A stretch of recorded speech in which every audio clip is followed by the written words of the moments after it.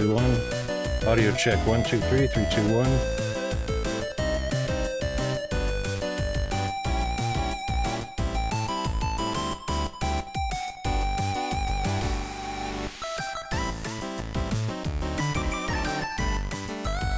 Audio check 1, 2, 3, 3, 2, 1.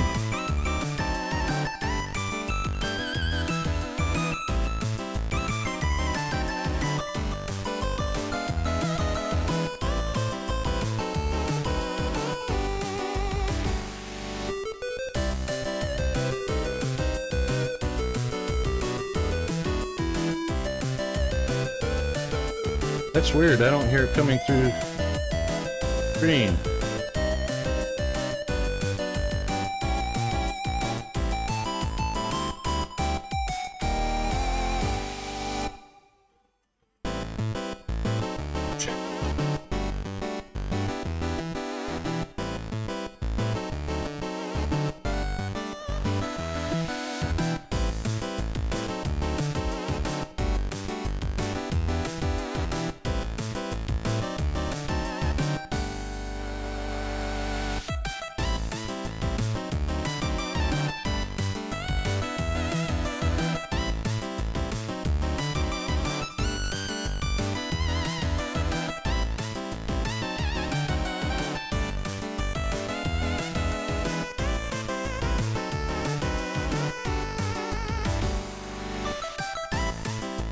Holy crap, latency to broadcaster is almost 1 minute.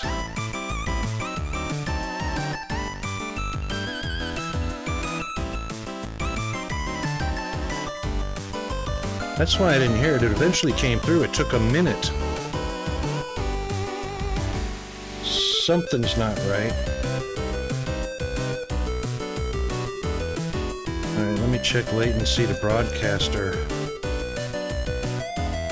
Hey, Dr. Devil, how are you doing?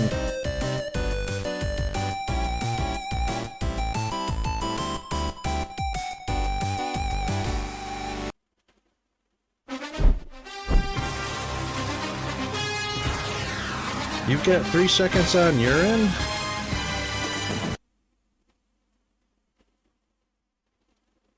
I'm showing 48 seconds on my end.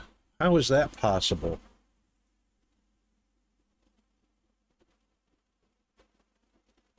Yeah, good, except for a few Monday morning glitches.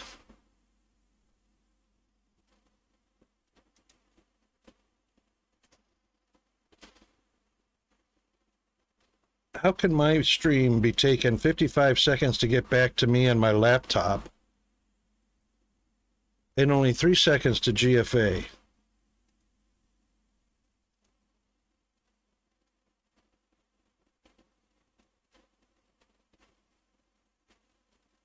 What is that all about? All right, now it's down to 1.5 seconds. Oh, that's crazy. Maybe maybe it's the browser buffering. Holy smokes.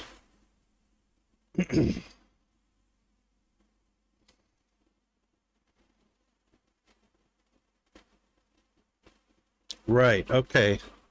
That's the way it should be. All right, I was freaking out there for a second because it wasn't doing what it was supposed to. Oh my God, yes.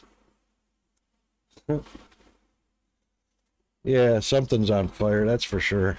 It ain't me. Well, good morning, World Wide Web. And now the commercial, the ad break from somewhere in OBS.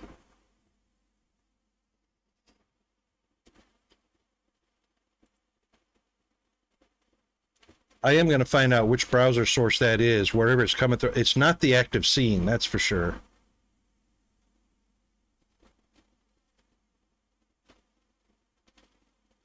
Unless it's coming from, it's not coming from Stream Elements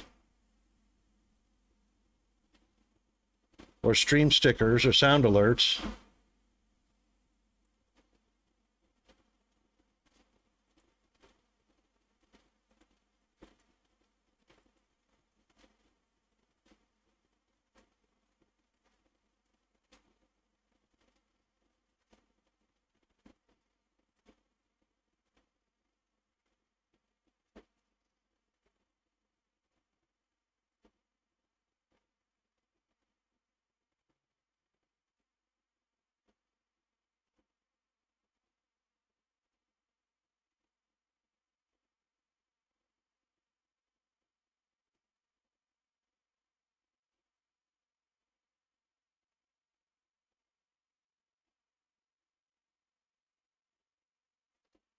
Um, it's not coming from Spotify. Yeah. All right, back to the good mornings. It is a mysterious Monday morning here in the Rockwool Studios from behind the not-so-golden microphone in far north Queensland, Australia, the island continent. Farfignugan. Oh, my God. It's Monday morning in the UK, Europe, and Africa, and still a Sunday night in the US and Canada. Hope everyone's doing well, because I'm not.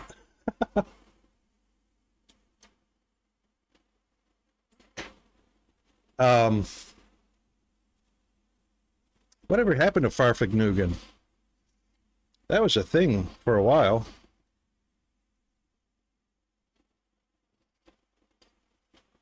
And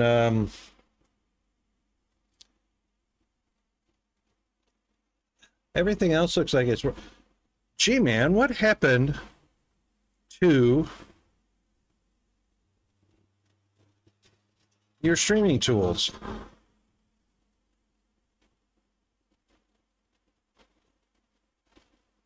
Attacked by the insomnia. Well, DD, hang around in the stream for about 5 or 10 minutes. I am sure to cure your every insomnia any day of the week. And where was G-Man's walk-on?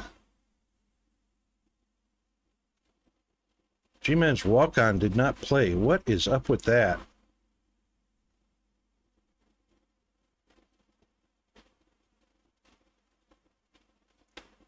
Did it play before I got here? It must have. You did the early crew about 30 minutes before I got here, but I still didn't see a walk-on.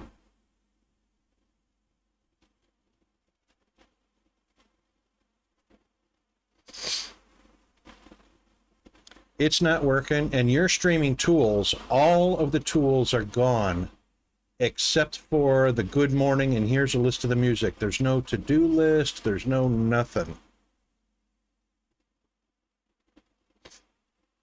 Oh, you worked a lot. Oh, right. So you got adrenaline going, DD. You got to wait for that adrenaline to get out of your system.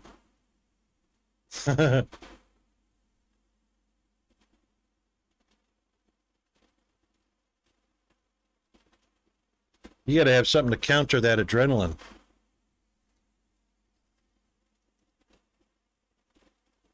Where is...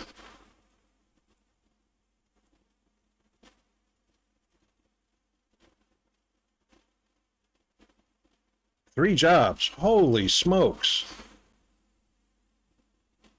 Dude, no wonder.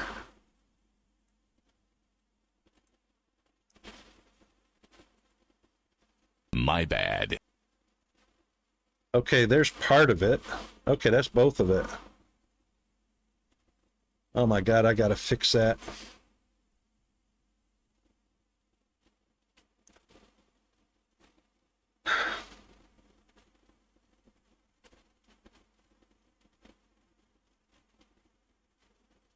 I'm gonna have to have a stream sometime off my normal schedule just to fix the crap that keeps breaking.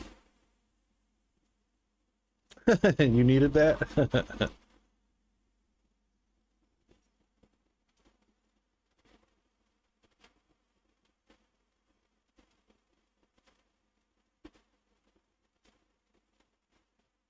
I did not see your walk-on play, G-Man. I don't know what's up.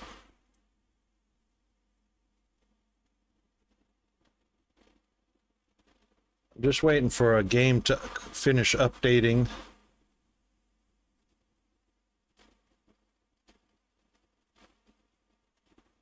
I did some new stuff for anybody interested. Let's see if I can do it. I wonder if I wonder if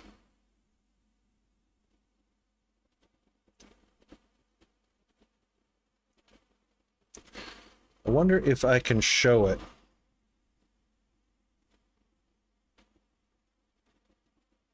Yeah, okay. So let's just take the audio out of the view just for the moment.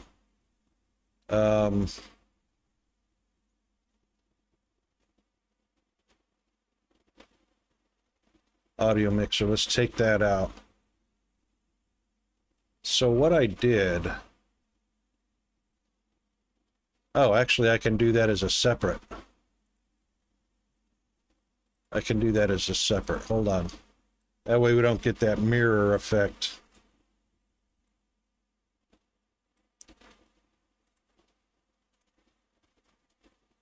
Yep. Okay. So here's what I did different that actually I tested last night, just before I went to bed. And normally I have my rate controls set to CBR.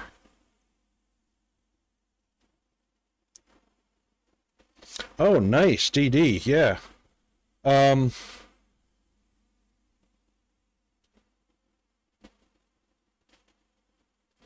4 days off per month paid. Nice. So anyway, yeah, normally I use CBR, and I set the bit rate to 6000 kbps and the preset quality to high instead of balanced. And I get pretty decent stream.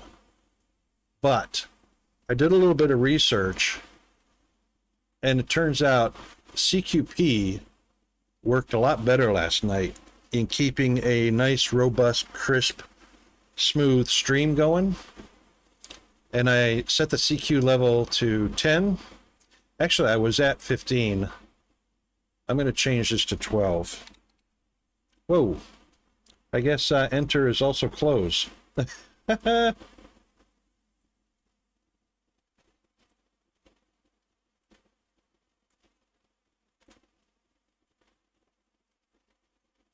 Anyway, I set the CQ level, and I'm pretty sure that's the compression quality. There's no bit rate because it automatically adjusts your bit rate for the best possible bit rate, which is different than using, what is it?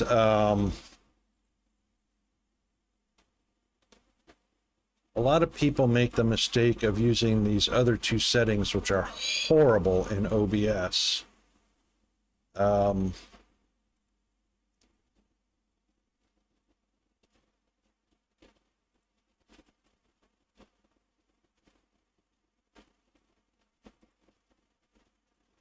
Where was it at?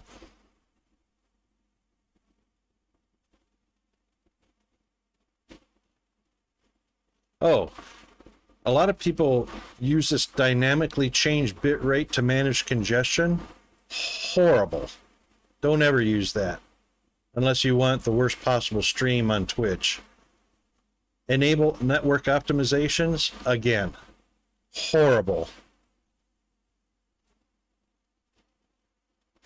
Yep, and you know what, G-Man, I think that advice directly from Twitch to use CBPR is on purpose because they want to control the bit rate, which is why we were getting the, instead of, like right now I've got excellent, and that's why we were getting that unstable, forcing us to lower our bit rate because it's a demand on their servers. So of course they're going to advise you know, to use CBR. That doesn't mean that's the best setting. That just means that gives them better control. Yep. And I think part of that has also got to do with the ads delivery, because I just started getting ads at the end of last week. After 2 months of not seeing any ads at all, just started getting ads in stream again. So they've definitely been working on their ads. They've been working on their data delivery, you know, and that's the big thing. And that's why Twitch, I think, it's my personal opinion, Twitch's advice directly from them to use CBR is because it limits the bit rate down so that they can deliver better, high quality commercials, ads, more frequently to more people, because that's a huge amount of bandwidth, as all those ads that play for everybody. So they need a lot of bandwidth for that. So they're trying to manage, oh, we need this much bandwidth for ads to deliver, you know, to everybody watching. And it needs to be high quality video, and it needs to be high quality ads, you know, so they need all the bandwidth for that. So they're going to take it from the streamers in order to deliver those ads. Screw that. I'm using CQP. It worked a lot better. But anyway, I don't use any of this TCP pacing, optimization, or any of that, because what that does, it takes away from you and gives it back to Twitch to run their ads. So screw them. So my output's going to be CQP. My CQ level, which can be anywhere between 1 and 14 for high level, it can be 15 to 28 for good to excellent quality, and then 29 to 50 for average. And I always use a 1 or a 2 second keyframe as well, because that's all you really need. All right, so that, and it seemed to really work out pretty cleanly. So G-Man, where's your walk-on? Why is it broke? Where are the streaming tools like to-do list and all that, which are no longer on the website? The dashboard shows music, and that's it, nothing else.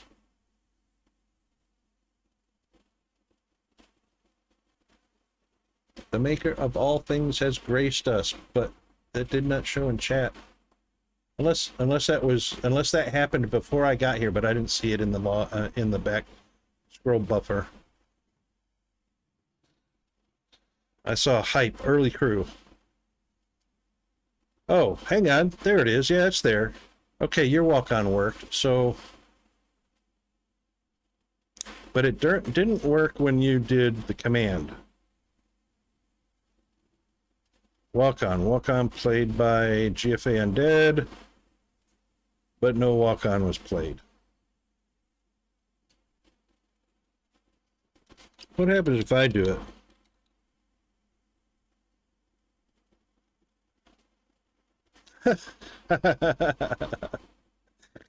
All right, just messing.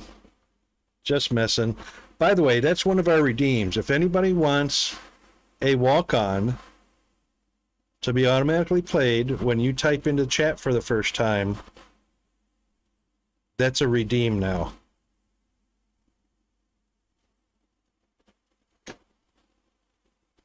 Okay, let's get rid of this business and get on over to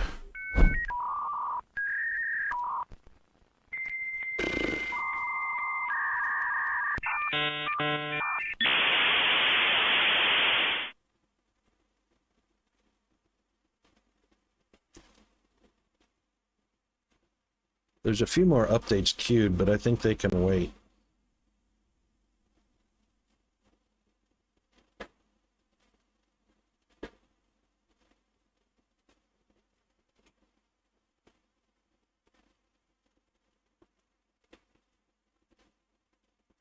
I think it can wait.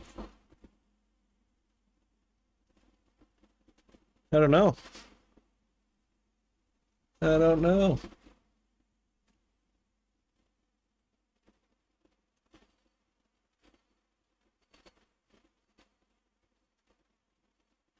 Do we have a... I did a refresh this morning. I don't know what happened.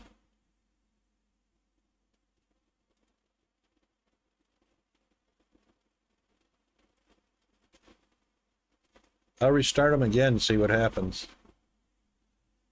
Do we have just a ver command? No. Oh, check update.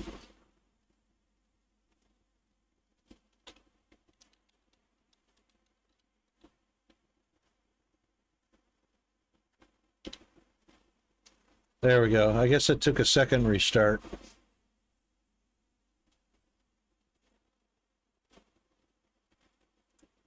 I don't know.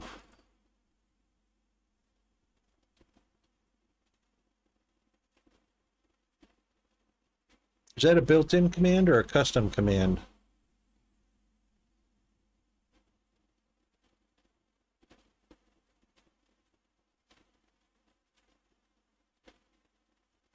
The check update, is that custom? It's built in? Okay. Yeah, ver command would probably... ver command to see what we're running. At, you know, at any time we can do that.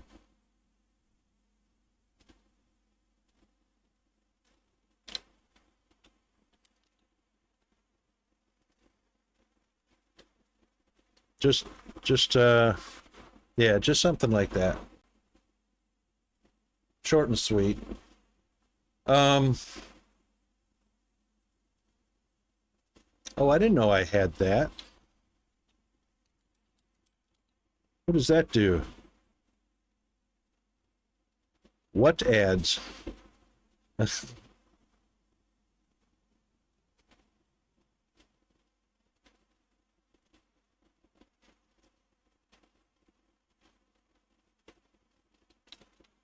is that different than what ads and ads? Right.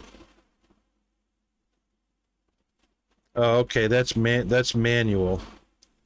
And then what ads is to explain. Yeah, okay. Those are both automatic, I think. Okay, right, okay. Yep. Oh, guess what happened to my merch store? Oh my God. Guess what happened to my merch store? So, as everybody may know, my merch was under Rocket Wolf _2 or Rocket Wolf 2, right? And then sometime back at the end of last year, last quarter of last year, I changed my name to the Rocket Wolf because I got tired of fighting Twitch to get right Rocket Wolf 2. So I changed my name, but the store stayed. It didn't come over to the new name automatically. So I emailed Twitch and I said, or Stream Elements, and I said, what the hell? How come it didn't move over? Oh, well, if you change your name on Twitch, you have to create a new store. I said, whoa, no, hang on. That's what databases are all about. You don't have to create everything all brand new when you have a database and you just change the ID from the old ID to the new ID. Oh, well, we went ahead and wiped your store out, so you have to create a new one. Oh, well, fuck you very much. Excuse my Irish. So now I got to do the whole store all over again. And you know what? What if I had 100 items in my store? I only had a dozen, What if I had 100 items in my store? Or what if I had 200 items in my store? Create it all again? Sorry, kids. Fuck you very much, Stream Elements.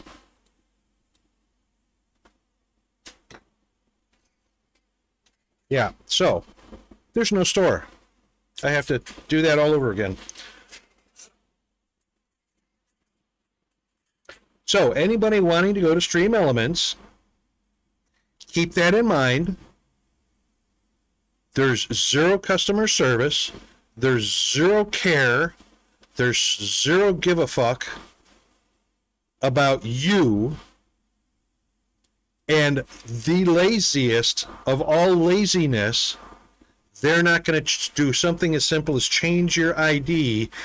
If you change your Twitch streamer name. So if you get with Stream Elements, be damn sure nothing about you or your brand is ever gonna change for your entire life on Twitch if you're going to use Stream Elements.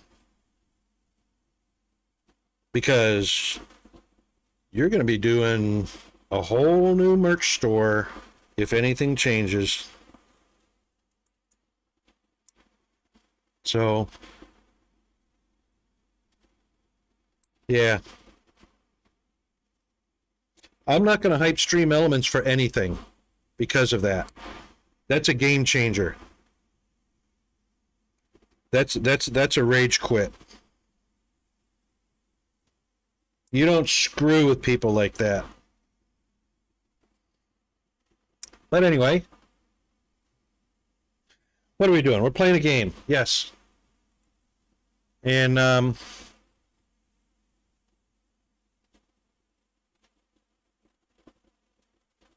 you can't believe it. Imagine how I felt when they said, and I even suggested, everything's in a database. Just change my ID. I'll give you all the proof of ID that you need. I'll just change the ID from Rocket Wolf 2 to the Rocket Wolf. I'll give you my Twitch key, anything you need to feel comfortable about doing that, because it's so damn easy to change that in the database. And then, poof, everything's A-okay. But no. Too lazy, or too dumb, or both. So, they're out. So I'm going to be getting away from Stream Elements, and I'm going to be finding a substitute for anything that I use with Stream Elements, because fuck you too, Stream Elements. That goes both ways, buddy.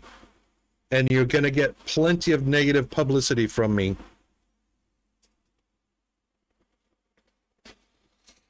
They may have some good points. You know what?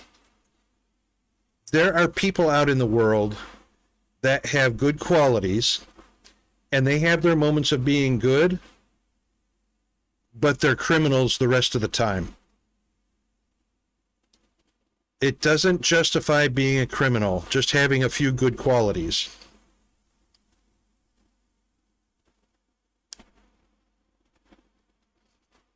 Yep, G-Man, you're doing a huge amount to make up for their inadequacies. And you're a one-man team. That puts them to shame right off the bat. Why isn't that continuing? Oh, there it goes. That took like 3 clicks. Heh. You are a one-man team. Coffee and time. That's right. So anyway, this is what CQP provides us. Nice, crisp, clean, 60 frames per minute. I was all the way up to 7100 kbps. I'm at 67 right now, according to OBS. Absolutely smooth, crisp. Pardon me. I'm going to ride the taxi. All right, I guess. Whoa!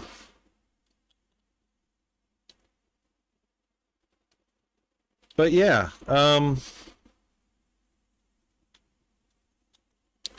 CQP seems to, that's my jittery hand. Don't go by that. Oh, he's faster than I can run. Whoa. But yeah, anyway, it's, I like it.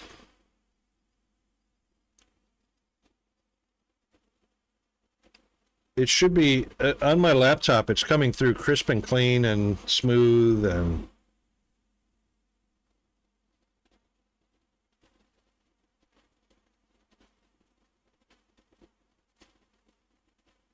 So CQP versus CBR. And I reckon everybody will be happy. Of course, it may not work in everybody's scenario. We got bread in there? We do. 6 and 6. Is that what that holds? That holds 12.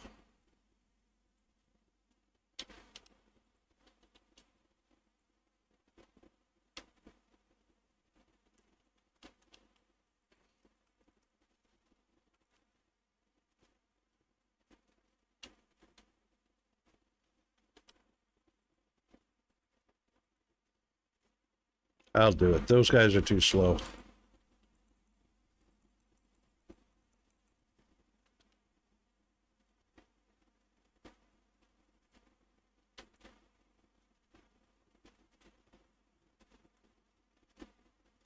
All right, so that's one box, and we can put another one in behind it.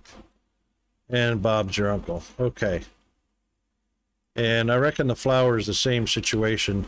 So I went through the Discord information for this game, and flour is only 8 per box. We'll leave that up there. So that's 8 and 5. It turns out somebody made an awesome suggestion to the developers, because see, we got 3 boxes here, right? There's 1 in this box because 17, the quantity went from 17 down to 16. That means there's 1 in that box, which we can see. This one is a full box. And this one, that one's a full box also. But what we end up with is the restockers will take any box and fill the shelf with it.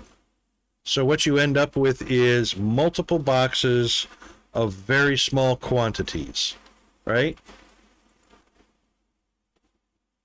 With no control over which one they take first.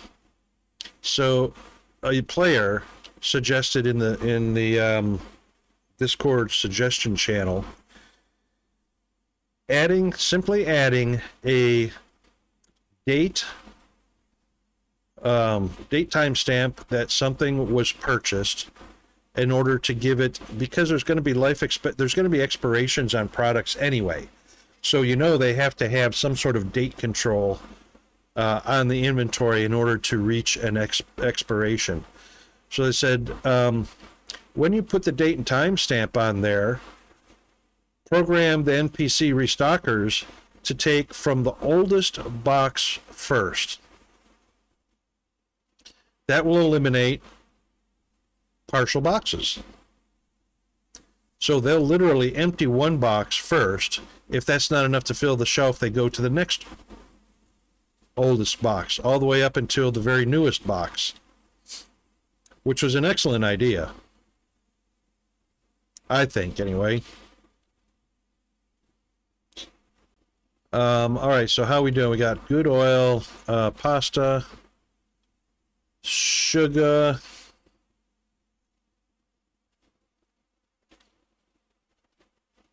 I think I did this all last night. We just might be ready I think we're ready to open the store. 4, 9 and 4, 5 and 4.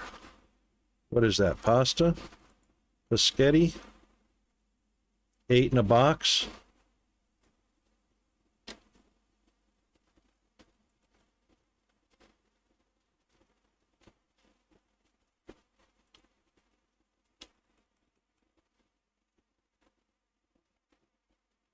That's not going to be enough.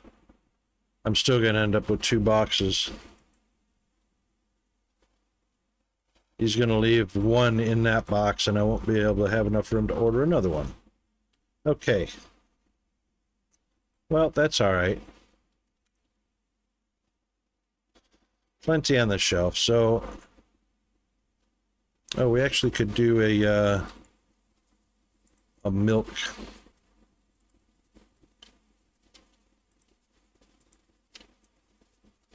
I didn't realize we were that low. Oh, maybe I didn't go through the inventory. All right, looks like cake, and chocolate. Yum. So cake, and chocolate. So you may have noticed that the storeroom has changed. Believe it or not, this is the maximum size storeroom you can get. So when you go to management and you go to storage, I've purchased all the sections for the storage, and that's it. That's as big as this room gets. And so I put all the products in order that they show up. 1, 2, 3, 1, 2, 3, 1, 2, 3. So we've got 1, 2, 3, 1, 2, 3, 1, 2, 3, all the way down to T. The next row, 1, 2, 3, 1, 2, 3, 1, 2, 3. It'd have been really cool if this was 2, you know, 2 columns, just like our rack is 2 columns, or 2 or 4. 2 or 4 would have been better. But we're dealing with 3, so it's 1.5 racks, 1.5 racks. Which, that's not too shabby. All right, we're good on yogurt. Bleach, we got and this one rack is overstock. So for the rack items, this only holds a box of 6. So I ordered 2 boxes. Oh, and there's only 2 in each. Let's do this.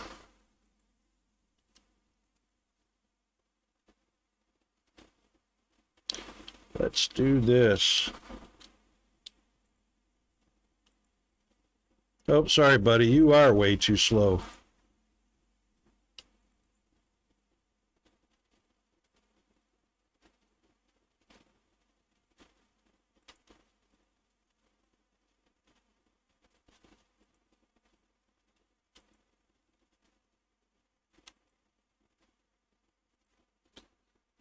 So that bleach cleaner and dishwasher tablets is bleach cleaner and dishwasher tablets in that row.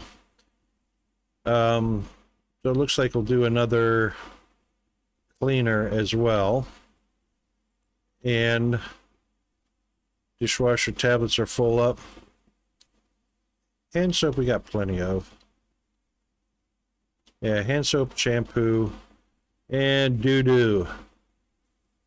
We've got 2 doo-doo over there, and 1 over there, so that's fine. All right, so doo-doo is the bottom of that row. So then butter, cereal, and chicken. And we've got butter, cereal, and chicken. And overstock on chicken. Again, these are 4 per box. There's only 2 in there. Let's make that 4.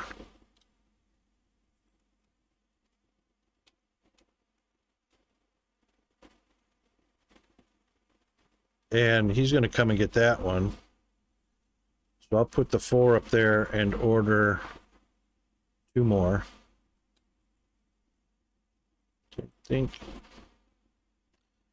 fries, pizza, and potatoes. And potatoes is going to have, fries are good, pizza. Potatoes are going to have an overstock position as well, as you can see. Where are you going? What are you doing? Oh, okay, you can have that 1. That's amazing. That's more than 75% in there, and he's still gonna stock it. That's cool. All right, shelf of potatoes is all good. Yeah, shoot, mate.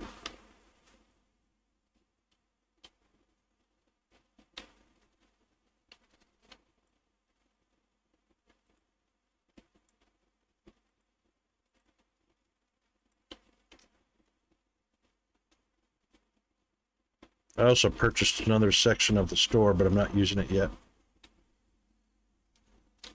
Fire away.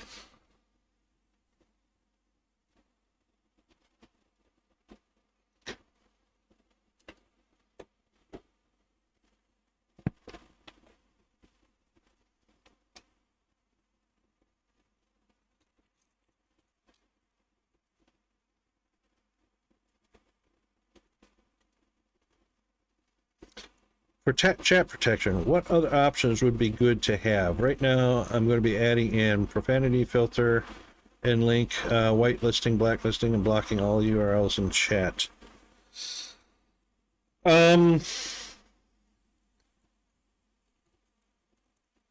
Back in the day, before you were born, one of the ways that a channel was attacked in the local bulletin board system was actually a spam or flood. They called it a flood attack. There was no such thing as spam back then. At least the term wasn't invented yet. But a chat flood would literally disconnect everybody from the BBS, from the chat server. So that's still a viable attack in today's world because chat still runs on IRC and a channel can still be flooded.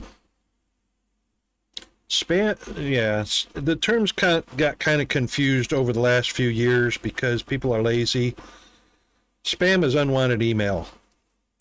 Spam is an unwanted solicitation. Spam is, hey, come take a look at my cool gadget. I'll sell you 10 of them for $5 each, which is 50% off or blah, blah. That's spam. But it's being used to describe a chat flood, which is either by emotes or by text. You can actually paste pages of text or pages of emotes into chat. But yeah, having that protection is important because the servers are handled by different people in different places or different companies in different places, and they may or may not have limitations to the speed of packets and whatnot that are sent across. Yeah, exactly. Chat flooding is flooding the chat with something. It could be a single character repeatedly over and over again, but that usually doesn't trigger a closing the port. You know, there might be a limitation. Some companies might run a limitation of text that's sent to a chat server, which detects it as flooding, and to prevent from overloading the server, it closes that port temporarily and, you know, dumps the buffer and then reopens to prevent flooding the channel. Twitch has already got that. I've actually never seen that because, and I'm thankful for that, but because I have over 2,000 bots banned from this channel, this stream. 2,426 to be exact.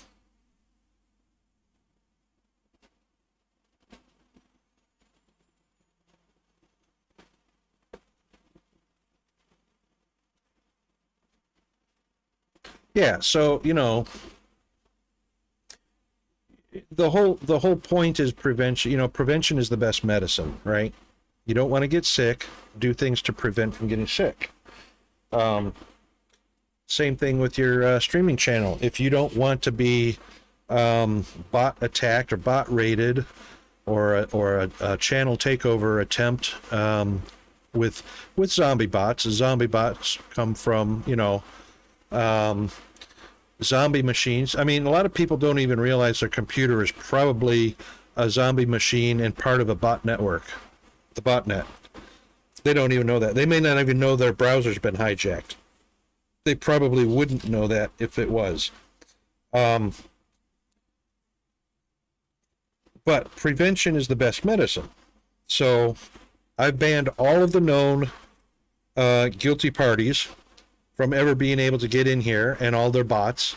So it's going to be really difficult for anybody to do a channel takeover, or a channel raid takeover, or a channel host takeover, or a channel spam, you know, flooding.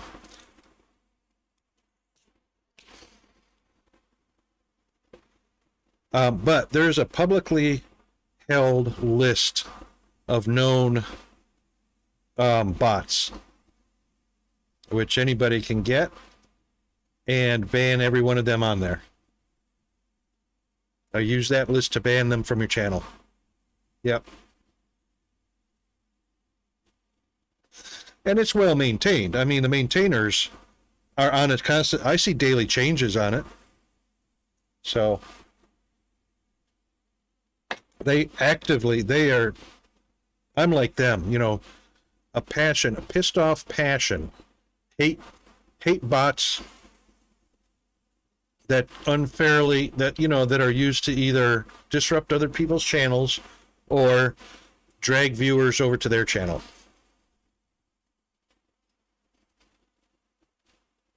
I did get all the, yeah, I did.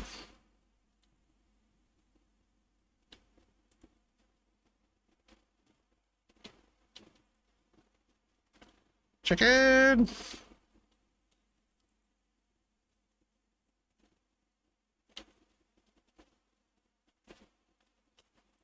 Yeah, but, yeah, exactly. Woohoo! The thing is, it is maintained quite actively, so how you'd have to have adding new bots that list automatically go into, because it's, and the thing is, it's a third party, so there's an individual or individuals that maintain it. It's on a Google Drive storage space, which means it could move or change or be deleted automatically. I mean, or, you know, at any time, which would affect it being implemented in Spectre. And if we don't know where the new host is for that file, you know, they'd have to give a heads up as to where the new location is that is hosting the file. Yeah, it's in Google Drive.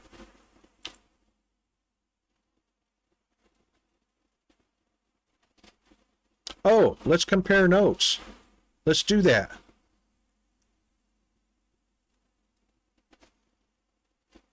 Okay, hang on. Let me get mine. Hang on.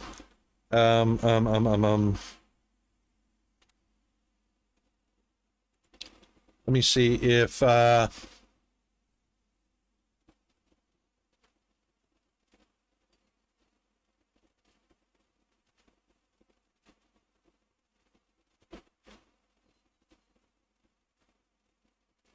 my God, how do you sort that list? Search?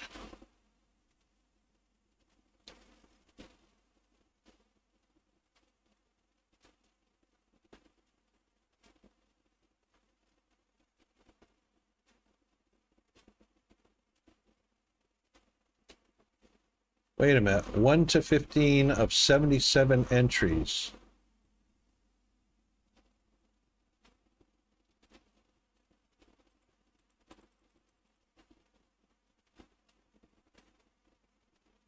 There's only 77 entries in here.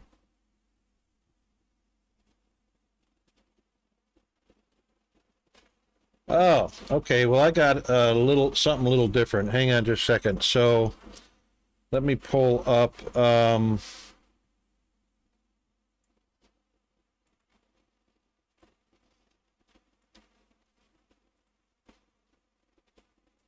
me go here. Yeah, that's good. Why did that stop the music? Oh, that was just incredible timing.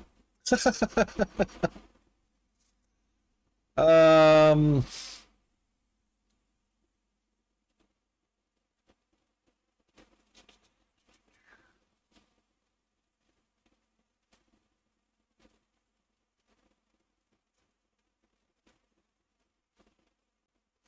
you would think I would have it up here in my quick.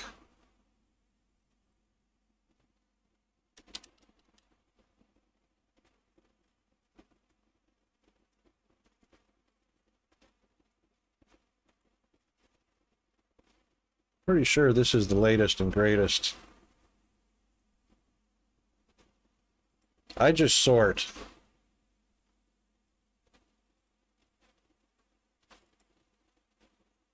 Yeah, I just sort A to Z. Mr. Jack, how are you? No, it doesn't.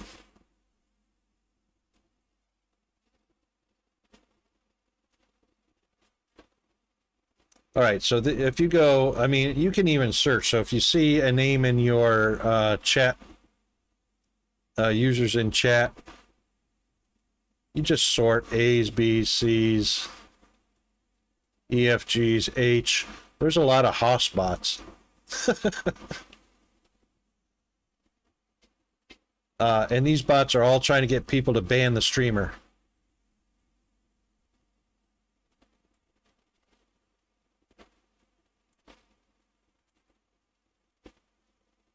Oh my God, seriously?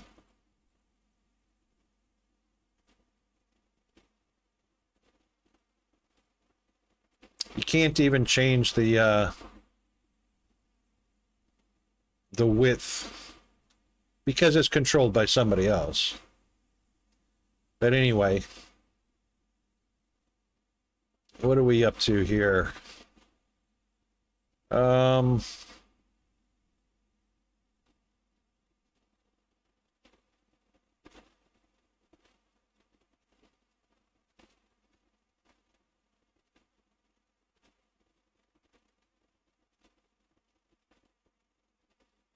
2,269.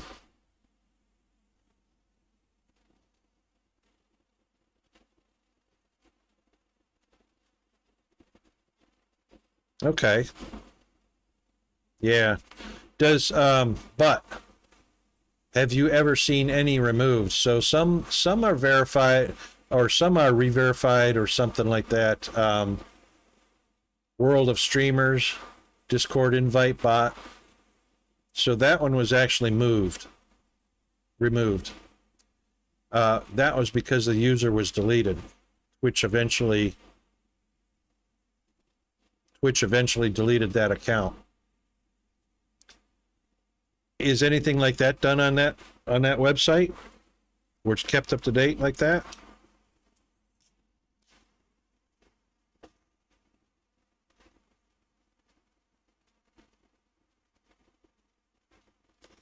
Yeah, so what I'm thinking is the reason it's got so many is because it's a history of all. Even if Twitch has already dealt with those accounts and deleted those accounts, they're still on the list for reference, probably. Because you never know when one might show up very similar. You know, it's only been changed by one letter or the letter O changed to the number 0 in the name. You know, but I just go through when the whole list is displayed. You can scroll through it quickly, and of course, you know, you can search the page quite easily.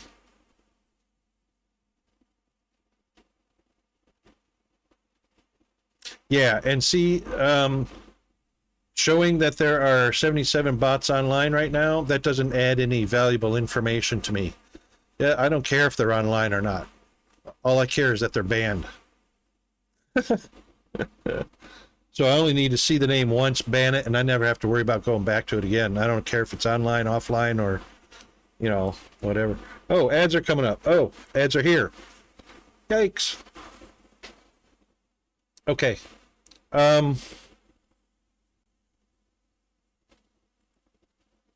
We'll be right back after the ads because I reckon I have to do a bio break. Be right back, everybody.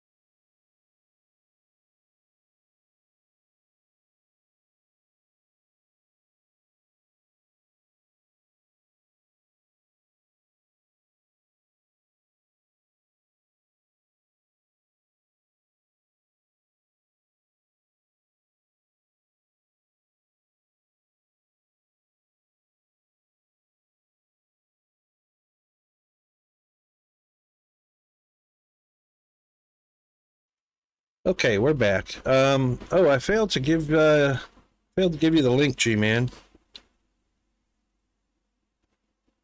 Thank you. There's the link to that. We were looking at it, and I forgot to give you the link. Yeah, no worries. There's no way to know whether one list incorporates all the bots from the other list or whatnot. So it could be a varying amount of duplicates in each list, and there may be some that don't exist in one that don't exist in the other. So, yeah, having both might just be a handy thing to have. And then you can compile Spectre's list. How about that? It's a shame that you can't see what's new in the list, in your list. You can't see what names have been deleted and which ones are new. You have to rely on them updating it automatically and then incorporate that automatic update into the bot, if it's automatic.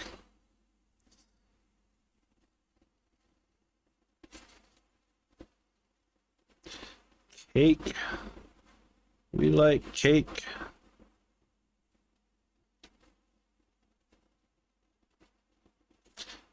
Yeah, so we're maximum size storeroom. The biggest challenge now at this point, it's just, I've actually reached a point between, I'm at level 35, which you can't see very good up in the top right, not even in the game. Yeah, you wouldn't have time to maintain a list like that, but you've already got, I mean, 2 lists that are already maintained by people. It would just be a matter of somehow having the updated information automatically incorporated so that you didn't have to do any maintenance yourself. It just automatically does it. The big challenge of this game between level 32 and level 42, which is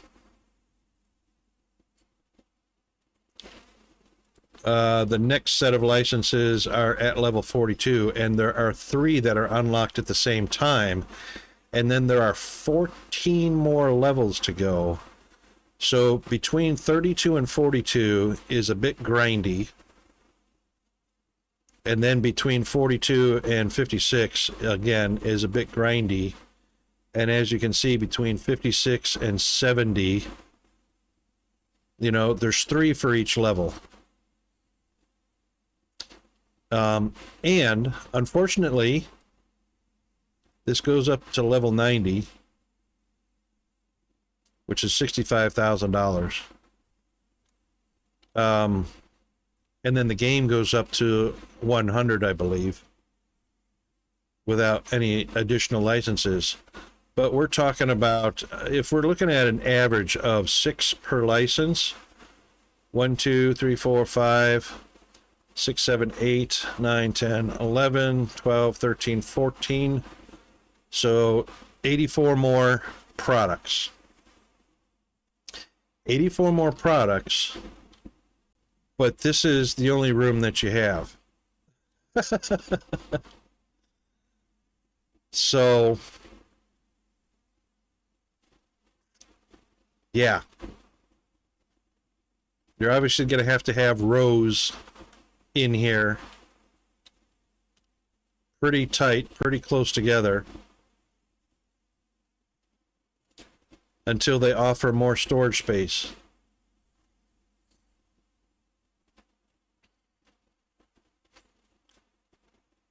$84 more products, and we've already got, so 3 per row.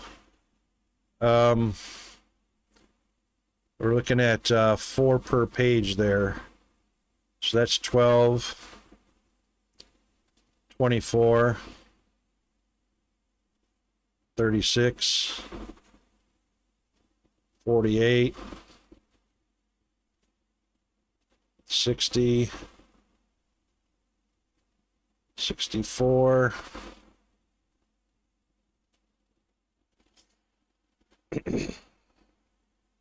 74. I've got 74 products, and there's 84 more products to go. So that's 74 products on the walls. So I guess mirroring that. Yeah, that's going to take up the whole room. Plus, you got to have at least a row for overstock. You know, for these boxes that only have 4. So, you know, you're going to have multiple stacks of these boxes. Because by the time you get up into those upper levels, you're going to have a lot of checkouts. You're going to have a large volume of customers coming in, and they're going to be emptying the shelves pretty quickly, I reckon. That's my guess. That's my guess. I didn't get enough of the potatoes.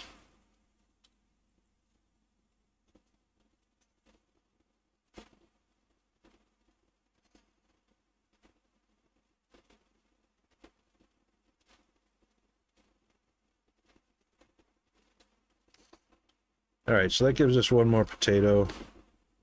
We got the bleach. We got the doo-doo.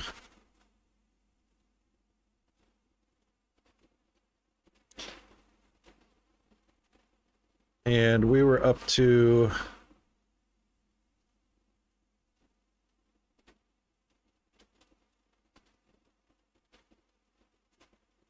Those look fine. Tuna, eggs, powdered sugar. We can get some more lasagna. At least another box of lasagna. We'll get some lasagna and don't get any on ya. And I reckon some coffee.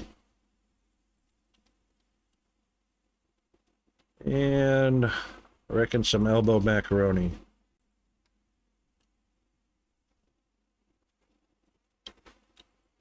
All right, next row. Brown sugar. Yep, we can get a brown sugar. And I reckon one more tea.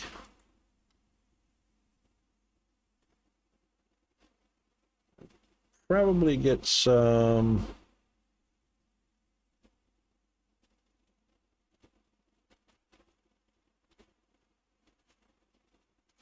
Hang on, we probably need to get some...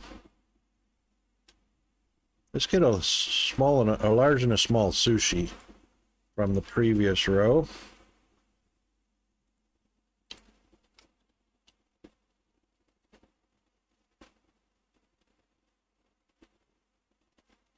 Yeah, there we go. All right, we'll get a definitely get a hot sauce.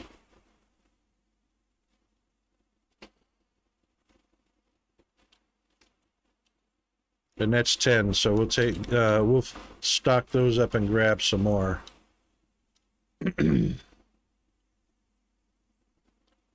Crash.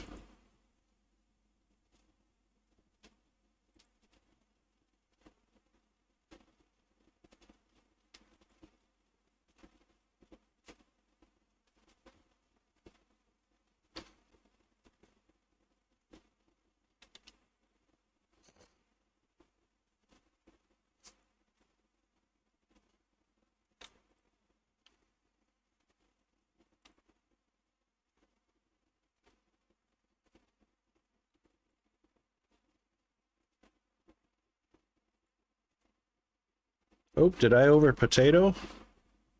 I over potatoed. I already had one on order, dang it. All right, that's what the overstock is for.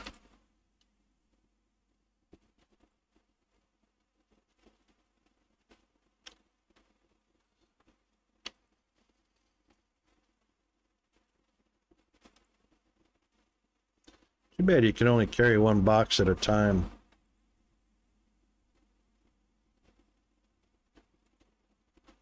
Even if you got the muscles for more.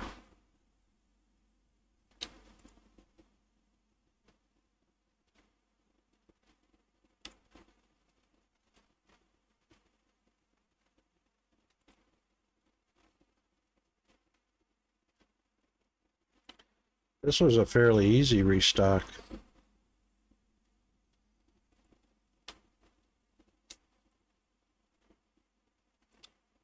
All right, we did the hot sauce. We are going to need some ice cream. Pretty sure we're out. We are out. What's in the freezer? There's only one missing from the freezer.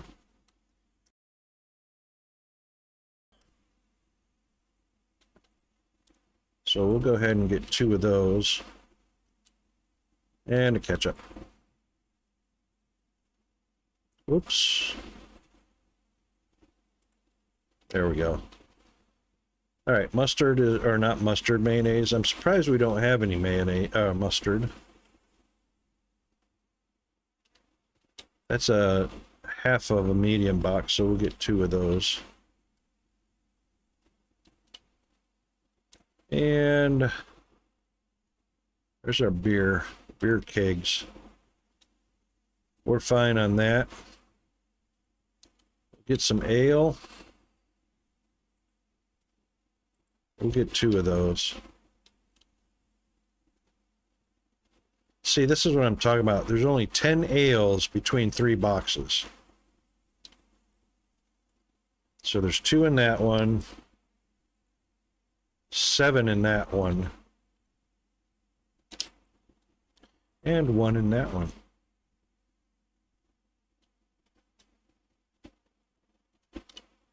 So what I'll do is I'll go ahead and fill up that box. And this is the grindy part. We'll put that box down and we'll put those 2 boxes in. Or at least let him grab one and I'll do one.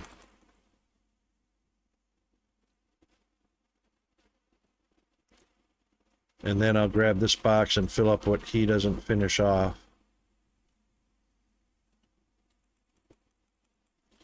There, now we've only got 1 box with 10 in it. Now we know we can grab 2 more boxes. And we've got room for them. Okay. We'll definitely grab another box of the new chips. So this is the top of the new shelf. That's 10 items. We'll grab all those.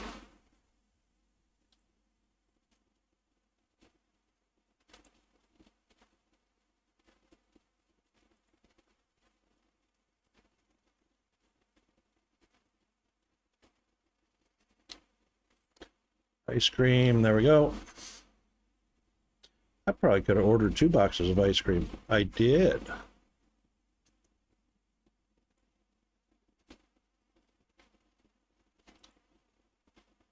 Ketchup.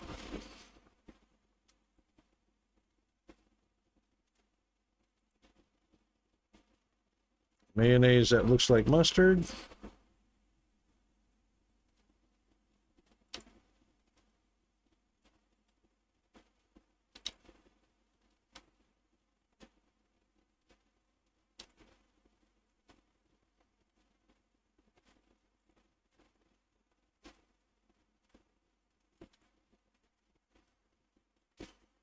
I'm glad there's not a mechanic in the game where if you throw a box of glass or a box of eggs that it breaks or damages the product inside and you've wasted your money. I'm glad that's not a mechanic. That would have been going a little bit overboard for me. All right, we're good on hummus. We're good on vodka. We could get some of the premium flour. So we'll do 1 of those. And looks like we could get some mash. I need to check my prices too, because it looks like the price of mash went down. All right, we'll get another bread, another rice, and another sugar. So another rice, another bread, another sugar. That should do us. Oops. And then we'll do a price check because I don't think I adjusted the prices yet.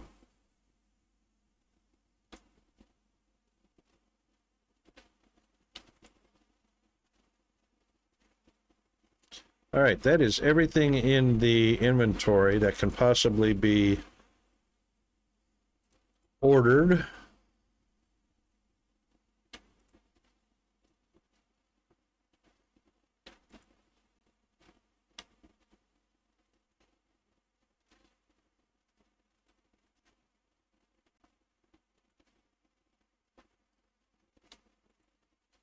All right, so mash went down.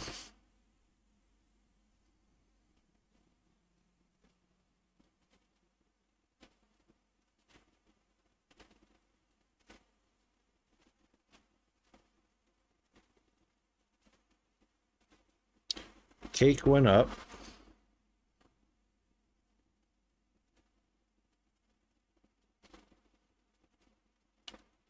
Just those two?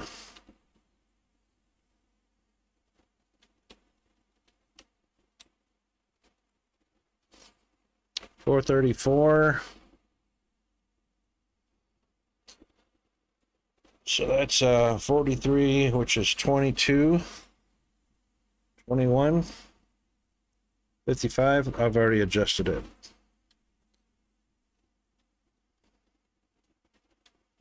All right, so we're good.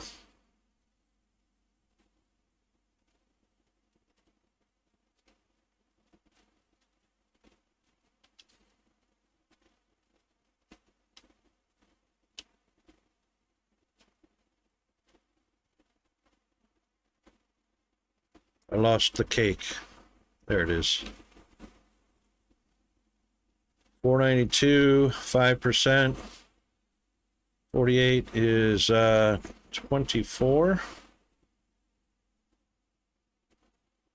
Yep, 515. Okay, so all the prices have been adjusted.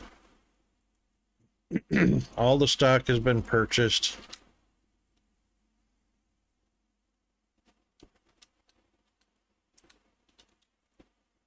Oops. Open the store. So what we're doing right now is just grinding until we reach a cash on hand level of about 22,000, which is another 12,000 to go, which won't take long at all.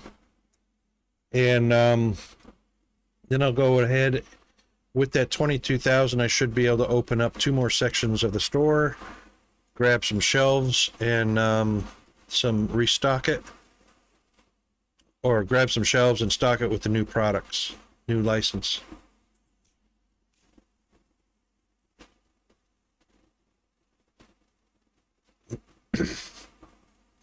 And I have no idea how much more difficult this is going to get, but right now it's hard to see NPCs behind in that corner. If they say the price of something is too high, the font isn't big enough and you can't see when you're at your register. Definitely can't see what anybody's saying behind me. But if this store gets bigger, we definitely won't be able to see everybody saying that they found the price is too high for something. So I went ahead and made a suggestion in the Discord, in their suggestion channel, to move the NPC bubbles away from the NPCs and put it on the screen in the top left or bottom right or somewhere where it can be persistent on stream and until the player dismisses the notification, which I think would be far more convenient. And then we don't have to see the NPCs behind us at any point, because I might be looking over here and they don't last very long either. They're only there for like 3 seconds.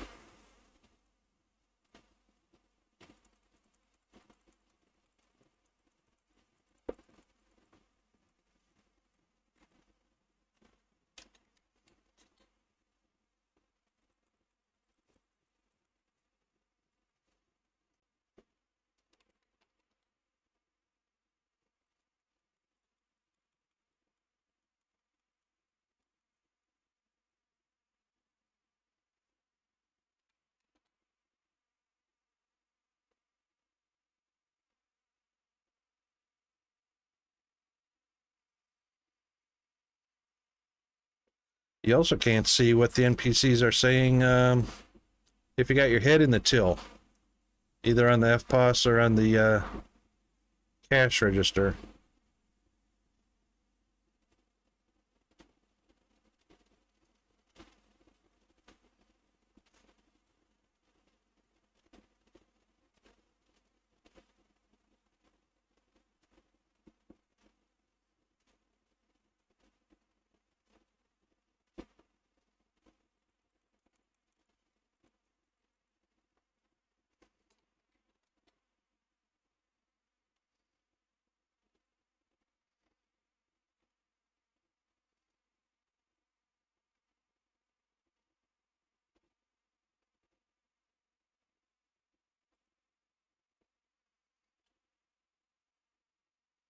Couple of thirst quenchers there.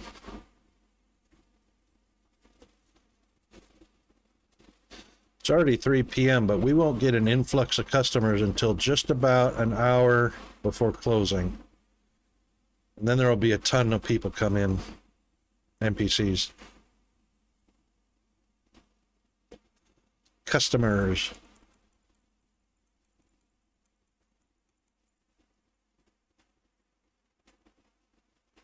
Thank you for the exact change. Have a nice day.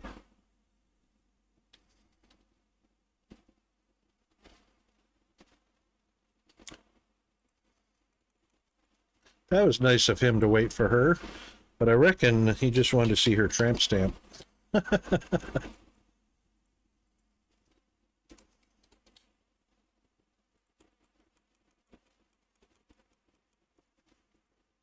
Thank you for the exact change. Oh, $100 for $12 worth of product.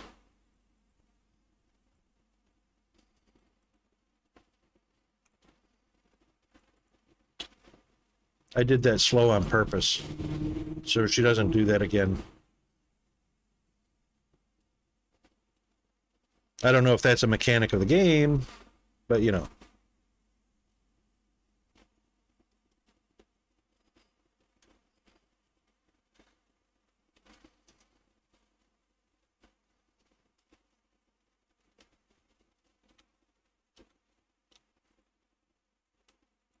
I'd also like to be able to turn that switch on with it at my register, but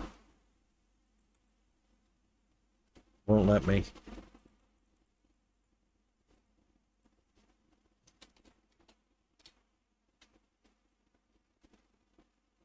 She got herself a keg.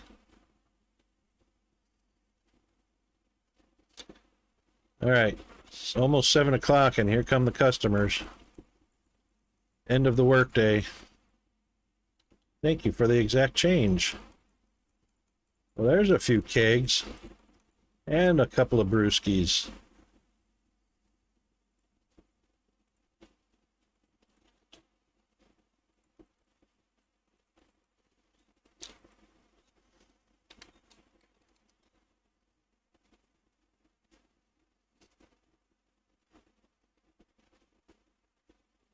Not getting much out of the freezer section. I did see a bunch of pizzas go.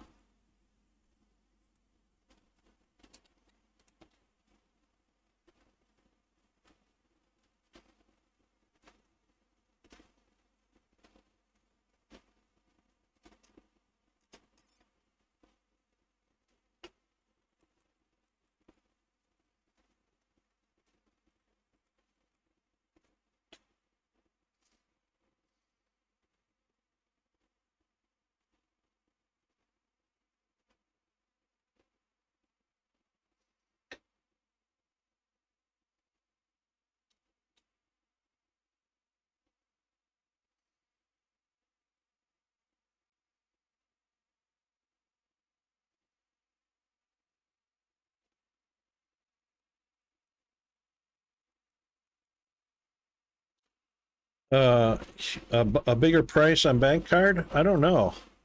Um, I think,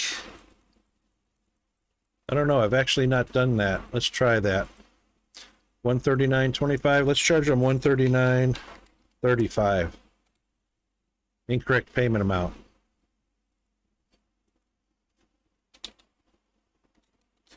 So it basically, yeah, it doesn't do anything. It just tells you it's incorrect.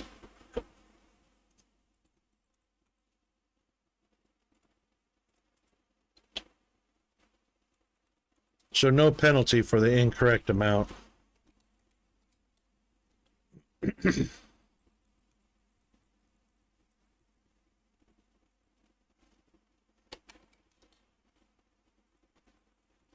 Now you see it's 9 o'clock and there's tons of customers now. They all come in at the end of the workday.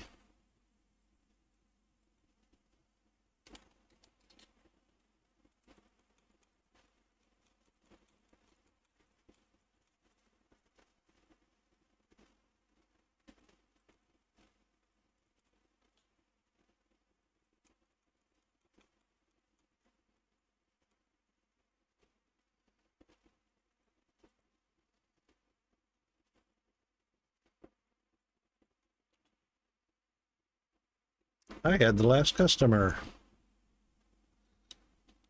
Well, I did not see any complaints for product. That doesn't mean there wasn't any.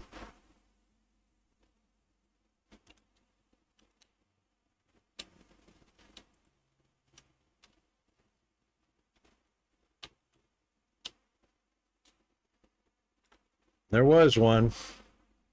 Something was too expensive. I don't know what it was. There's a almost $1,500 day.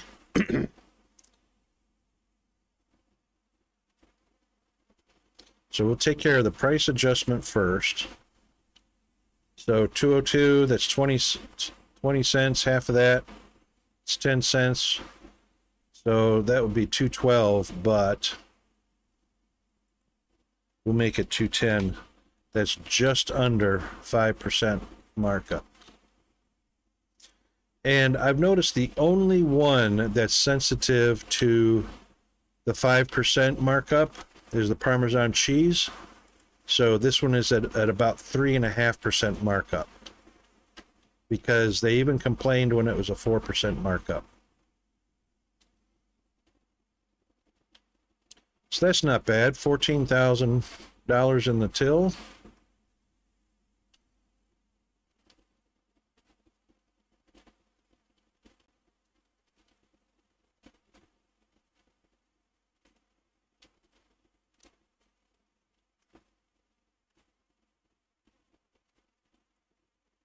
Look at that. There's 11 in that box, and he just brought back a box with 5 in it.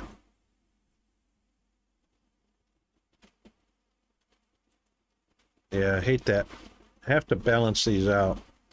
So the box holds 16, I believe. Go all the way to the top, and it is 16.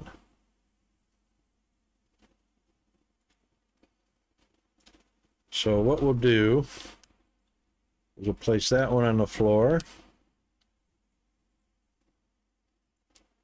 And we'll go put 5 more in this box.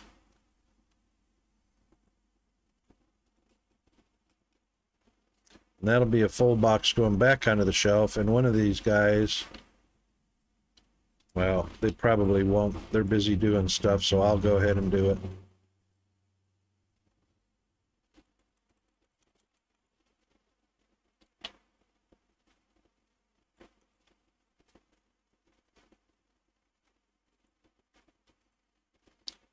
So what we'll do is, so there's 5 in one and 2 in the other.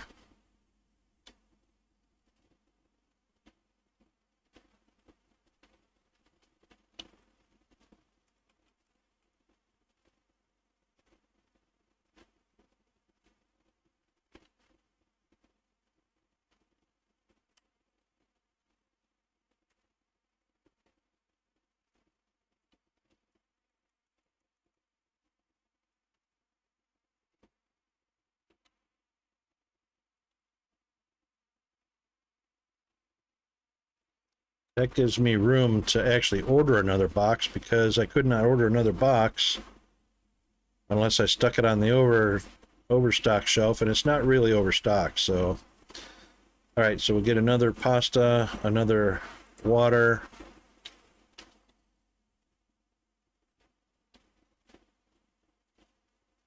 We're doing okay on oil right now. And same thing with the flour up here, 9. So 4 in one box and 5 in the other.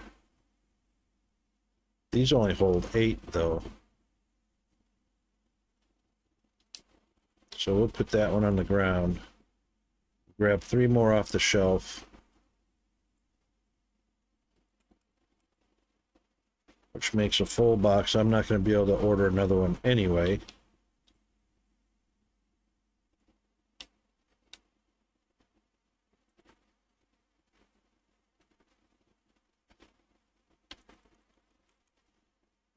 Because that leaves 1 in the box.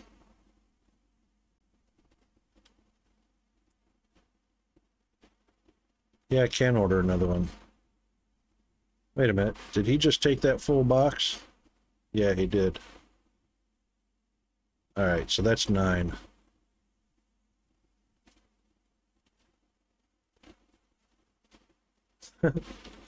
So I guess, Dr. D, you can't really steal from the NPCs.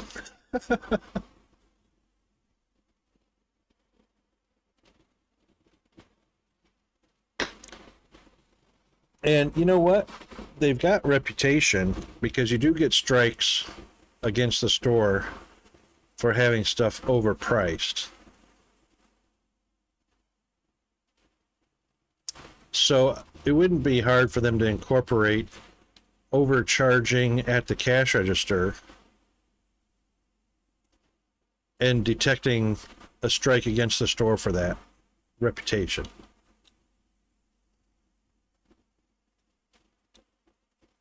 We can get another coffee, another cheese, another okay, we can do a water, a cheese, and a coffee. Oh, I did the water. All right, so a cheese and a coffee.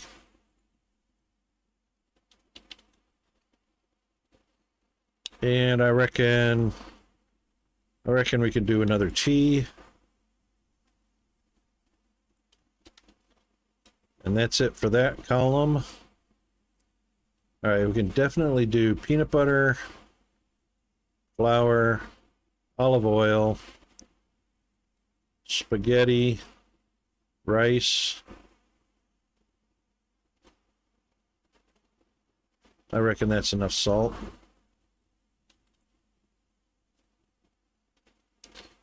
So next row is peanut butter, flour, oil, pasta, and rice.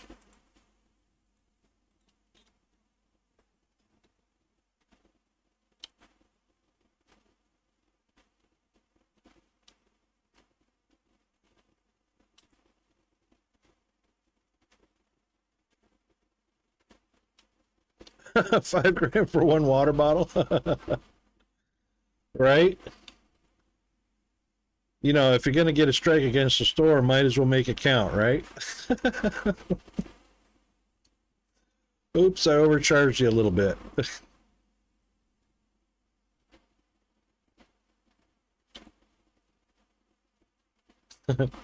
Feels like that's what it is in real life anyway, doesn't it? I mean, water comes out of the tap, but if you buy it off the shelf, you'd be able to pay 10 times more for it.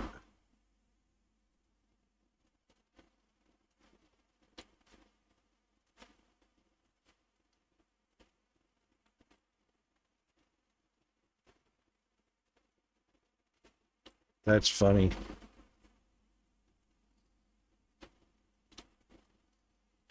I can see a lot of people having fun with that idea.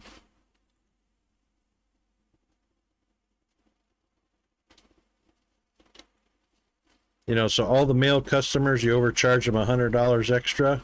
All the female customers, you give them a discount.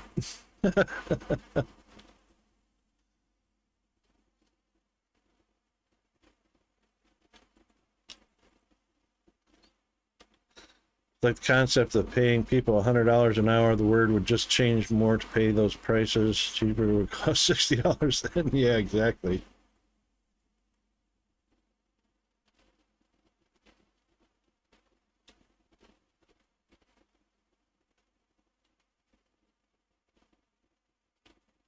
Oh, we only got halfway down. We'll do another orange juice. And we can put that one there. What's our orange juice? Did he actually fill it up? It looks full. All right.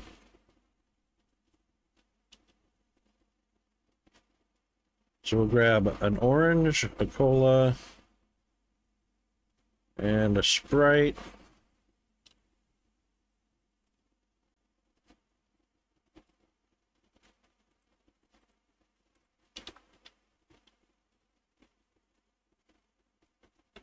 And I reckon a milk.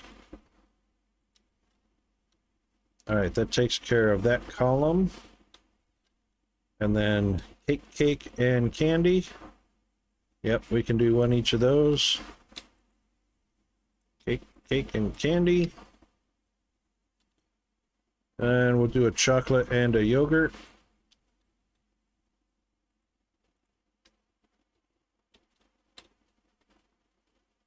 How do we do in our bleach?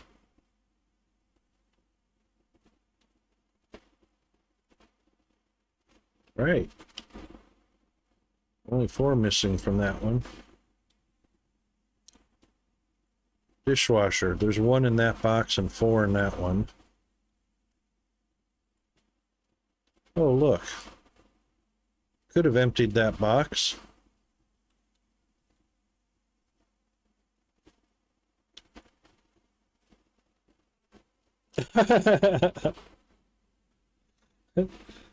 Dee Dee's all about giving the men the shaft and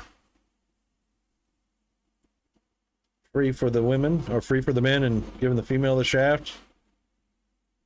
Pink tax. All right, hang on a second.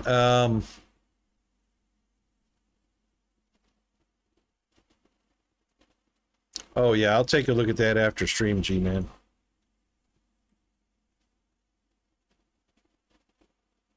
I'll take a look at that after stream. All right, so the next thing is we got 1 more slot for the dishwashing soap.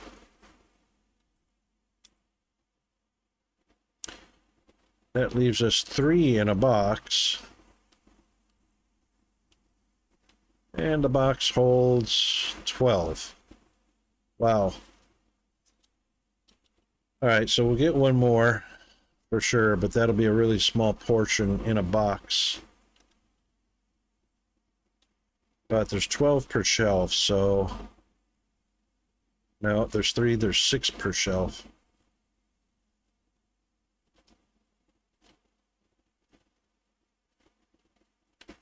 Six per shelf, so there's only 1 box full on 2 shelves.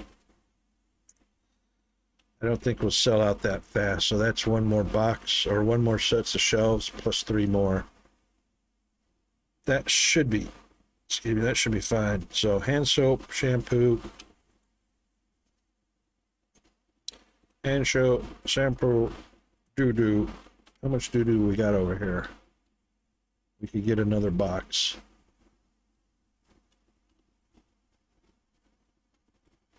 All right, that takes us to the top of the next shelf, which starts with butter. That's 34, that's plenty. 4 and 11, 4 and 7 for the cereal. Which one was that? The honey? Well, the shelf is full up.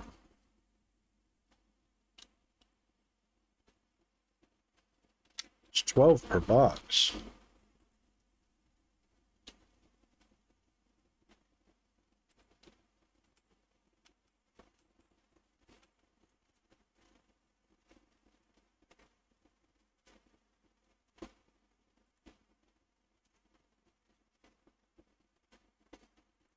There we go. You can go throw that box away. Very good. So we'll go ahead and order 1 more box of those. Chicken is empty there. We got 2 chicken up there. So we'll order 1 more chicken. Unfortunately, you can only fit one box per shelf for those.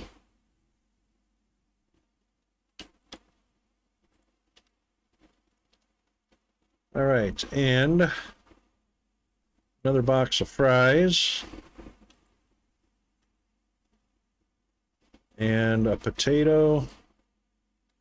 How many are over there? 1, 2.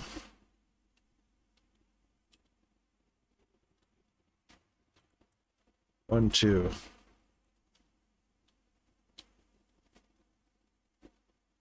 Okay. Yeah, so 2 potatoes, 2 chicken. Oh, there must have been some missing from the shelf. Wonder how much he puts back.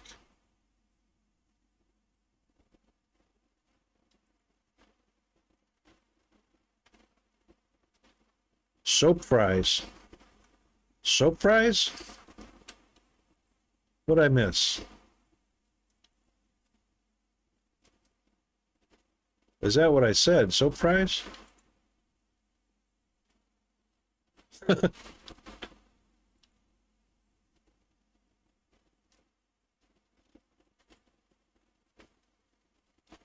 That'd be like taking a bath in fry oil, huh? I didn't?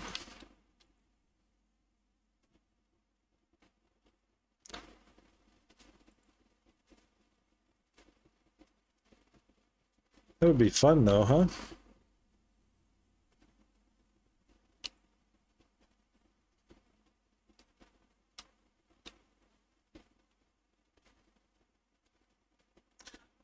You know, when you think about what kids love, they love stuff like that, you know? Let's put those two there. Put that one. Did I order too many? No. All right, so 2 chicken, 2 potatoes, 2 doo-doos, a bleach. I didn't look at our bleach. We've got 4 in there. 8 there. That should be fine. Kids love, you know, being oddballs, experimenting and stuff like that. Make soap that looks like French fries for them, you know, take it in the bathtub and soap up with a bunch of French fries. How many kids could you actually get to take a bath that way, you know? Bleach cola. Oh my God. I don't know about that one. The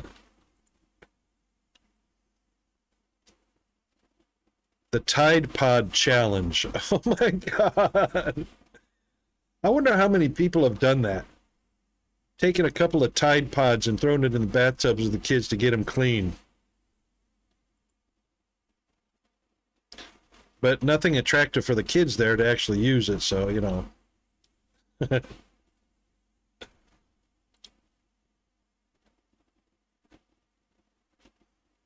What about ice cream soap? No, they'd probably want to eat it. Eating it. Oh my God. You know what? I think, wasn't there an issue a while back where the dishwasher soap and the laundry soap in pods and those shiny liquidy pellets that looked good enough to eat, that kids ate them and got sick? Yeah. Whatever happened with that? I haven't used pods because they're so much more expensive than just using a cup of detergent, but, you know. Bleach ice cream.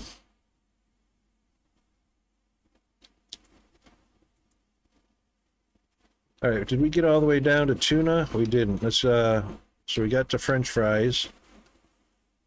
That's good on the cheese. Parmesan. We might as well get a Parmesan and a tuna.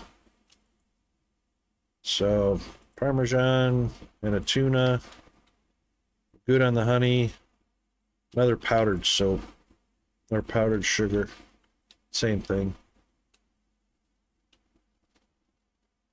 Mr. Bofroli, how are you doing today?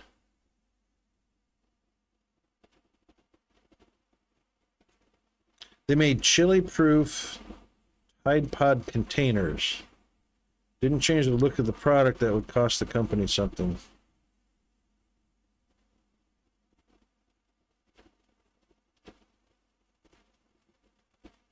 Child-proof.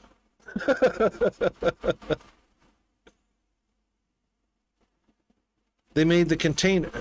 Okay, hang on. Hold on. Back the truck up. Beep, beep, beep, beep. Hold the phone. So Tide's answer to the child safety issue of eating these super attractive pods of detergent was to make a child-proof container. So what is it? Once you open the container, it's no longer child-proof. As long as you buy it and don't open it, it's child-proof. But as soon as you open it, you know, kids can get into it, right?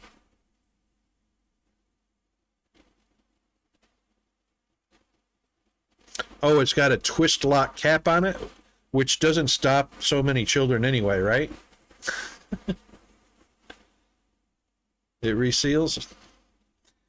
Yeah, that never stopped Peanut Boy. He learned how to push down and twist real quick. And you know what? Kids are doing that anyway. Kids are sitting on the ground. They got the bottle, you know, between their legs on the floor. They learn to push down and twist that thing. They learn that real fast. And they got leverage because they're sitting on the floor. They got the product on the floor. They can literally put their whole weight on it almost. I don't know how childproof that is.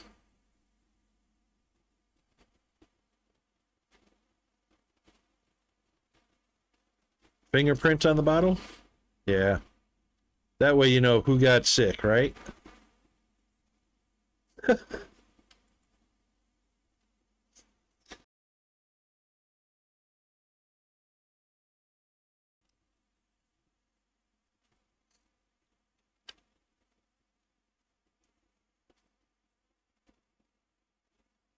Procter & Gamble, for instance, just announced new child-safe packaging for its Tide Pods and Game Flings.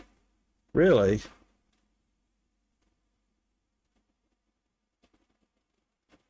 Child-safe? Child-safe? Did we order Parmesan? Parmesan tuna powdered sugar. Okay. Next row, butter, lasagna, don't get any on ya. Salmon. We could do with another box of salmon.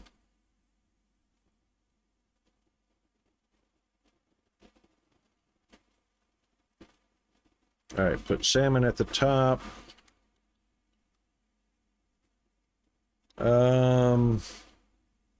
We got room for a large sushi and the yellow cheese.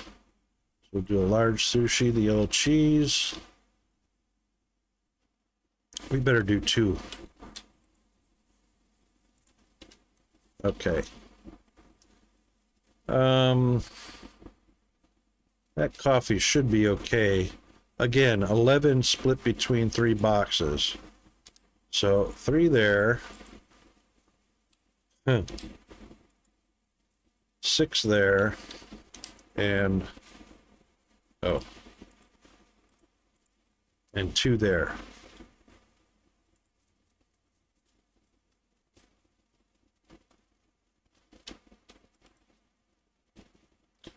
So that puts those 2 in that box. Yeah, you go get that one, Leroy. So that's a full box. We'll definitely get another one. All right. And looks like we'll get some elbow. And here's water again.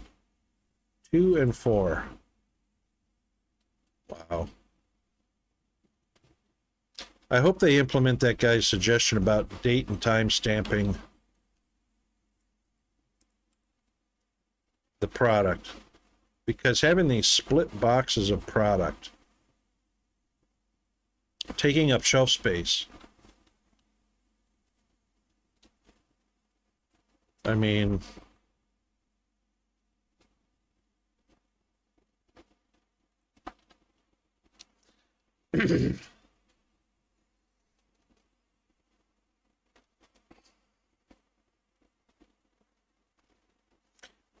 yeah,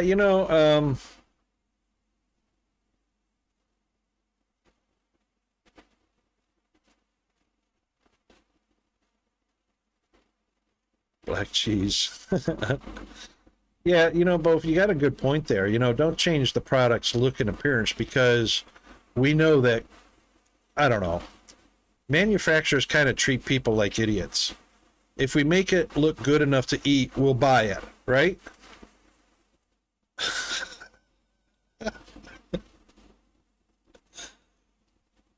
I don't get that. If you make a cleaning product good enough to eat, we'll buy it. If you make, I don't know, laundry,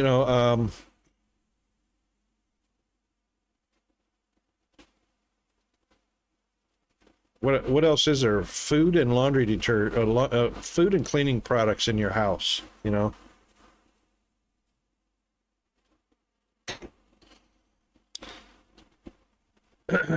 I don't know.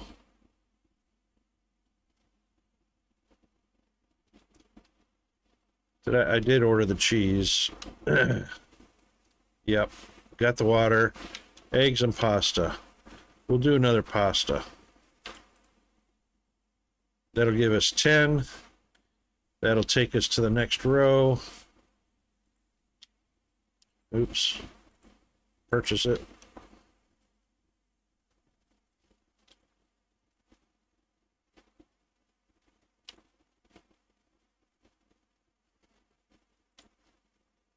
Well, we're doing pretty good. We're still over $12,000, almost $13,000 cash on hand.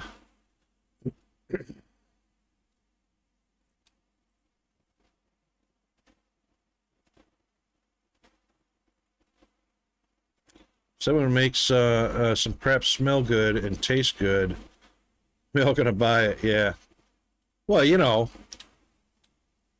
I laugh when I see pet food commercials, dog food and cat food.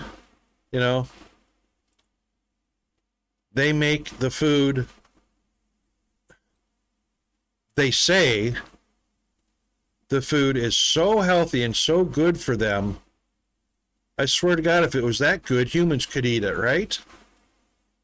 So is that true? If it's, like, what is it, that cat food's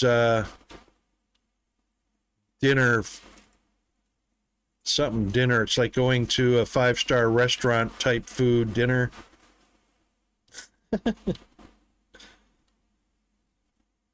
Like a cat gives a shit what it tastes like or what it looks like. If it smells like fish, it's probably going to eat it. you know?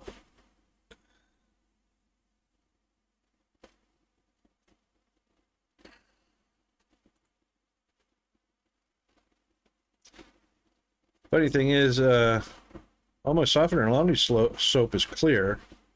Why color the stuff anyway to sell more people? Yeah, exactly right. And what if you're colorblind?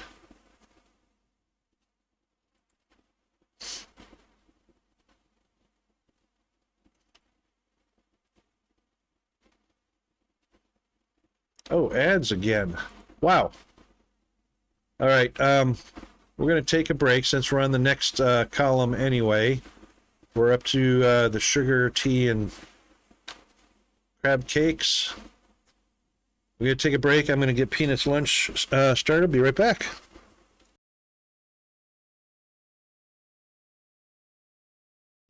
For everybody else, just do a bio, a stretch, hydrate, and all that, and we'll be right back.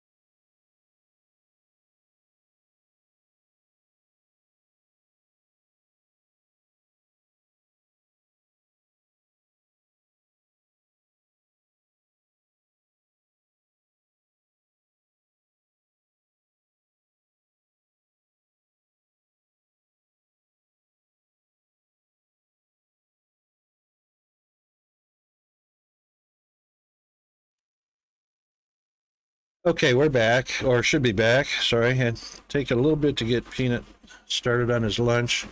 They had to stop using green and red dyes in cat food because when the cats pukes it up, it stains the carpet. Yeah, exactly. You know, I'm logical to a fault. Thanks, Dee Dee. Here's my thing. Whiskey dinners, gourmet cat food that you pour into a nice stainless steel bowl, you know, put candles out and everything for your cat to eat this. What is that food? What is that? 9 vitamins and minerals and what is it? Horse meat, probably. There you go. Either way is fine. But I mean, what is it? It's what? Horse meat or kangaroo meat or something like that. And what do cats eat? Let's see. Last time I checked, I saw a cat ate a small bird, ate a small rodent, mouse or rat or something like that. Ate a lizard. Ate a goldfish or eat some fish. Why are we feeding animals something that's not part of their natural diet? Why isn't cat food made of bird, rat, mouse, lizard? Tell me. That's what they eat. If we didn't force them to become our pets, that's what they eat out in the wild. What do dogs eat? Besides their own shit. Some dogs. What do dogs eat? We literally forced dogs to become our pets, and then we forced them to eat horse meat and table food.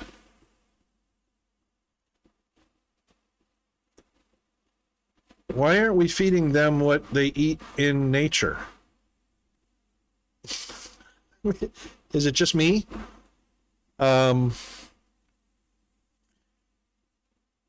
Yeah.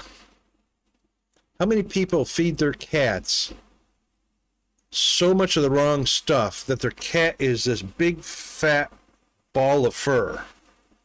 And I see these pugs and these dachshunds that are so fat and fluffy because we like them like that.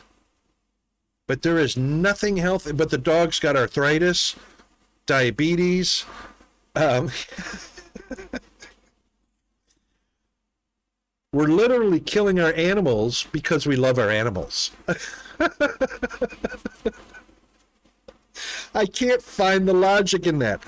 I love my pet so much, I want to give him the best table food I can, which kills your pet.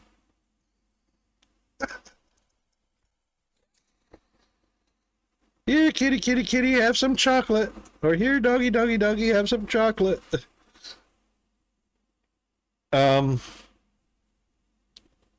It's just me. You know, it's just me. I can't find the logic in that.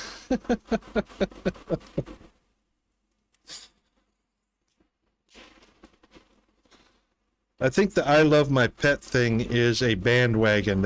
People just want to get on a bandwagon. I'm a pet lover. I had pets growing up as a kid. We killed all our pets by feeding them table scraps, you know. Every once in a while they'd get meat off the bone. But basically we fed them the horse shit we buy off the shelf at the store instead of giving them what they're supposed to be eating. All right, vodka. We need chips. There's 8 in a box for that one. I can't do anything about that one.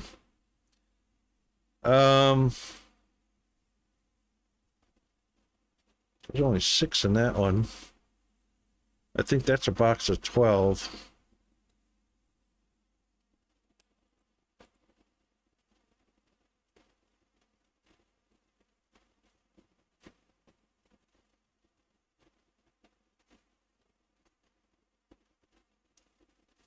Where is it?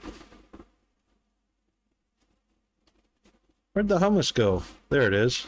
Oh, box of 16. Absolutely.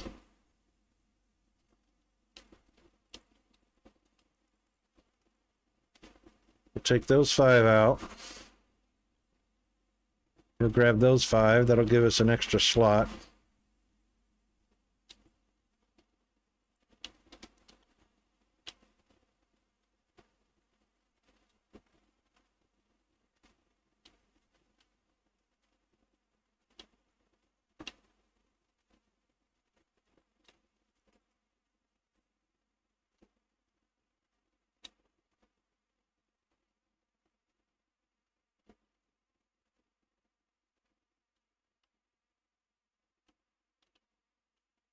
Two keggers.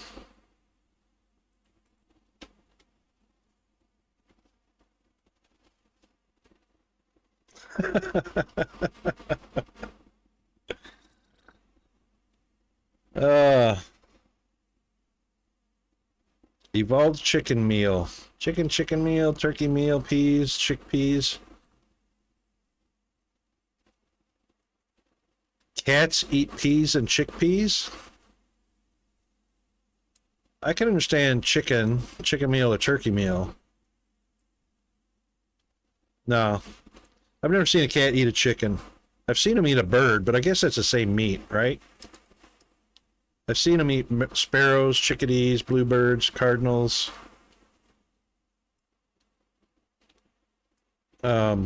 Fish, goldfish, minnows. Seen them eat a frog or a lizard. They're not big on amphibians, but I've seen them eat fish. Squirrels, yeah. Squirrels are pretty damn fast. If they get a squirrel, that's a delicacy.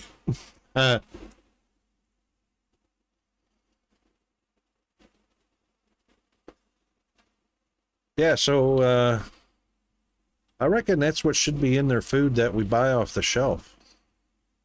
Not this chemical-filled garbage that's made to look good enough for human consumption.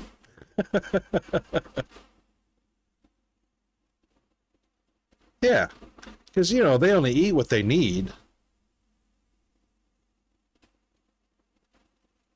Yeah, well, you know, if a squirrel's got a good stash and he's got a lot of nuts to choose from, yeah, they can slow down. Especially if they've got a load of nuts in their mouth while they're being chased. You can't swing that weight around real quick.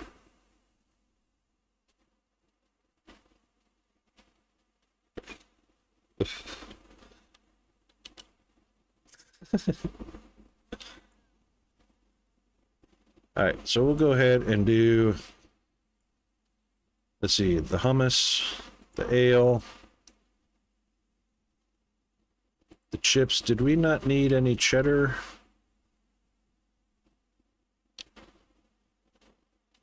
We'll do one more cheddar.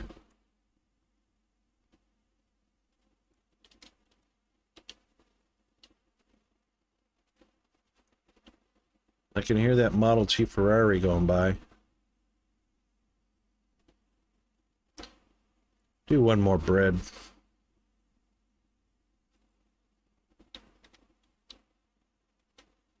That should be good.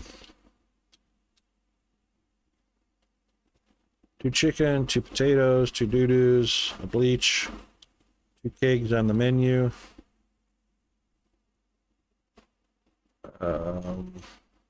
Yep. All right, that finishes it. Chicken tikka masala. Look at that stack. Of course, that's not a really small box, but let me yoink that out from underneath. Yoink. Yeah. That's the way, Rocket. It does sound pretty good, G-Man.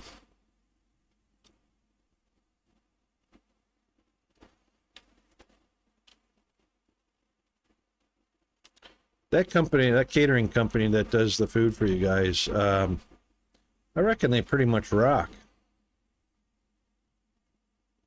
Where was I? Cheddar pizza. Right in front of me.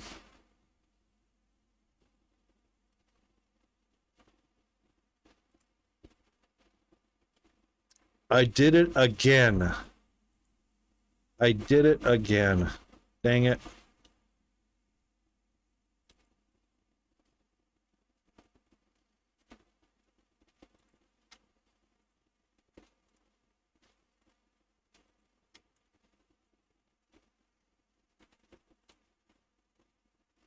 I'll take that one too.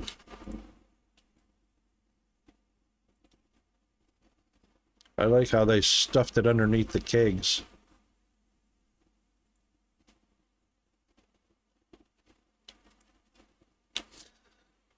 All right, I reckon that's everything.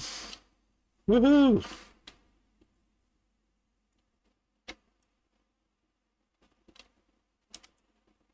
We already did the price fluctuation.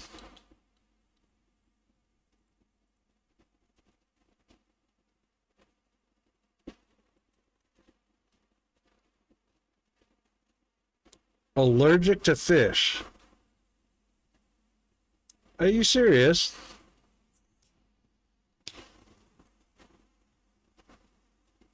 I guess that's natural selection, huh?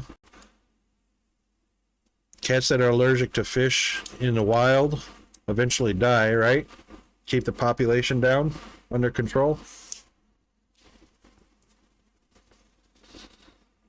Oh my God, the cat population in America is horrible.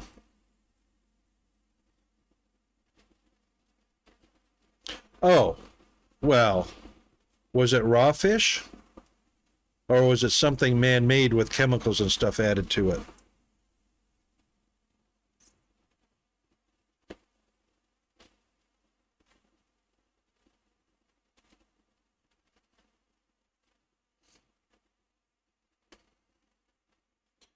Fish have iodine in them naturally. Freeze-dried minnows. So they were natural, didn't have like additives or chemicals or preservatives or anything like that in them.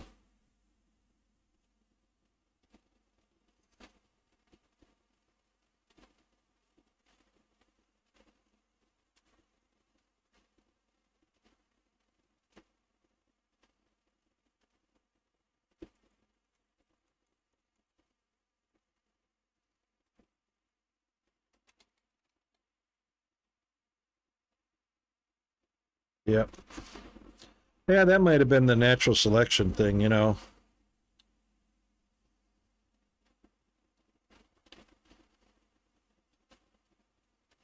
That's pretty wild, though. You know, you think about that. That's like a dog being allergic to bones or, you know, raw meat or something.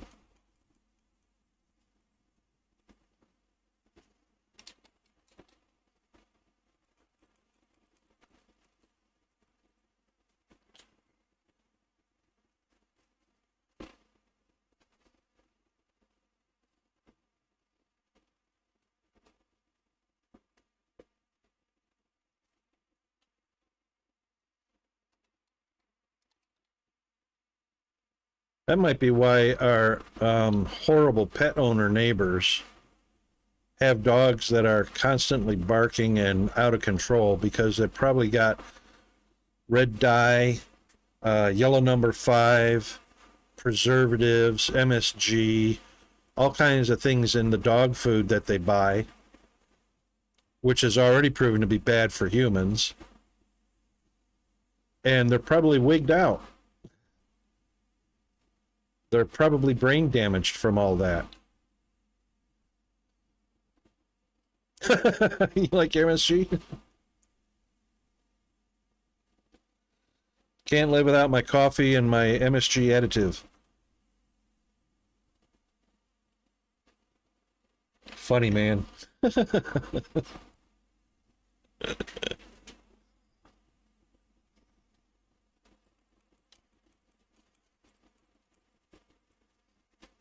I was actually restricted from having any red dye in my diet when I was a kid because I was hyperactive. So any red drinks, any foods with red dye in it.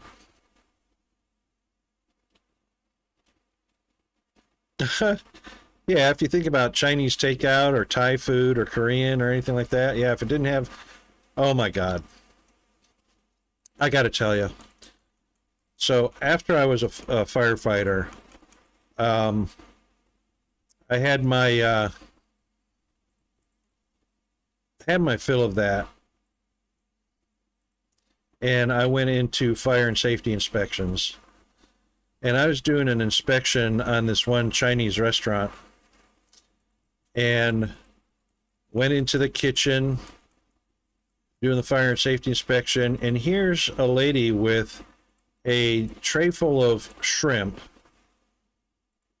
laying on the countertop. And then there's a handyman in there doing some work on shelving or a cabinet or something like that. And he's got a circular, he's got a grinder. And he was chopping up a piece of metal or something like that. And the metal shavings were going right onto the tray of shrimp. Or actually, I think it was like mussels or clams or something like that. And the sparks and the metal shavings were flying right onto that tray. And I said to the lady, "Are you going to cover that with anything? Are you going to speak to the handyman about that?" "Oh, no, it's all right. It's only a little bit." And I was like, dude, it's not all right. You don't feed people metal shavings. I mean, if you can't, I mean, and of course they were so small you couldn't see them, right? Because they were part of the sparks that were flying off of the angle grinder, right? So you could see the spray was going onto the food, but it's not like you could see pepper or anything on the clams, right? So I guess that's all right to eat that, right? You can't see it. You can go ahead and eat it, right? Exactly, Bo. Oh, I had in the U.S. we had the right to shut them down. We didn't have to call the health inspector, but we do to as a follow-up. So I didn't shut her down, but I did tell her speak to the handyman and be more careful. And I made her throw away that tray of food. That cost her enough to throw away a tray of food.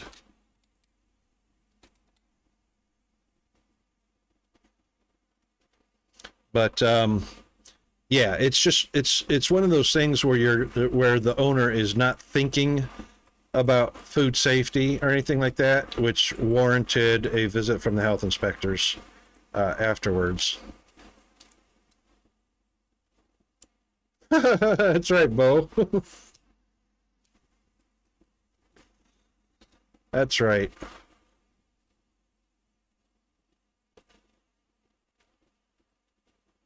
I haven't seen any complaints yet, but that doesn't mean there weren't any and I missed them.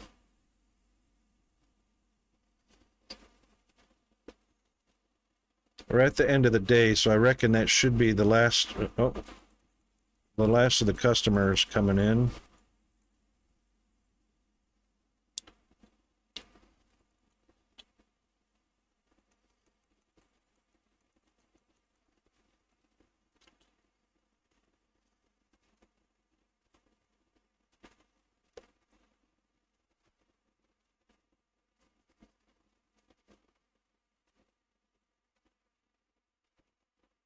Twinsies. Okay, I think. Oh, there's one more. Better be here just in case he chooses this register. We'll get him out of the store quick. Here he comes. Yep.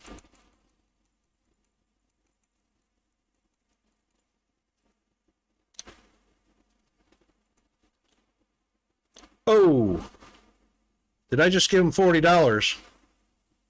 Did I just make a mistake? Did I give him 40 cents or $40?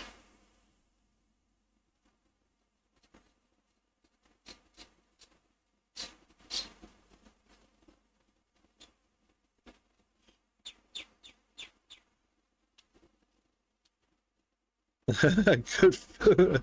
We all need to eat it and die in peace. There's a paint chip in my wonton soup. No, that's the wonton. Did I give him $40 change? Was that possible?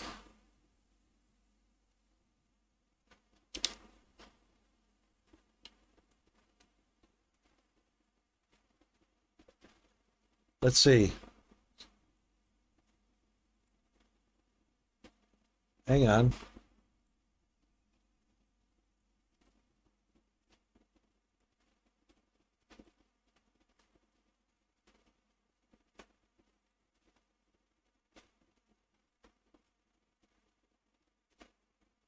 I gave him $40, but wasn't that 40 cents that he wanted change for? Yeah, it was 40 cents. It says change 40 cents. Right at the very beginning of the clip.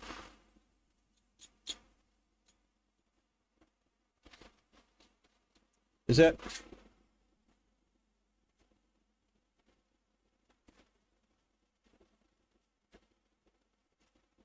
He gave me 100.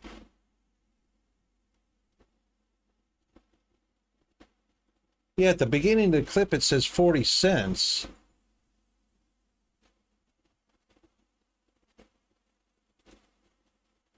And then I gave him $40.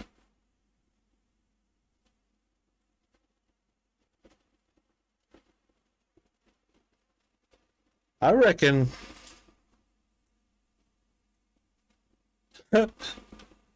so you can't enter the wrong amount on the FPOS, but you can definitely give him the wrong change. Yeah, exactly. There you go. I double clicked the 20s instead of the 20s instead of the coins.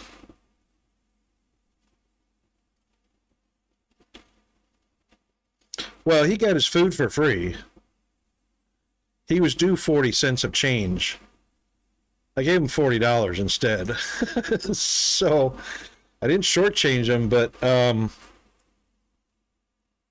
he definitely got a discount.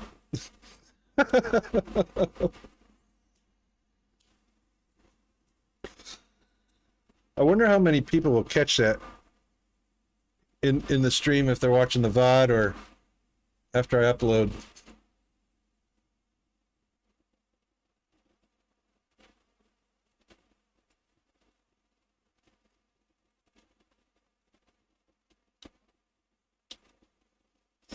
Let's see what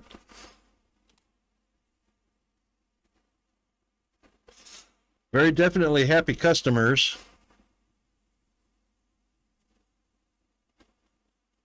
It does not show up as a mistake.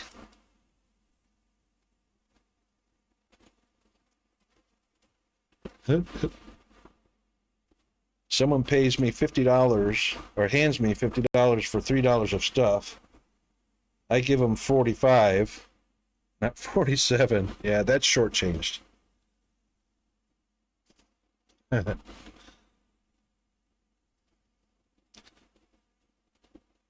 $2,300 though, with happy customers.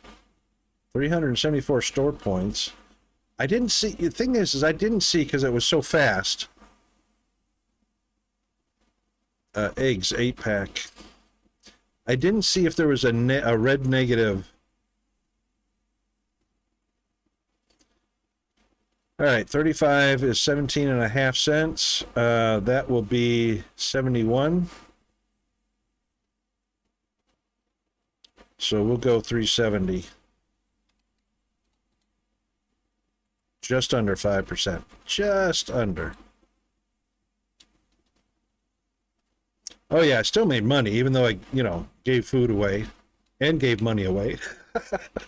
I gave away food and money today.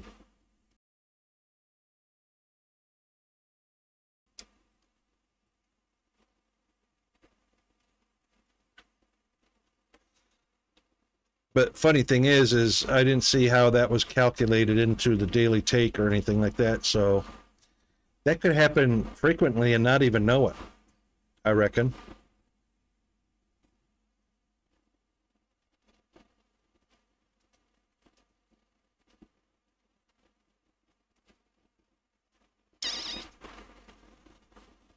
I'm just checking. I'm pretty sure I put the redeems in for the new walk-ons.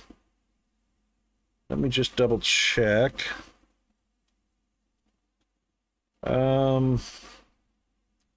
Personalized walk-on. There we go.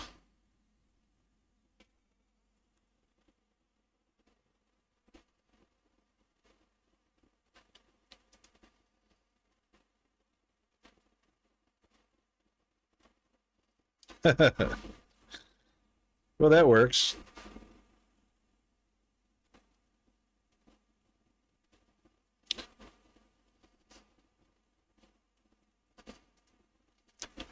We'll have to try that sometime.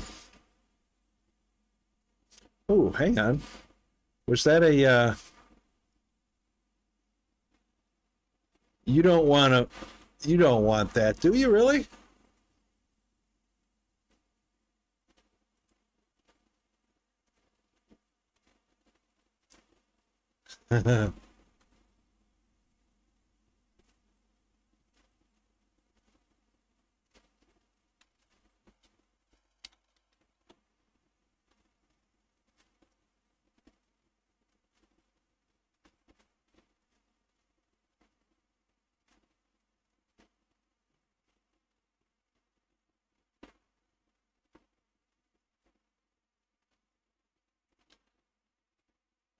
That's weird.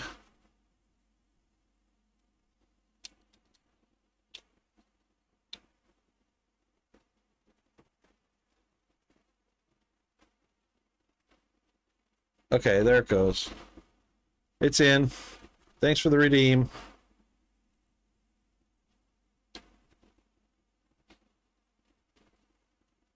I think it takes, I don't know if it's per, G-Man, is that per stream? So if Bo left and came back in, it's still counted as per stream, right? FBI, open up! That got me.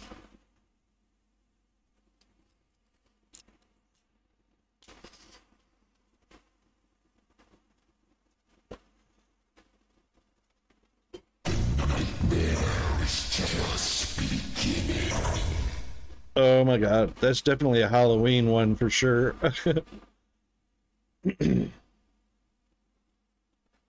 What am I using for walk-ons? I'm using your bot, Spectre.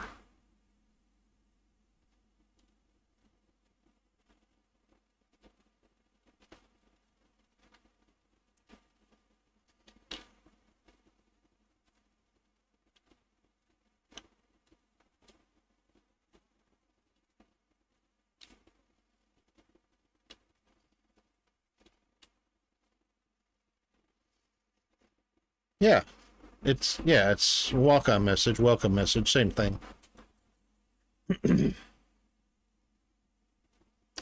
Oh, I forgot to name the other one. So one's Leon, one's Leroy. Okay, so next stream the walk-on will work, so it's per stream. So once the walk-on is used in the stream, you can leave it multiple times and it won't play until the next stream.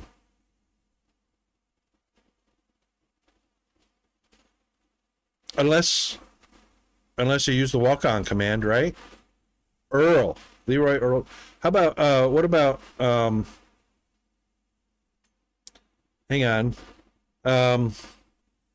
What was that movie? They were all three brothers were had the same name. What was that? Daryl. Yeah, Daryl, and Daryl.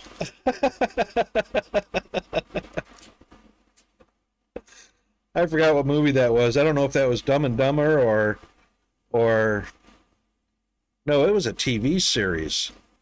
It wasn't a movie. Was it a TV series?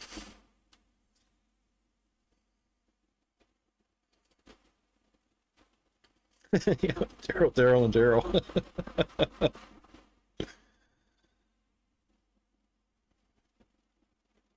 The command is next update.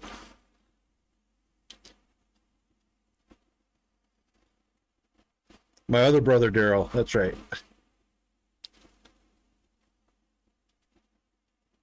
What happens if I do it?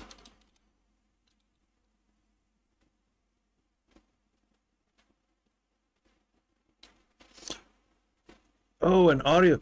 Oh, that reminds me. Will is the walk on is just text, right? Or can audio and a video be part of that walk on? Kind of like a shout out. That kind of defeats the shout out. It's just text? Okay. Did you have plans for audio and video, or is that too much just like a shout out?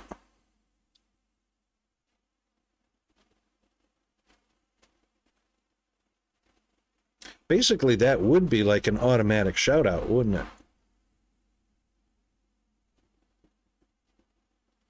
Oh, for crying out loud. Hang on a second. Peanut's at the... Peanut needs something. Hang on.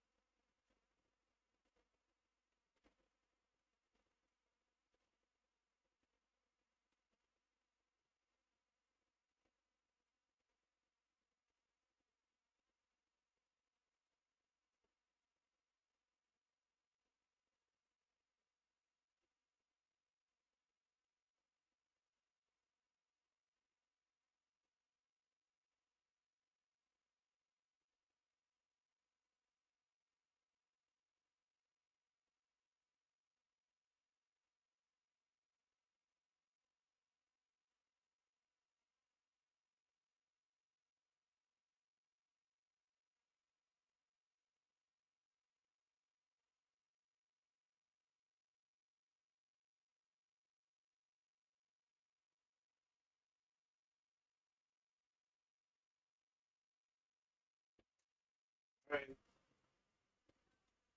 Two.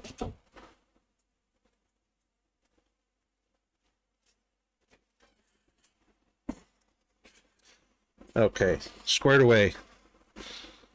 All right, what are we doing? So right, the boys are restocking. Yes, thank you, sir.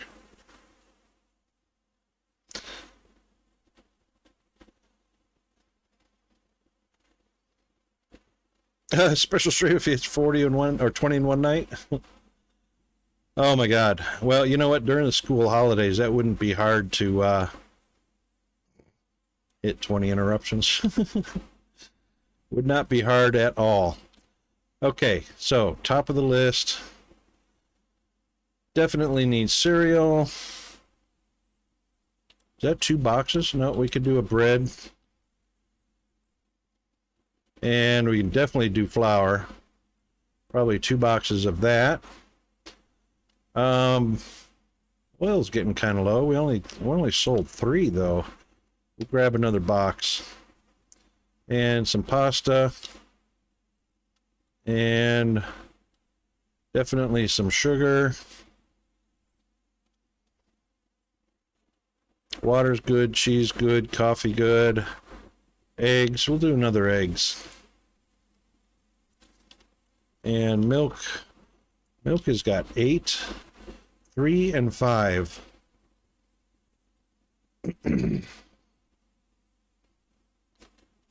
3 and 5. So 1, 2, 3, 4, 5.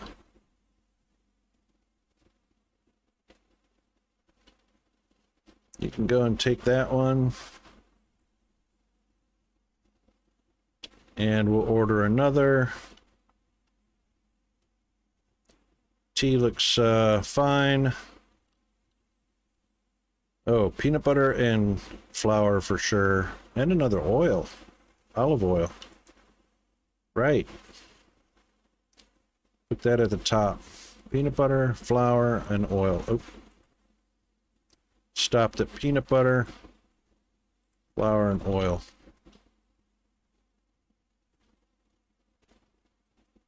We'll do 2 flour.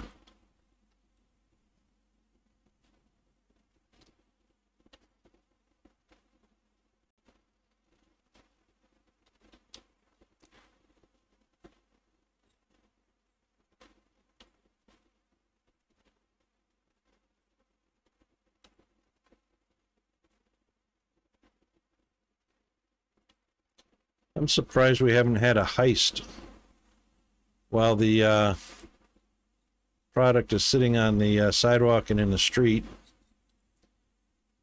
We haven't had anybody come by and snag any.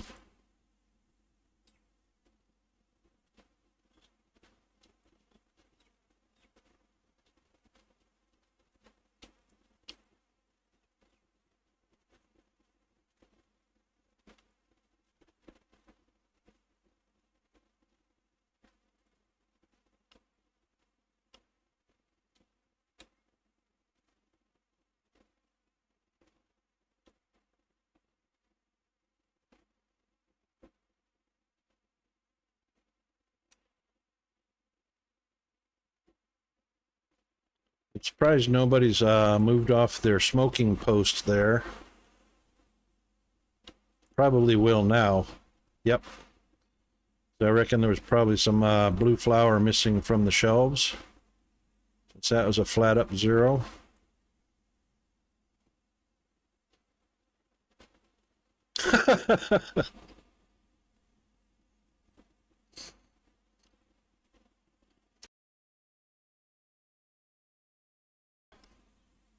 I thought you liked your MSG though.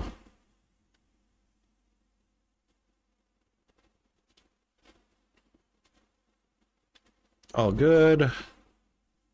All right, we got up to the flour and the oil. Flour and oil.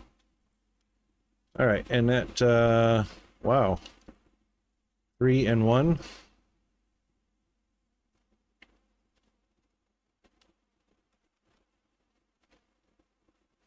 That should trigger one of the boys. Yep, here they come.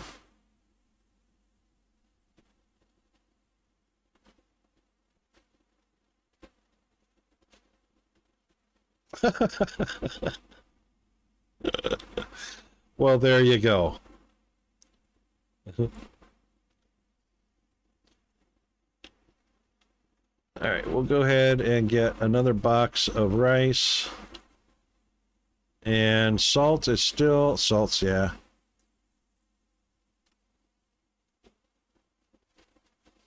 We don't go through salt very fast, so that should be okay. We'll go ahead and get another 6-pack of milk.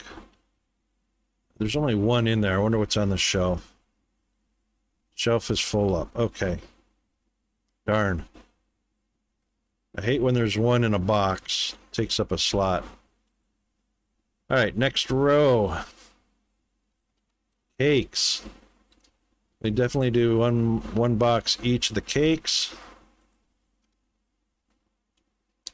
Candy is fine. Cereal, chocolate, yogurt, yep, good.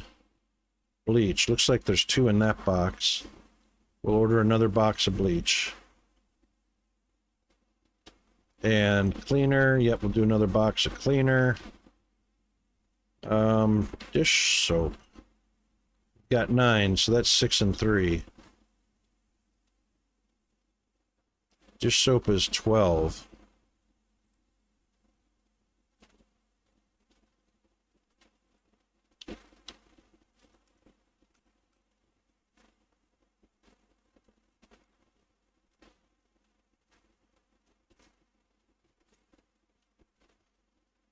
Yeah, but he'll take his 3. So we'll order one more box of that. Oh.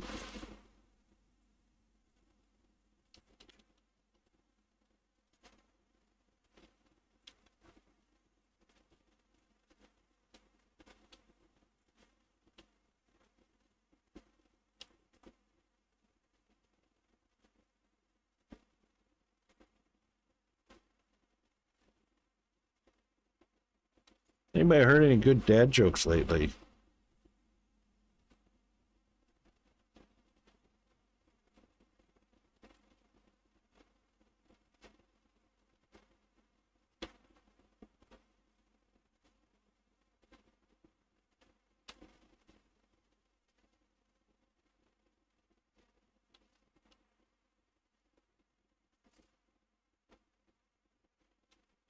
I heard one yesterday, but I'm lousy at remembering. Oh, how many do we end up with? 12? 8 and 4? I guess that's all right.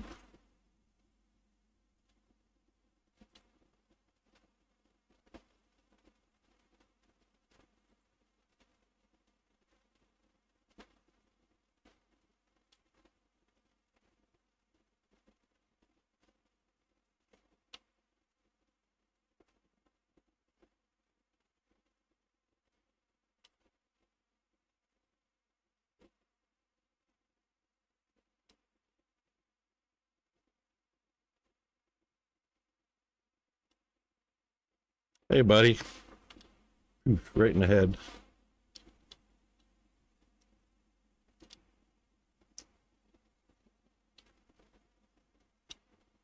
Like that? Didn't even phase him.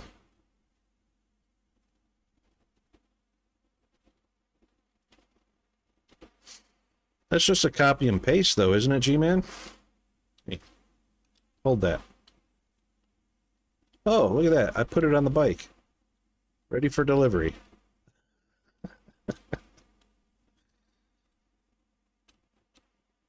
Don't look at me like that.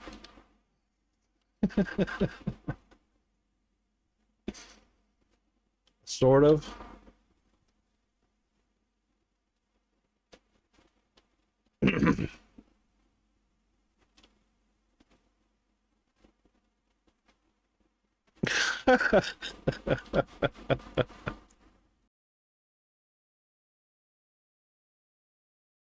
That's actually a good one, Bo. I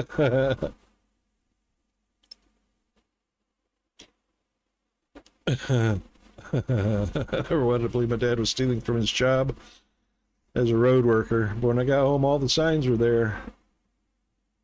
That's funny. That is funny. Okay.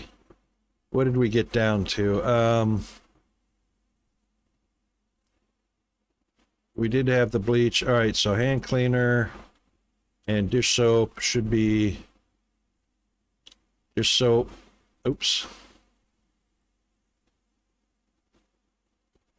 I didn't do the hand cleaner before the dish soap. All right. Oh, that's just cleaner. Hand cleaner. We'll do another hand cleaner, another shampoo, and another doo-doo.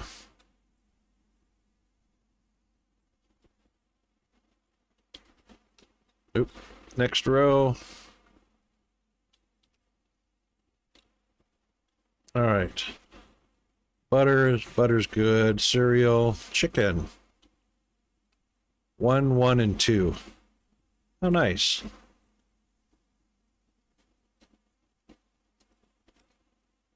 All right, 1 each.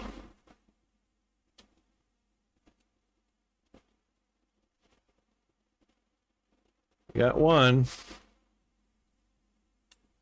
This is the other thing. there's enough for two men to come in, two stock boys to come and get the product, but it's only one man assigned. He'll get one box, throw it away, then come get the other box. I mean, why can't two available? I mean, there's 3 available stock boys altogether. I don't know.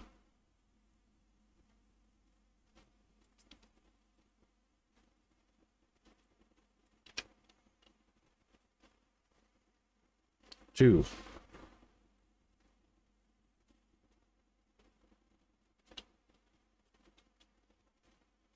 All right. French fries. Good. Pizza. Potato sacks. 2, 4, and 3. That sucks. All right, we'll get all 3. We'll get 2 cheeses in the honey. So 1, 2, 3.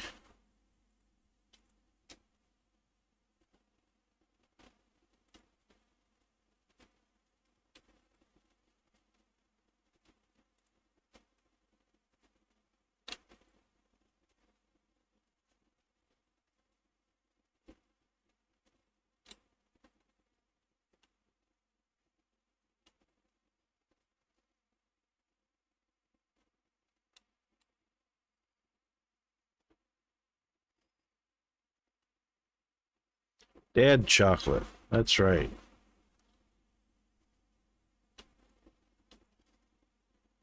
Oh, Dodd chocolate.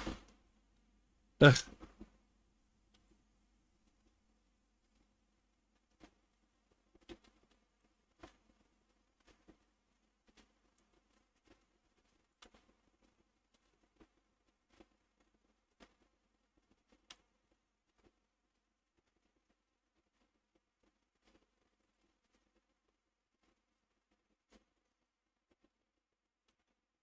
This is kind of grindy, isn't it? Order stock. Load the stock. Open the store. Sell the stock. Then order the stock.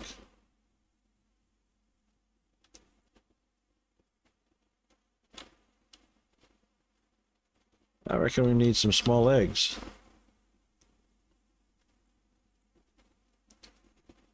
We'll get 2 of those. Yeah, we'll get 2 of those. Maybe 3, just so I don't have to get them for a while. All right, next pile. Starting with the lasagna. Don't get any on ya. And it looks like steaks. We'll get 2 steaks because that's got 0 on the shelf. And 2. 8 per box. That can't be right. Oops. What?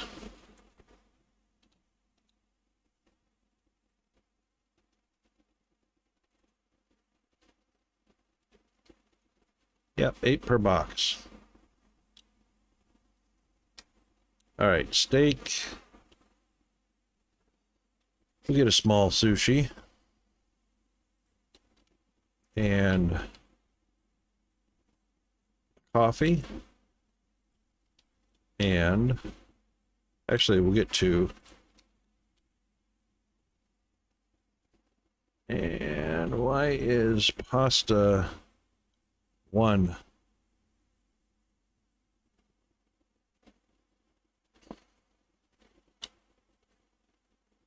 No space on the shelf, so there's nothing we can do about that. How many comes in that box? 8 comes in that box. Yeah, we can do something about that.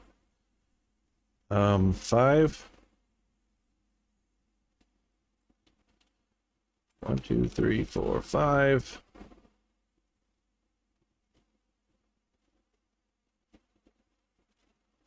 So he'll empty that and throw it away. We can order 1 more.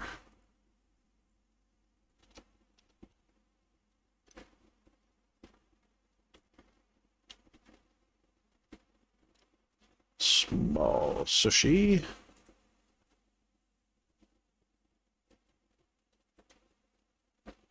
Steak.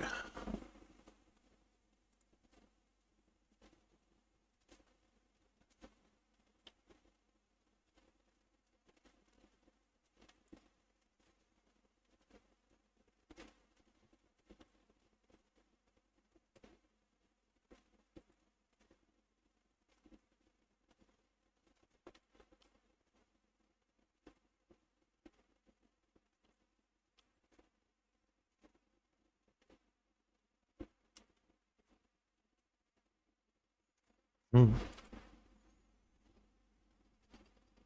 The Model T engine really gets me.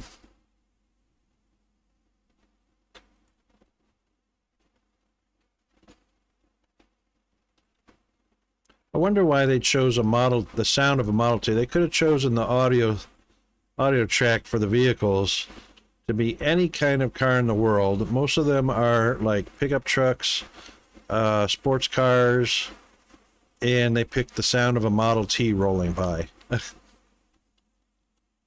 Funny. Oh, did I look at water? Yeah, water's fine. All right, next row is the brown sugar.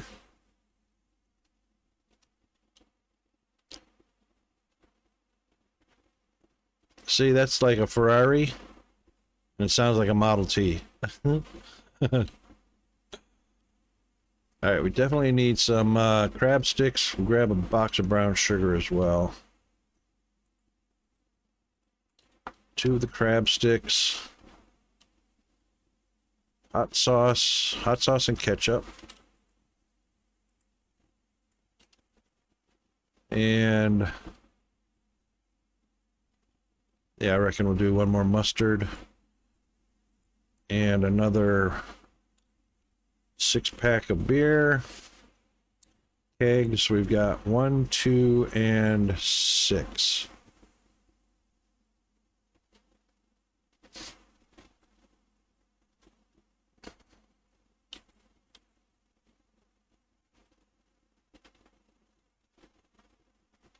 Oh.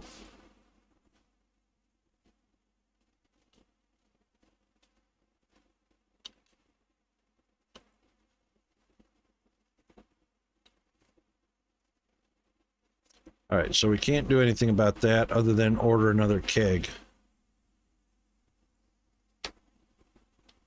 All right. Got plenty of beer bottles. We'll do another chips. Oh, hang on. 3 and 2. All right.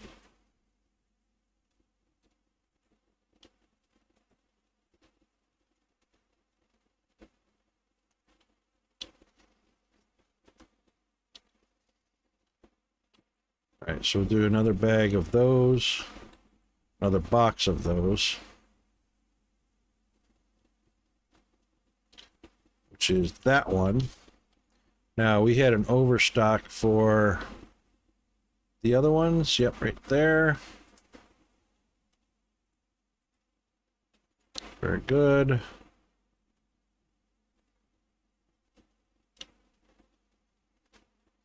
We don't need an overstock for the vodka.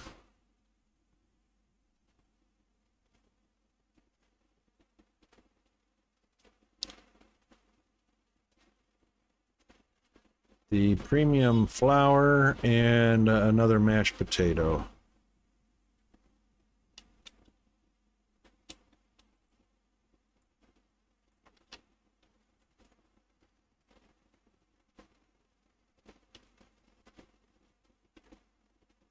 I reckon that's good. Maybe one more powdered sugar.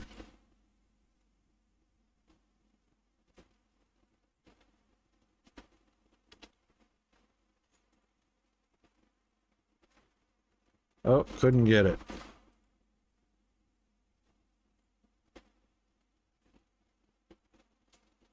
Did we want rice? Yeah, we want another rice.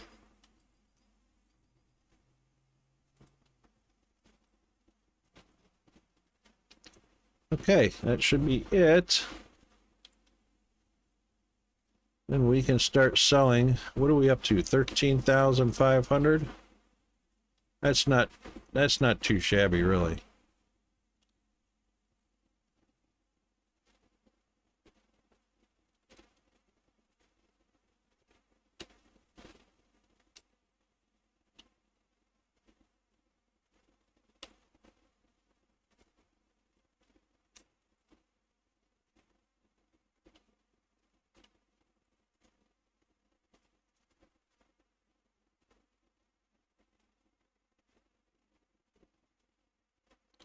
Why do I keep losing? There it goes.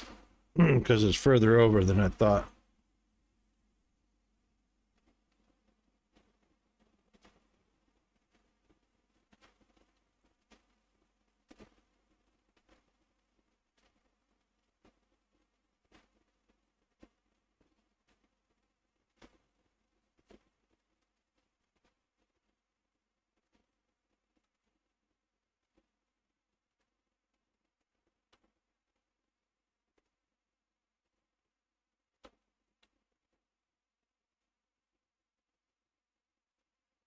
Looks like I missed something.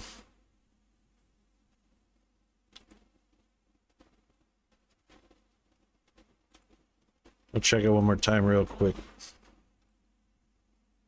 after I load these up.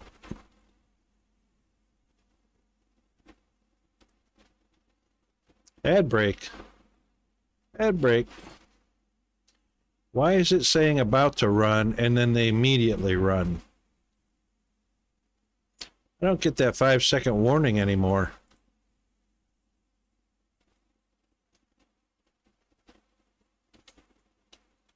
All right, guys, that is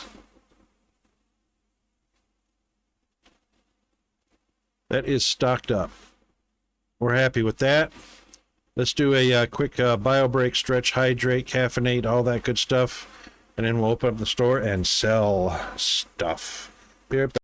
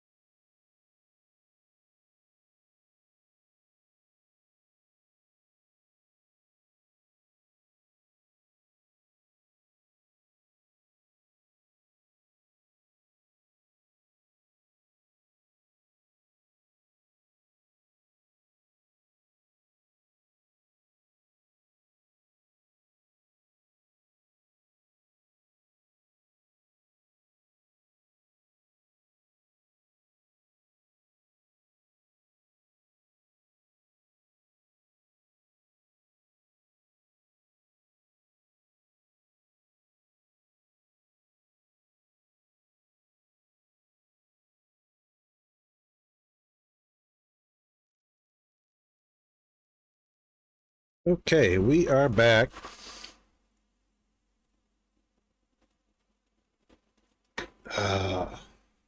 That's a good cup of joe. Thank you, thank you, thank you, thank you. Wow, lots of welcomes. Thank you for the welcomes. All right, we're open, guys. Look busy. Jesus is coming.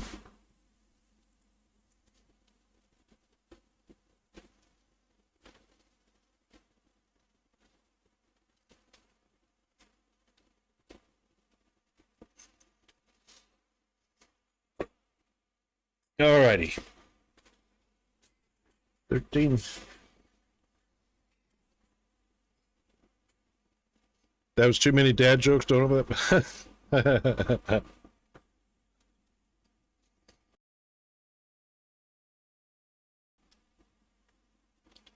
Here they come.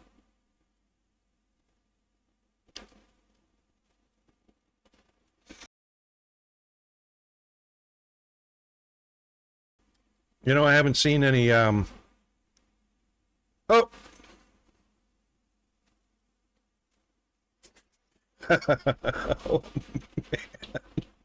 man. Fire hammer, of course. Of course we got to do that. Oh my God.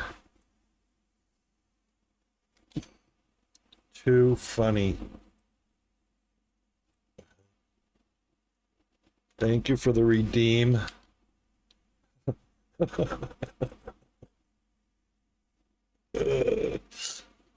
Oh, I don't know why it does that, G-Man, but every time I edit a walk-on message and I hit the pencil again, it doesn't update and it goes right back to the beginning of the stream, or the beginning page, the dashboard.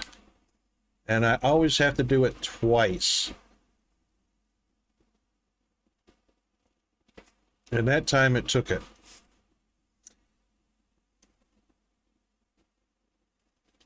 Thank you for doing the shout out. But yeah, so bow Frolies and fire hammers, walk-on message. The first time I put in the text and I hit the pencil to complete it, it took me back to the dashboard and rebooted the bot. I'll go back to the walk-on, hit that pencil, put the text in again, and hit the pencil to complete it, and it stays. I don't know what's up with that.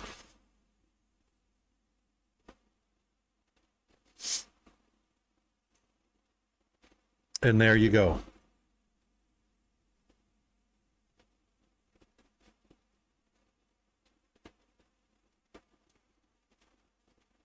That's interesting.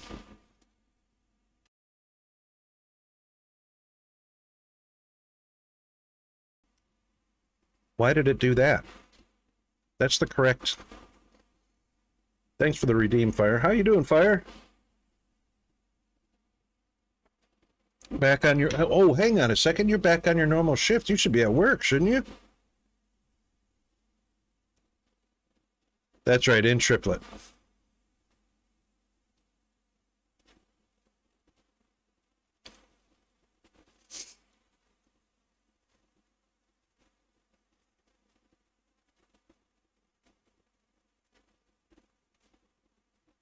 Cool. Did you hear what I said about the walk-on message, G-Man? Oh, that's wrong. Why is it doing that? I just erased that. That shouldn't, that all hail the hammer should be gone. It's not even in there anymore. Why did it do that?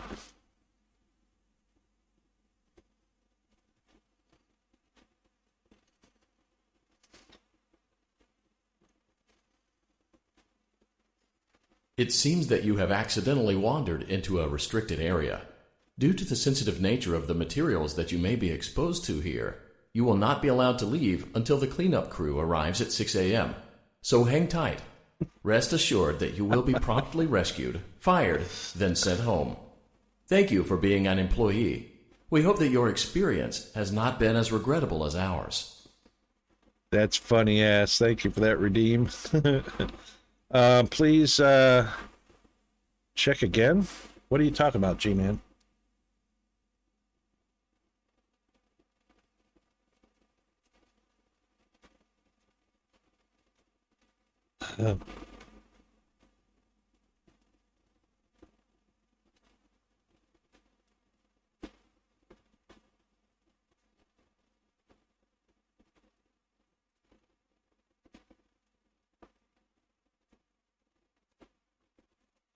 All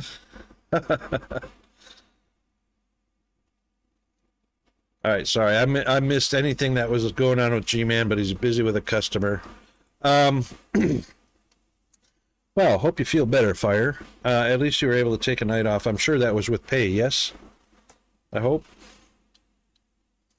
Yeah, this is a new version of DSP. Oh, it's without pay. Oh man. So it's not like comp time, where you can take some time off with pay. You haven't seen this game yet, have you, Fire? Supermarket Simulator.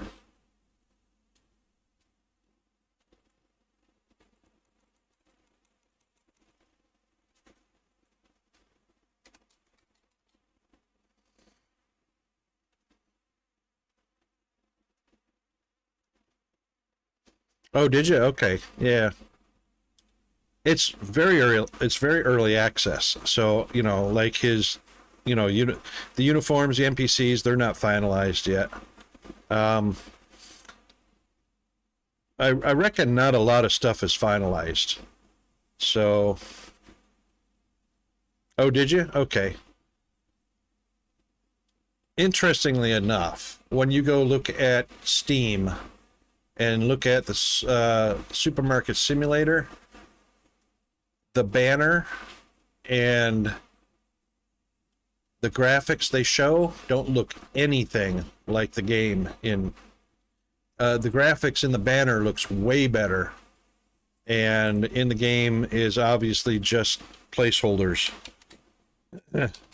So all this blockiness is just placeholder graphics to make it playable. So it's going to actually be a whole lot better.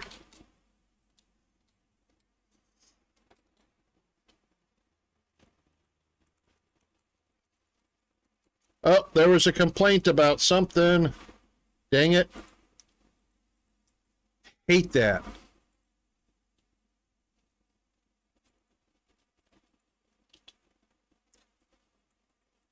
The hover text doesn't stay long over their head, and I can't see it when I got my head in the till until I pop up and then it's disappearing. And then I have no idea what price or what product was overpriced.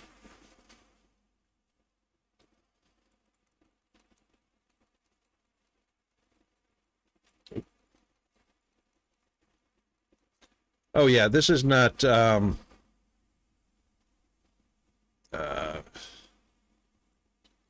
this is yeah, they do. They do. The food products look righteous. I was just thinking there's no international food, so there's no Mexican food, there's no Chinese food.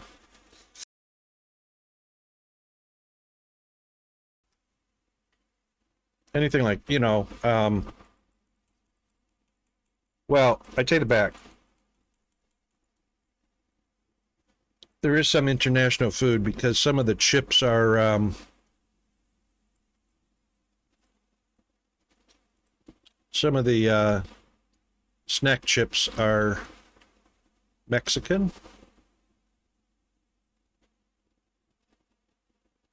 And the powdered sugar up there on the shelf is Pablo, so I guess that's Mexican. I actually do see a bit of the Mexican aspect in here. I'm not sure why.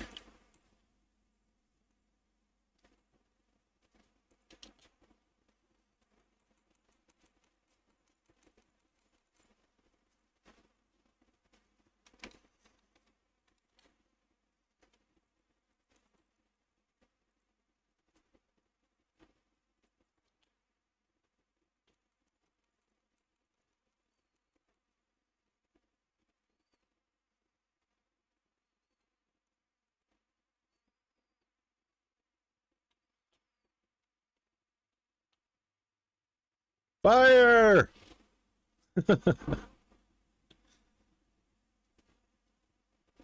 It was could not find a potato. We ran out of potatoes. Oh my God, seriously. That's one suggestion I made to the developers as well. So that was actually an NPC leaving the store that said could not find the potatoes. So I suggested they either add that to the bubble over their head while they're standing in front of the shelf looking for the potatoes, not while they're leaving the store. And also include that as part of the other suggestion, which was to make the notification persistent up in the corner of the screen until we, the player, dismiss that notification so that we can look up and see any time what that notification was about, and then click something to dismiss it. So, Mr. Norsk, how are you doing today, sir?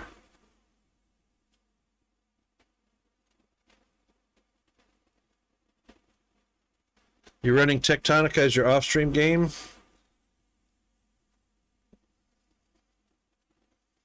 And you're doing the minimal belt challenge for DSP to YouTube as a series? Oh, cool.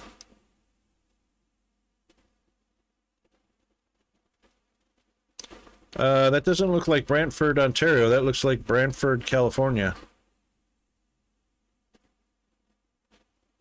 Try it without the comma.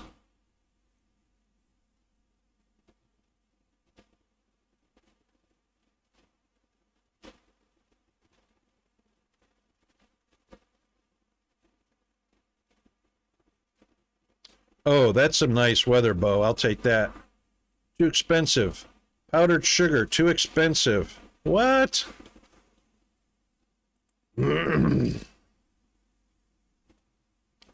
Oh, yeah. Wow. What happened there? How did that price change happen? Hold on a second. How did we get so offbeat on that one?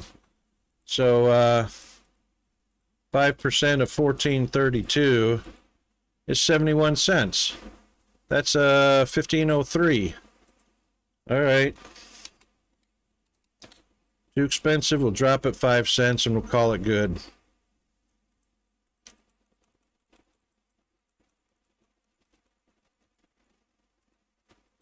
Picky people.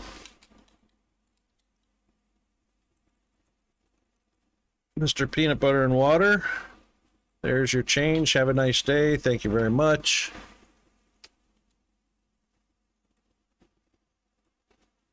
Oh, hang on.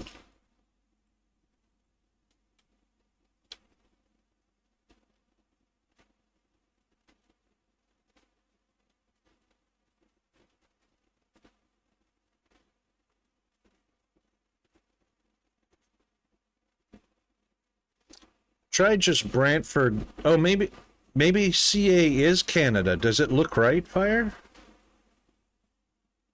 Maybe that's not California, but that looks like a Brantford, California notation. Seems right? Okay. Maybe capital C and lowercase a is the proper notation for California, but that looks like notation for California. Cool. Wow. Either one of you guys, I'll take that weather all day long. I would so trade you. If somebody will just do exclamation point weather, you'll see what it is here right now, today, in my location. 90. And I'll tell you something, it's warmer than that here in the house because there's no insulation up in the attic above the ceiling line.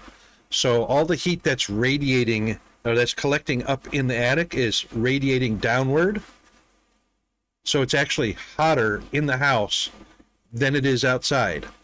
And I have all the windows open, all the fans going, and it's April.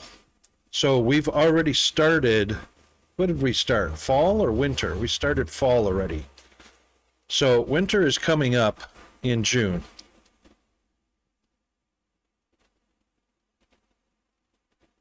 We're in fall moving into winter, Bo. And it's 90 degrees.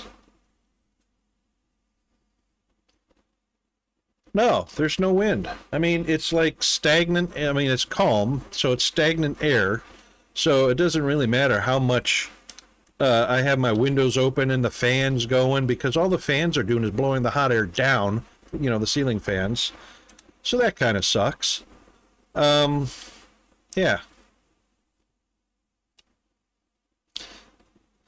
All right, let's see how we did. We had, what, 2 complaints? One for not found and one for expensive. We did the expensive one. The not found was the potatoes. I couldn't do anything about that right off the bat. But we also almost hit $2,000 as well. And the store points was 401. Our last run was 374. So we're actually increasing. And we actually hit 60 customers today. So that's a record. Store points is a record. That's excellent. All right, lager beer, coffee dark roast, cheese and flour.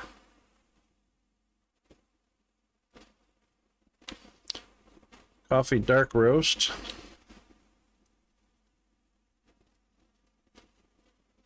Yeah, it sucks, Bo. Norsk, I've actually done that before.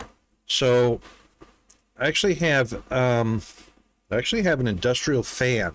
So we've got the ceiling fans, but in Peanut's room, which his window faces the predominant direction where the wind comes in, I put an industrial fan on a stand. It's an industrial fan on a stand on a platform in his doorway to pull air through his room and blow it into the house.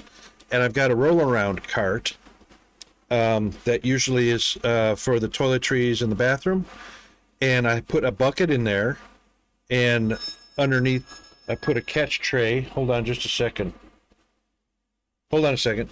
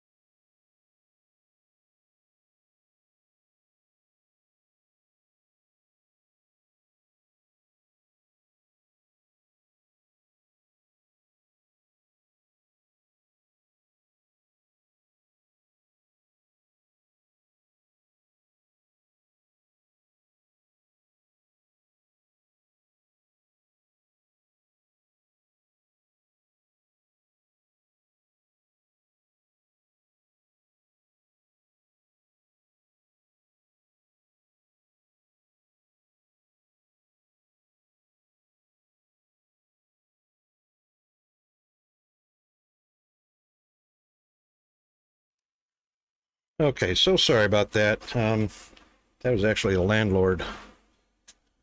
Um, yeah, it worked. How about that? Yeah, so anyway, what I was explaining is just, so I have the roll around cart, I have the roasting pan, and all I do is I buy a bag of ice. You know, costs like $4 or $5 over at the petrol station, convenience store. Thank you, thank you. And I set it right there in front of the fan. It blows cool air into the house. You know, it blows air over the ice and it creates cool air until it's all melted. It used to be back in the old days, you'd buy a whole block of ice, but nobody sells block of ice anymore. That's actually how refrigerators used to work back in the day, back in the old days. Block of ice in the refrigerator kept the food cold. But anyway, so I bought a bag of ice, and I do that quite frequently. It gets us, I mostly do it at night because it gets us through the night. The night is the big thing because Peanut gets so irritated. He's sweating. He has to get up and go to school in the morning. I don't get any sleep, so we mostly do it at night because it takes until, honestly, I've looked several times, and I have a thermometer in the house, just a regular standard mercury thermometer, and it's still 90 degrees in the house after 1 a.m. in the morning, because all that heat's still radiating down from up in the attic, and it takes a while to blow it all out. But yeah, 1 to 2 o'clock in the morning, it's still 90 degrees. Get down to about 85 at about 3 a.m., down to around 80 degrees, you know, sometimes 75 to 80 degrees about 5 or 6 a.m. So yeah, that's when I get the bag of ice. All I do really is go down to the convenience store and grab it before they close up, and then stick it in the freezer until it's time to go to bed.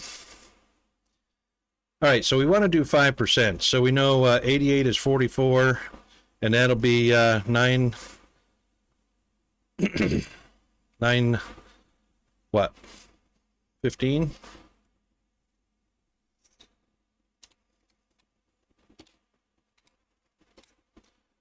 So that should do that pretty good.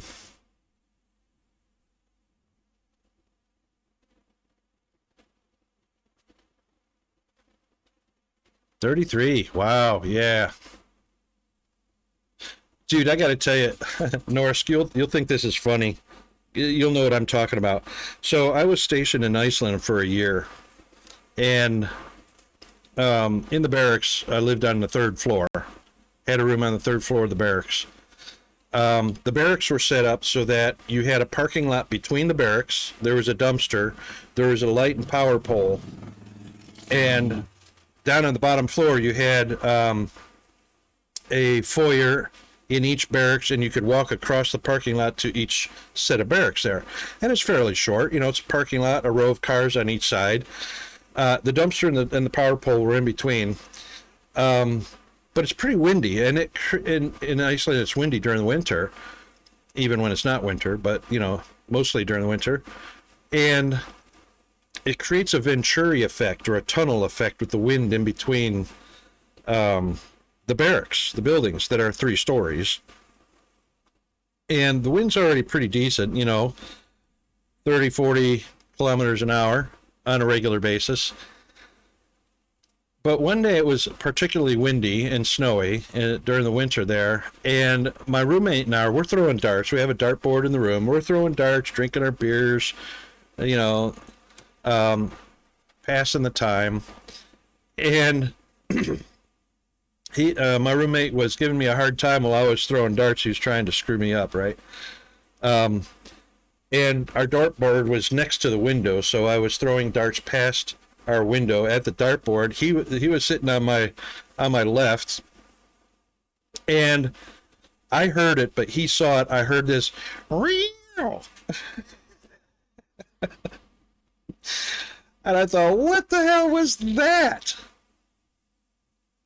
And I swore to God it sounded like a cat. And he said, dude, a cat just flew by the window. Now we're on the 3rd floor. I said, what? And he said, dude, he said, there's a cat with his, claws going. The cat just flew by the window.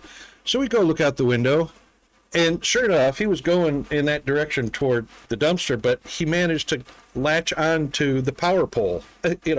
Wood, it's wood, wooden pole. He's got his claws on there. He latched onto it and scurried around back behind it to get away from the wind. And we were like, wow, really? Third floor, because it gets pretty windy there. It gets up to 75, 80 kilometers an hour, 75, 80. So, we had a good laugh about it. And then I opened up the window, reached out and pulled another beer off of the 6-pack hanging out the window, closed the window, and had ourselves another beer. Because we didn't need a refrigerator. You just hang your beer out the window. The guys on the ground floor, they just throw their 6-packs out the window into a snowbank, right next to the window, and that's the refrigerator. Mr. Zombie Roni, how are you doing, mate?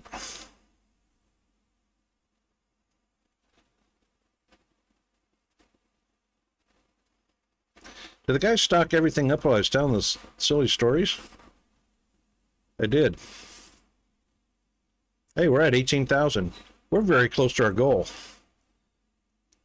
Let me see if I added that up right. So we've bought all the storage we can.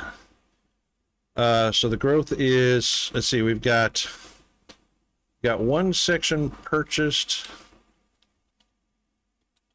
I think that's 2 more sections right there. So 44, that's 11,100 right there. And if we purchased another license, so 11,100 plus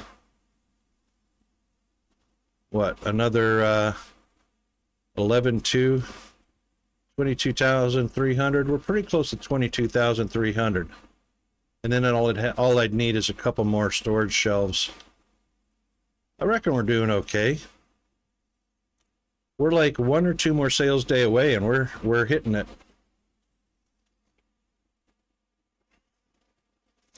I almost had somebody convinced to buy and stream Dyson Sphere program on Kick. On Kick?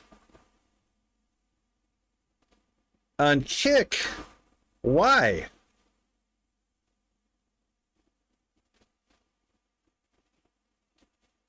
Buy Dyson Sphere and then go stream it on Kick. To what audience?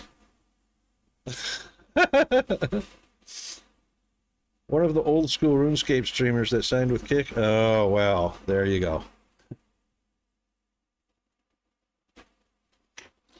Zombie hanging around with the RuneScapers. Don't tell El Widow about that.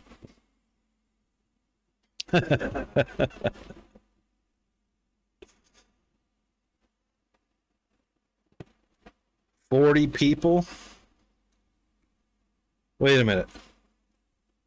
40 people created an account on Kick to watch Dyson Sphere?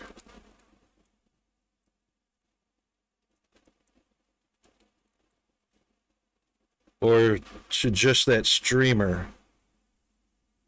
Welcome back, G-Man.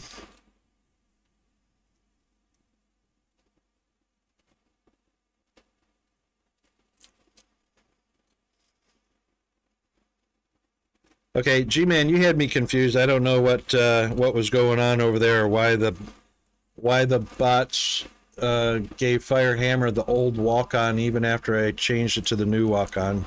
I don't know what was going on there. I got confused pretty quickly on that. 40 streamers from Twitch signed to Kick to stream old school RuneScape. Oh, all right. Is that because there's no audience for RuneScape here on Twitch?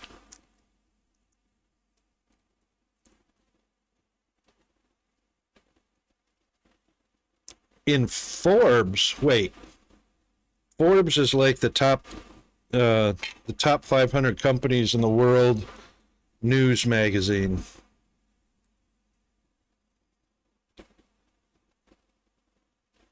What did I change for the commands? I overwrote the change that you made. Sorry about. Oh, no, I didn't, because I didn't understand what was going on. All right, let me double check real quick. Let's do a refresh. Oh, it did. Okay. Did it? Wait a minute. Did it overwrite everybody's commands?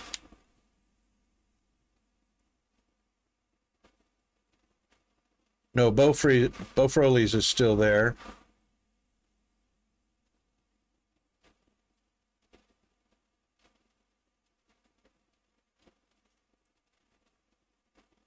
Did Jack had a walk on, didn't he?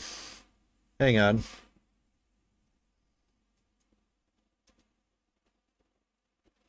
I think Jack had a walk on, but it's blank now. Oh, I fixed fire hammers.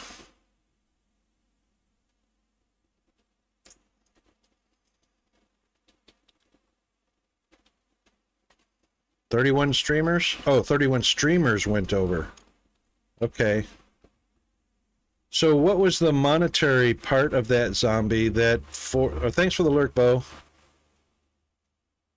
What was the monetary aspect of 31 streamers going over to Kick that Forbes found important enough? Oh my God, it seems like they used Kick as a filler for lack of news to report in the financial world on the top 500 companies.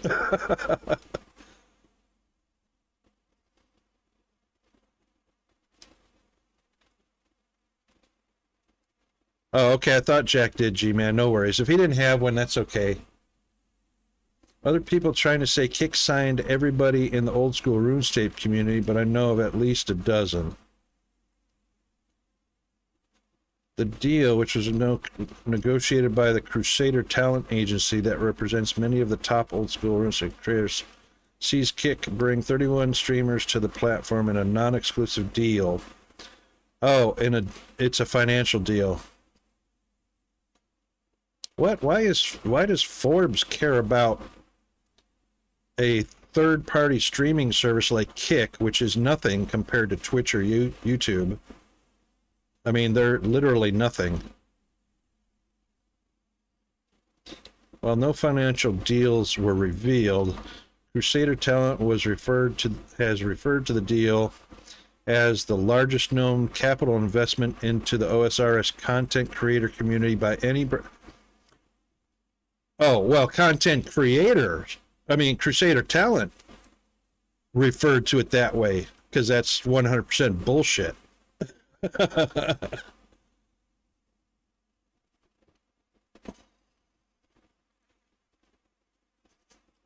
course they're going to hype themselves.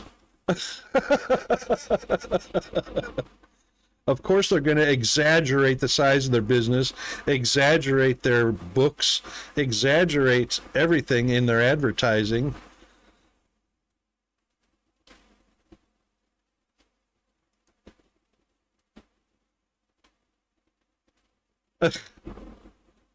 Because 900 million pounds was mentioned.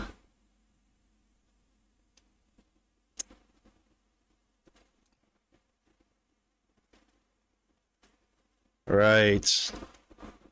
Well, there you go.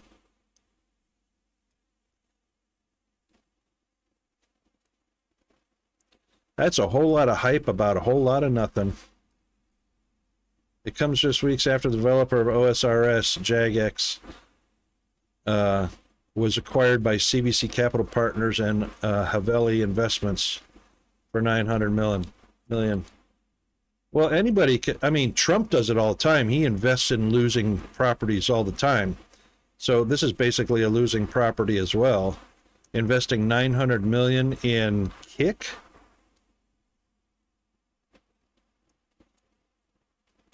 So basically what this is they're trying to create something that creates hype that doesn't exist. So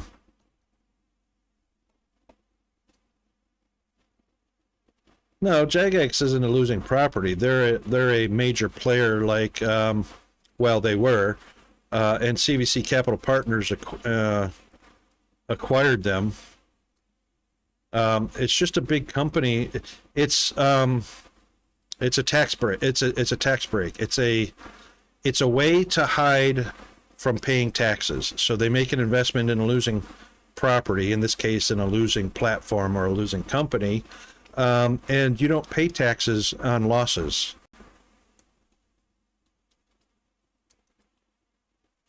Yeah, exactly. Yep. I guess prints money.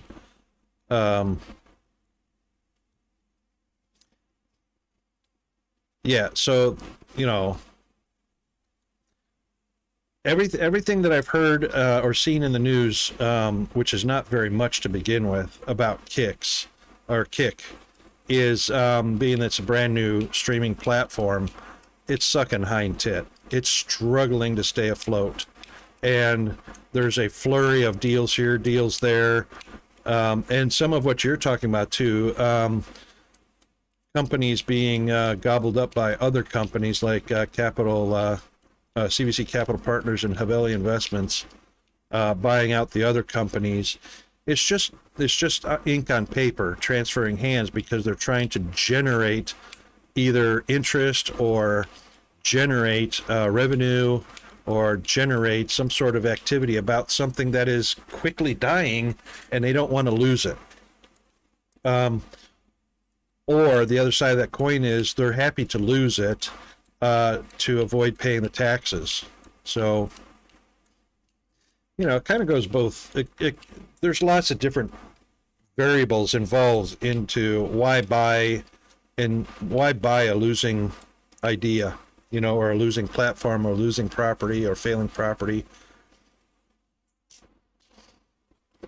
The businesses rarely lose. It's always the consumer that loses.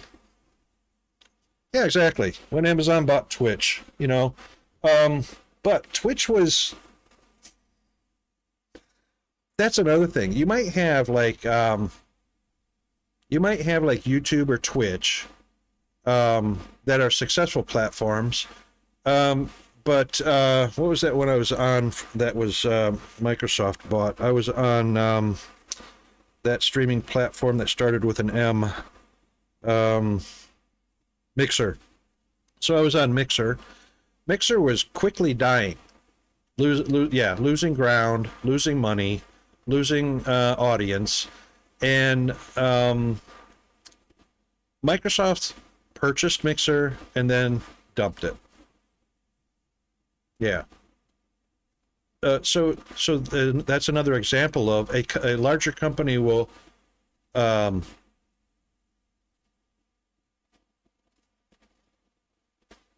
larger company will buy a losing company, not necessarily to salvage it or to make it better, but because it's a tax write-off. It's because it's a company that operates in the red and you don't pay taxes on that. So Microsoft found another, and they're doing that all the time. Big companies buy small companies or losing companies all the time as tax breaks. 65 typos. Jeez. G-Man. I reckon you got the lead there.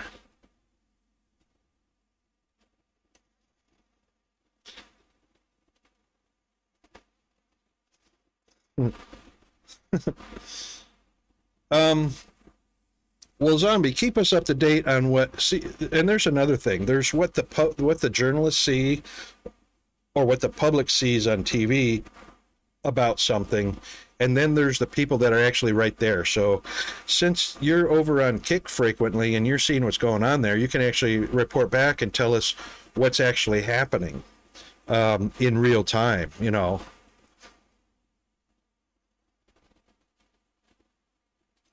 Oh yeah, I forgot about that. Yeah, Blizzard and Activision. Yeah. Oh, there was a back and forth between. Oh, who was that?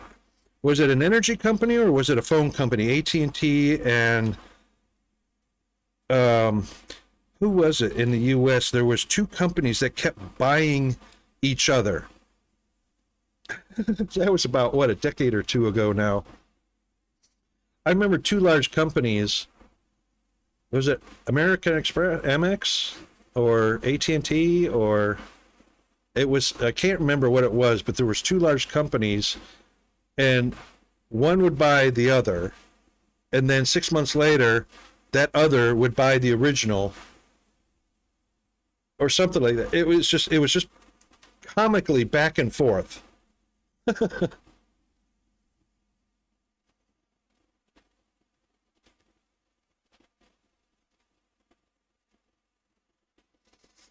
Well, that sounds like either a break even or loss right there, zombie. 4,000 viewers on Twitch and then went to 3 to 4,000 viewers on Kick. So basically his fans followed him over to Kick. Most of them.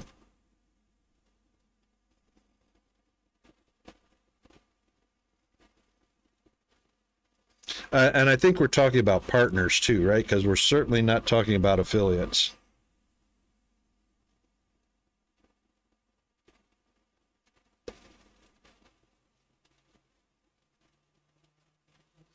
Well, I can't wait for somebody to report with transparency whether there actually is financial stability. And I don't mean coming from the people that signed on as partners. I'm talking about from independent financial group.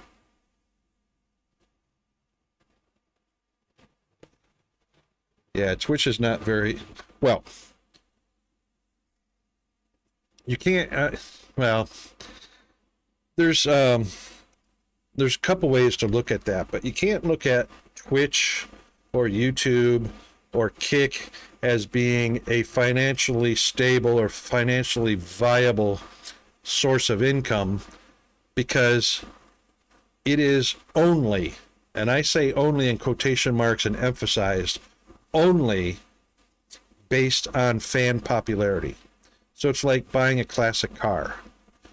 The value of that classic car is only based on what somebody will pay for it or its popularity.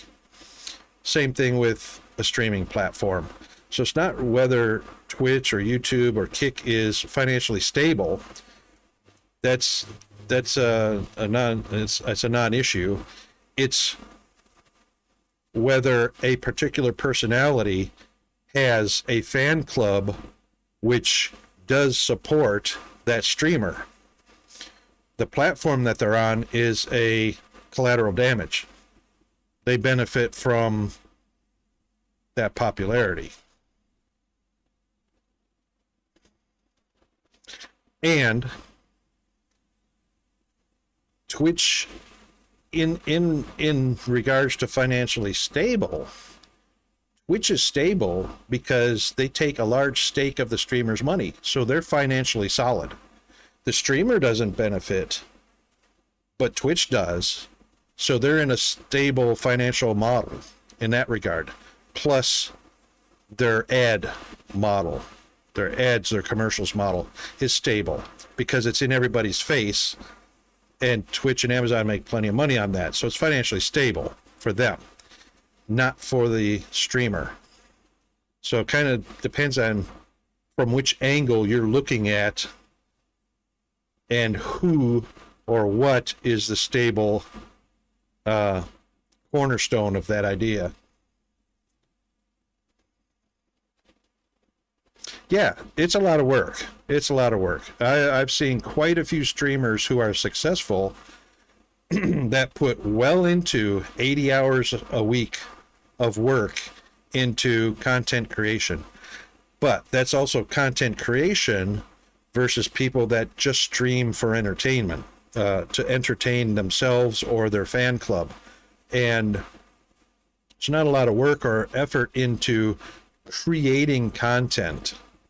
So some people are actually creating content or becoming influencers. I've seen some streamers that were influencers for that that lady from Shark Tank that is a well known on QVC.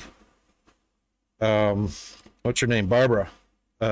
not Barbara, the other one.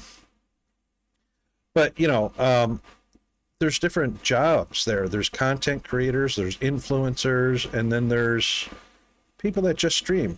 You remember before Twitch was Twitch, it was Justin TV. When it was Justin TV, there were a lot of streamers on there that were just playing racing games, racing sims. They weren't creating any content at all, and they were getting millions of viewers because that was what was popular, is to watch somebody racing a racing sim. Lori. Yeah, Lori. That's right. She's done work and invested in a couple of streamers who are influencers, who also influenced. I mean, it's dominant. It's a chain reaction kind of thing. Those influencers were helping out entrepreneurs who were just breaking into the market. And then, of course, that's how Lori got hooked up with a great number of them that never made it to Shark Tank. This is all off of Shark Tank. That was just a reference for me. But she would get hooked up with and invest in those entrepreneurs that the influencers were bringing to her attention. And those companies were breaking into the market, getting onto QVC and the Kmart and, into their respective markets and making a killing. Or becoming successful is basically what it is. And then, of course, the influencer gets their take from the entrepreneur that they had agreements with. But yeah, not just websites. Influencers are using streaming services, now moving into TikTok, but, Twitch previously, YouTube, and there's actually others out there. I can't think of any of them right now. But, yeah, that's, it's popularity, mostly popularity. So people don't really go to a stream. They don't go to Twitch because they're looking for stable income from Twitch. People go to a platform because they think there's more of a market, more fans on that platform, which is the possibility of making more money because of the fans. So it's like a storefront owner. The more foot traffic you can get coming into your store, the higher likelihood of you making sales and making a profit and doing well. So you have to advertise. And sometimes the popularity just comes from the name, the brand name, Yeah, TikTok, the 45-second attention span. Well, that was the same thing with Twitter. What was it? The attention span of 120 characters?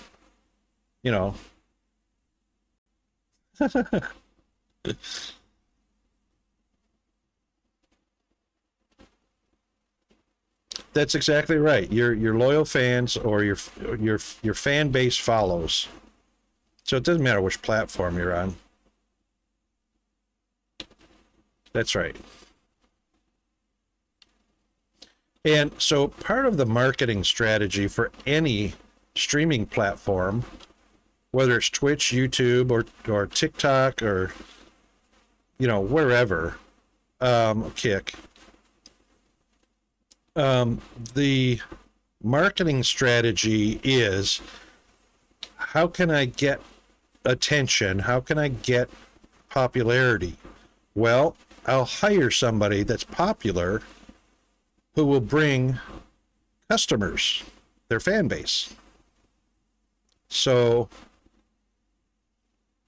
that's what Kick will do, is they will hire a streamer that's popular who will assumably bring their fan base with them, which are customers for Kick, to add to Kick's revenue, and which adds to their bottom line, their profit. There's one Aussie Old School RuneScape content creator that's only on YouTube, both streaming and videos. Pretty much has a nice niche because hardly anybody streams on YouTube. I don't know about that. I don't know how you can have millions of views on YouTube and not have streamers over there. Oops. Nope, don't do that. Don't do that.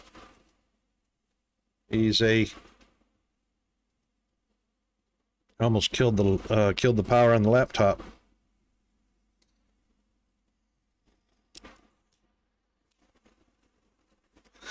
If you hear anybody that says there's nobody on Twitch, or there's nobody on YouTube, or there's nobody on Kick, or everybody's on YouTube, or everybody's on Twitch, you can pretty much ignore anybody that use extremes like there's nobody or there's everybody.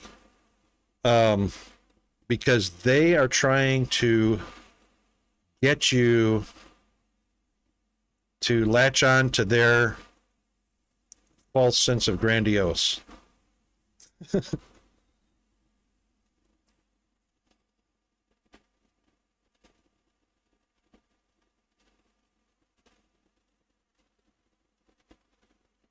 Why would streaming not be as well known with YouTube than it is with Twitch when YouTube was the one which launched it all?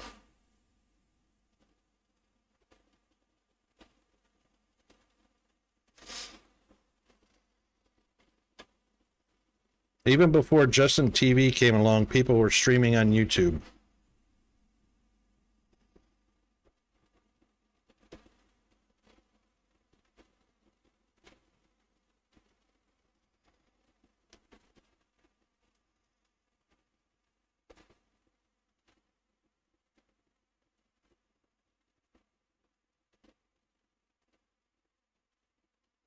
If you're talking about which companies are more well known, YouTube was well known well before Google bought them.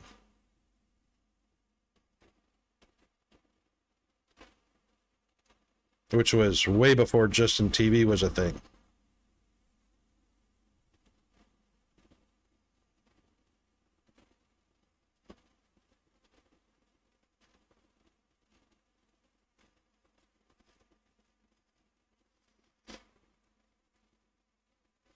Yeah, see, I think it's just, I think it's a matter of being confused with terminology, because streaming, there's a difference between people stream movies to their TV all the time. All they're doing is downloading or watching a movie from a server or something like that. Streaming videos on YouTube was a thing before anywhere else. Which was watching videos. That's what is now being called streaming, is watching a video. Live streaming is a different thing, where there's an actual live broadcast, and it's a confusion of terms again. There's live broadcasting, and then there's watching videos. Watching videos is now called streaming video from the web to your mobile device, or from the web to your TV or whatever. And live broadcasting is now called live streaming. So the streaming aspect, or the streaming characteristic or description of that, is now being used and muddying and merging two separate ideas. It's just a yuppie thing. Yeah.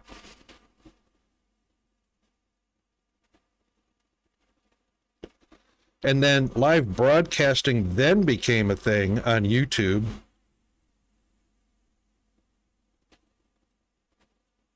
And then became a thing on Justin TV. Well, streaming is just watching a video. Live streaming is live broadcasting. That's to make a distinction between the two. Streaming is watching a video like on YouTube or wherever. And live broadcasting is what we're doing right now. We're live broadcasting. Both of them now have streaming attached to them, which muddies the distinction between the two.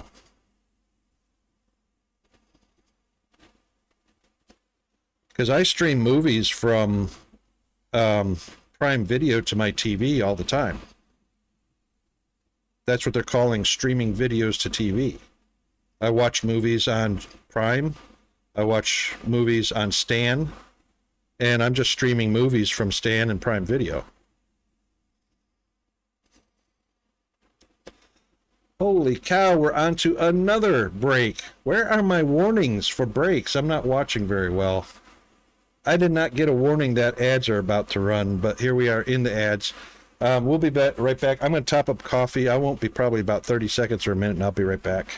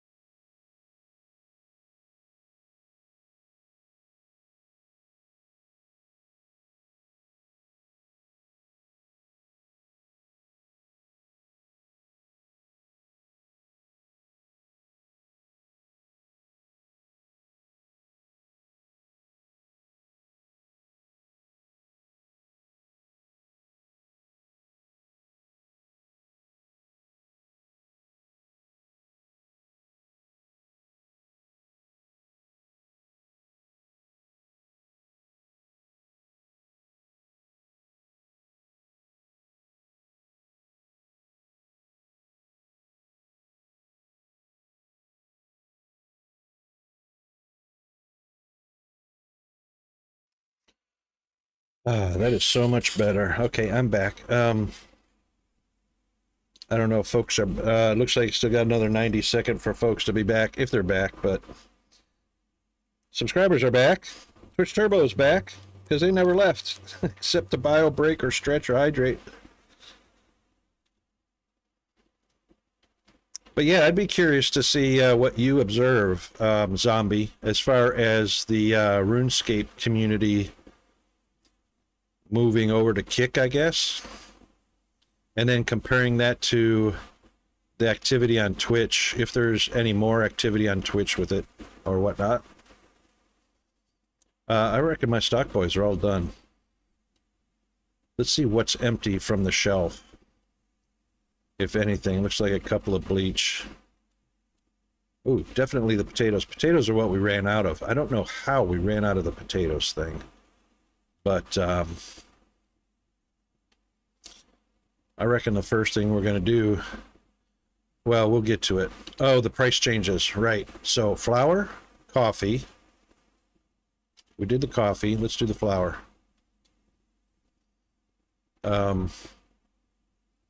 That's rice and elbow. Flour and coffee are over here. Right, okay. 274.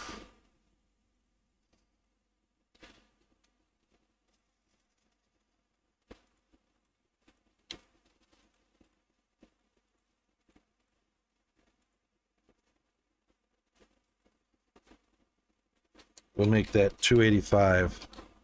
That's 5%. Wonder what, that's about 5%. Let's call that 70 cents, 35. Yep, that's about right. All right, and I think we did the coffee, 871, 915. Yep, and then this one, $1.19. Half that would be what, 60 cents? That's right. So that's good. Those two are adjusted properly. I think there was 4 different price changes.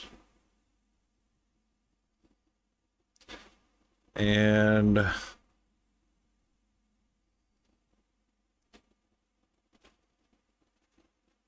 yep, the cheese went up.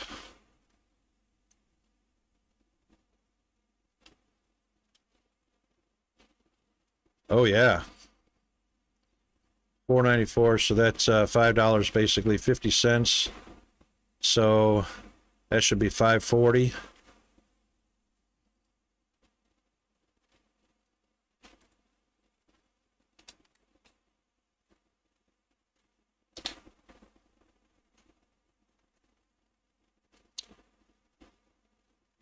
And I reckon we're going to take a little bit off that because that cheese and the Parmesan cheese usually took the biggest hit.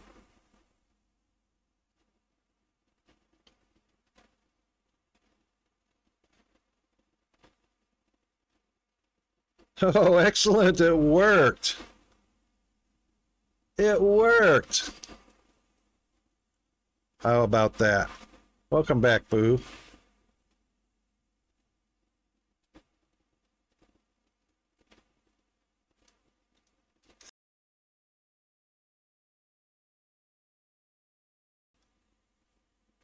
Uh-oh.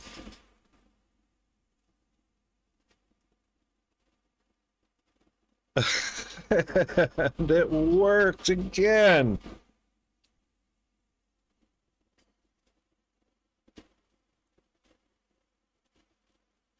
Welcome back, Fire. Returned after 18 days.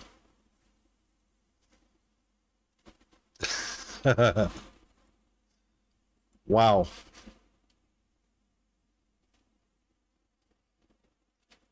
That's just about the entire time of your shift change, wasn't it? Green beer changed.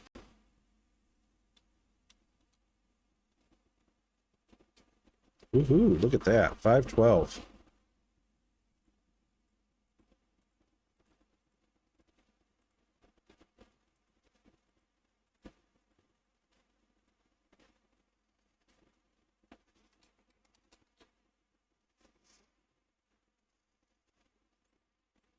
Yeah.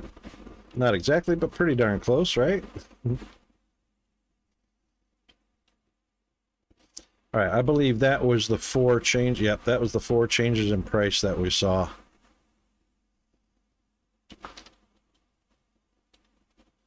All right, we are good on cereal, and there's only 4 in there. I think there's 6 per. There's 12 per.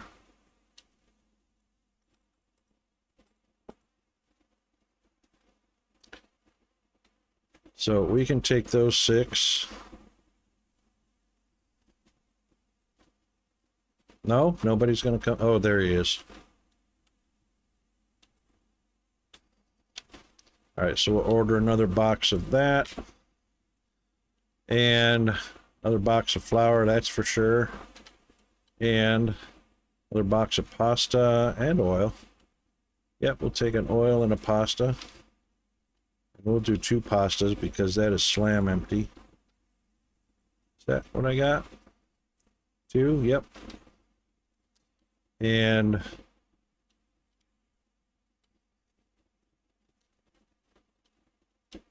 sugar, 9 and 3. Or, yep, 6 and 3. That's a box of 12.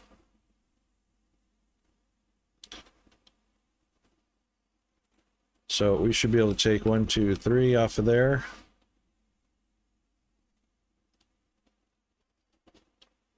Hello. And then we'll just order another box of sugar.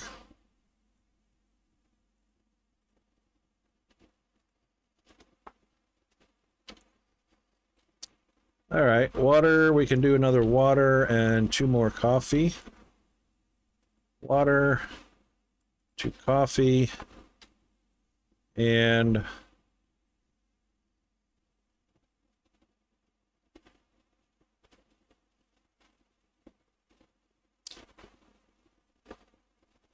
we go through coffee quite a bit. We'll do 3 coffee.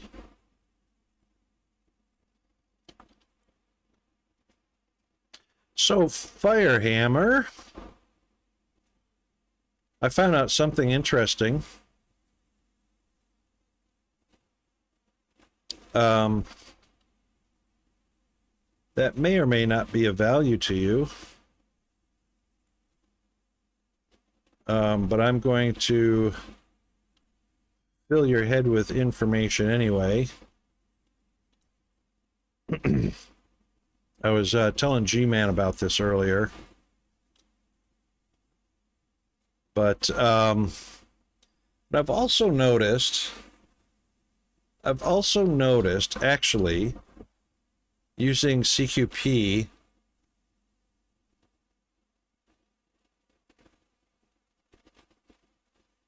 that we're not using as much CPU for encoding.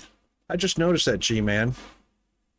So I was telling G-Man and Bo and everybody else that was here about a little something I discovered last night doing some research on video encoding and whatnot. And it's the difference between the recommended CBR encoding and CQP. So if you get a chance to, check out the very beginning of my stream once it goes into VOD after stream. And take a look at that one section that I talk about CQP encoding for video and where you find it in OBS and whatnot. It seems to be doing really well. And I'm happy to see less CPU during that encoding, which of course keeps temperature down when the CPU is not overtaxed. And better bit rate.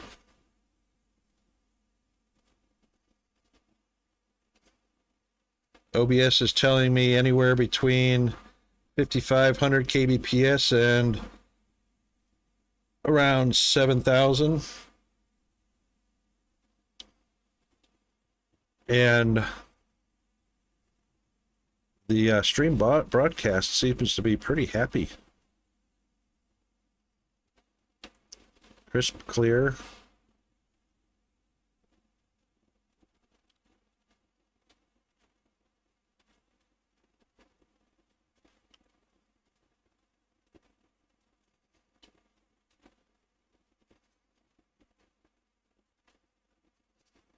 Very little pixelation, if any. But a really nice high throughput. As a matter of fact, I haven't checked with the, I was going to check what the video stats were saying.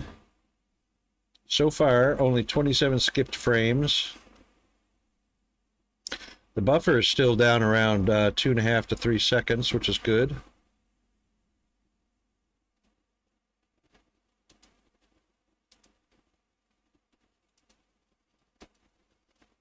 And Twitch may say every once in a while that the stream is unstable, but you know what? I ignore that. Twitch can go screw themselves. I'm not going to lower my bit rate just because they want more bandwidth. I mean, it's kind of a terrible thing to say, but you know, I didn't need eggs on that. Nope, that's fine. All right, so second row, another box of peanut butter, flour, and oil. Peanut butter, flour, and oil. And still partial boxes. 5 and 4. Those are 8 per box. I'm not going to be able to fit 4 more in here, but still. That's still going to be an 8 and 1.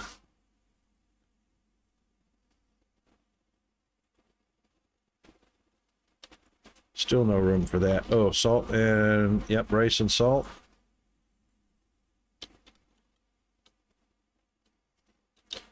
All right, orange juice, definitely. We'll get 2 of those right off the bat. How much is in the fridge? Anything? Oh, there's about half a box missing from the fridge. That's all right. 2 will do. And then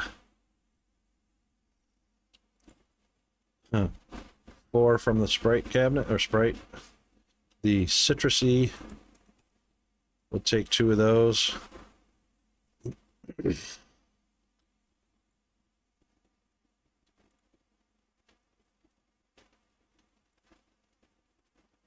And we'll put those 2 in.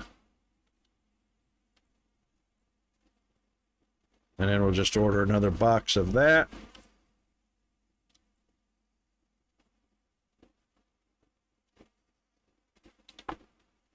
Yep. Okay, and then milk and apple juice.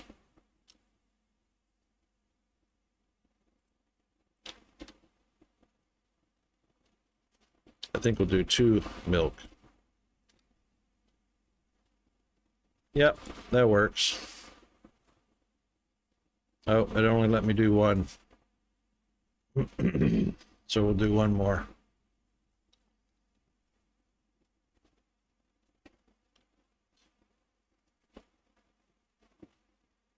He's going to take some anyway. Yep. And he's going to take some, put on the shelf. That's fine.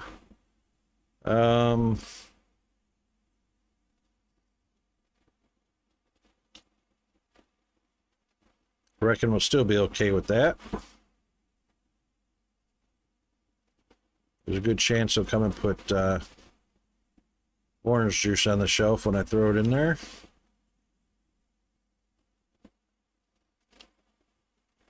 Yep, here he comes. So we should have 2 of the orange. There we go.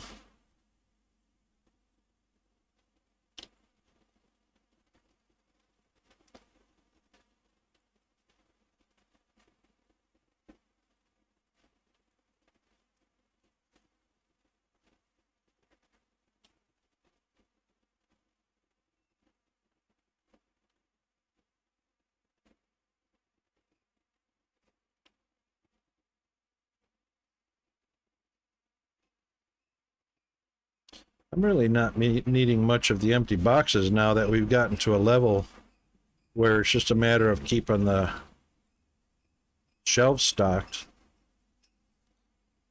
So I figured out how to get them. Plus we should be getting the new feature of moving product by hand outside the box fairly shortly here, fairly soon. Because that's going to be a thing. All right, everybody happy over here? Except we only got 1 milk. I even bought an extra one. All right. Next rack.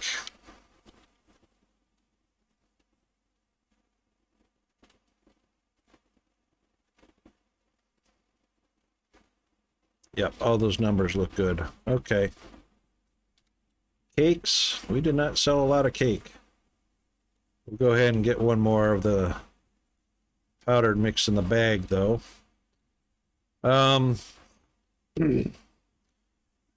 Hate when it does that. I didn't do any searching.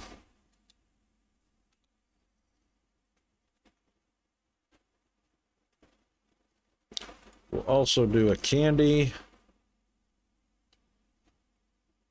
Definitely cereal. 2 boxes of those. Did we do any bleach? We didn't do any bleach sales. I am going to take those, though. Because weirdly enough... There's 2 on the shelf and 2 slots available. So we'll go ahead and do a bleach. Good enough on the soaps and the shampoo. How much doo-doo?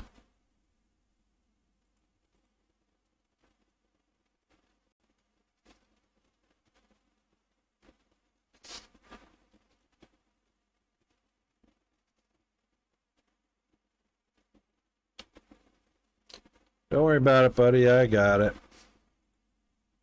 You're too slow anyway.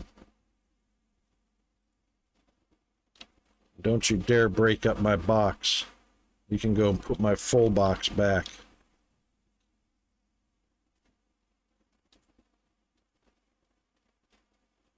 Hands off. All right, so we'll get 1 more box of that. And that should take care of that rack.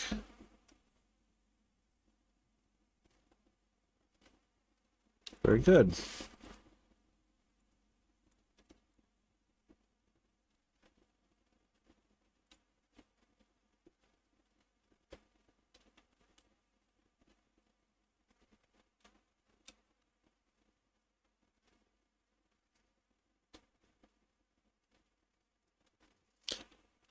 Yeah, I'm with you 100%, Bo. Hey, Bo, aren't you, you just passed your level 42 a little while back. You should be up to what, about 50 now? Or close to 50? Store level?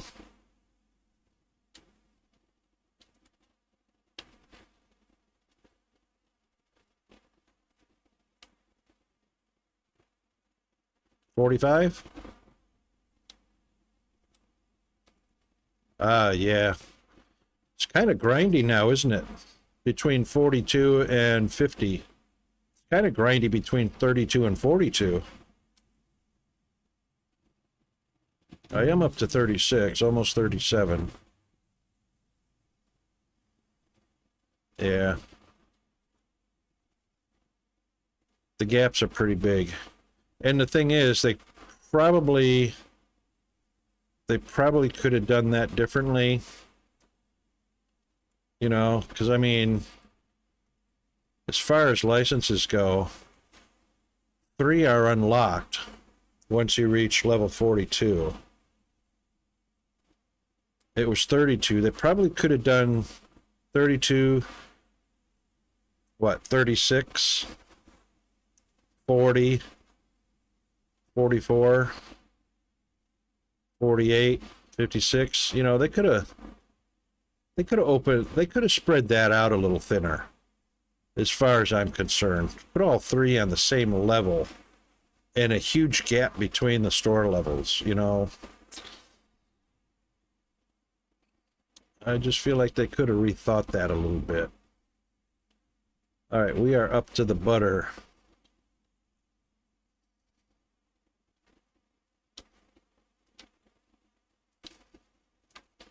So we'll do a butter, a cereal, and we got 2 chickens again. And we got 2 over there.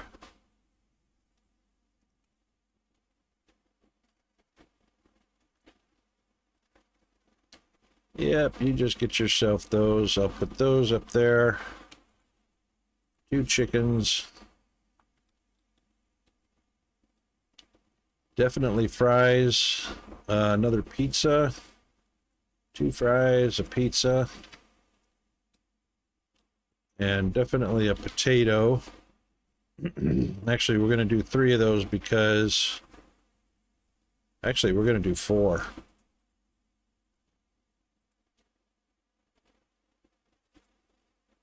We're going to do 4 because 3 for the storeroom plus... Ooh, 4, 5. Hang on, it's 4 per box. Yeah, so 4 is right. Yeah, that's right.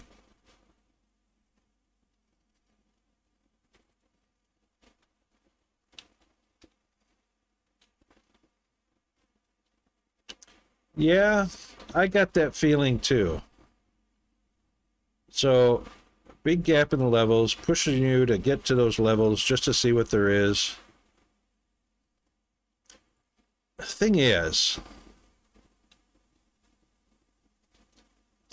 that getting to that level 52, was it 52 or 42, something like that?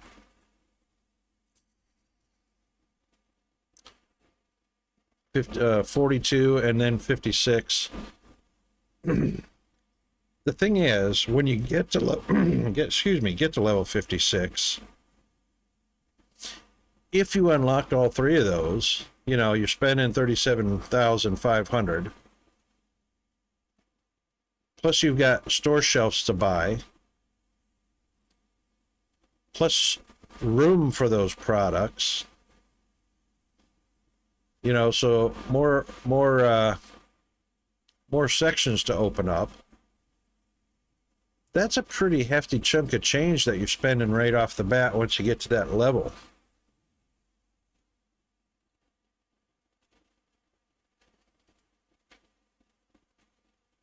Couple streams at max. Well, grinding, spending the hours to do it.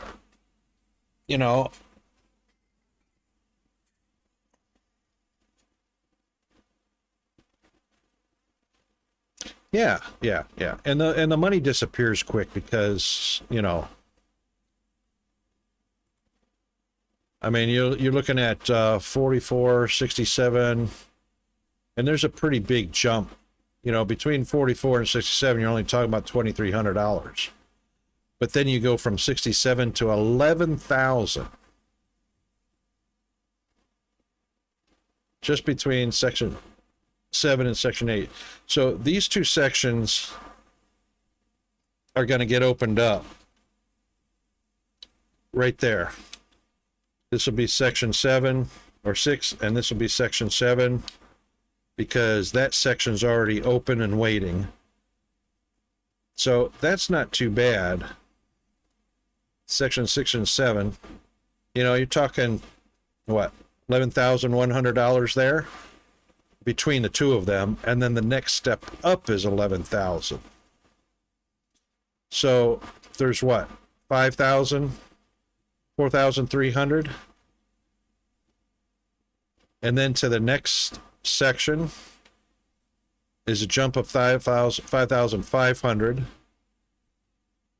and then oddly enough 3,600 to get from 9 to 10. It's only 3,600 between those two. You know?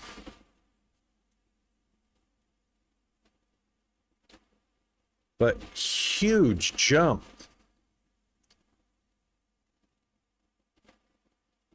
Yeah. They could have smoothed it out a little bit. They could have smoothed it out a little bit.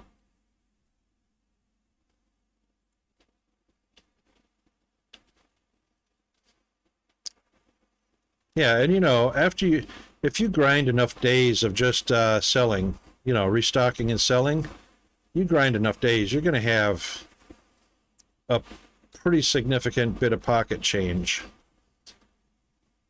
So that won't be much of an issue. It's just the increments that sticks out, that jumps out at you, going like, why the hell are those like that? You know.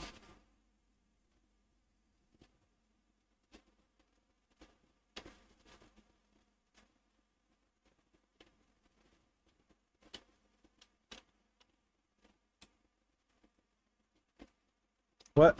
There they are.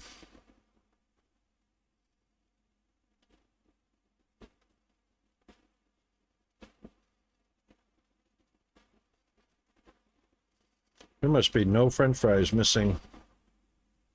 1, 2, 3. Oh yeah. There's 2 missing.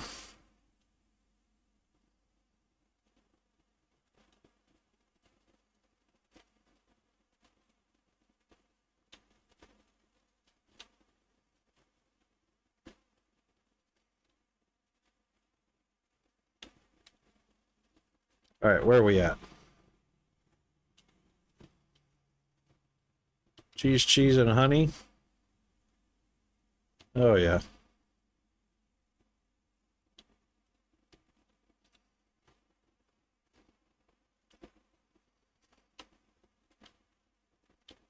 All right, next set. Lasagna, don't get any on you.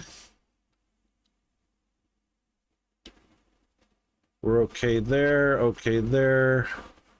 Looks like we need a small. No, it looks like we need a large. Large sushi.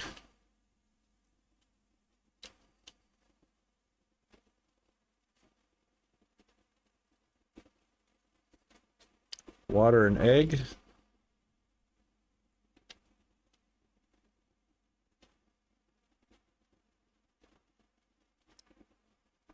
I'm still streaming. Where?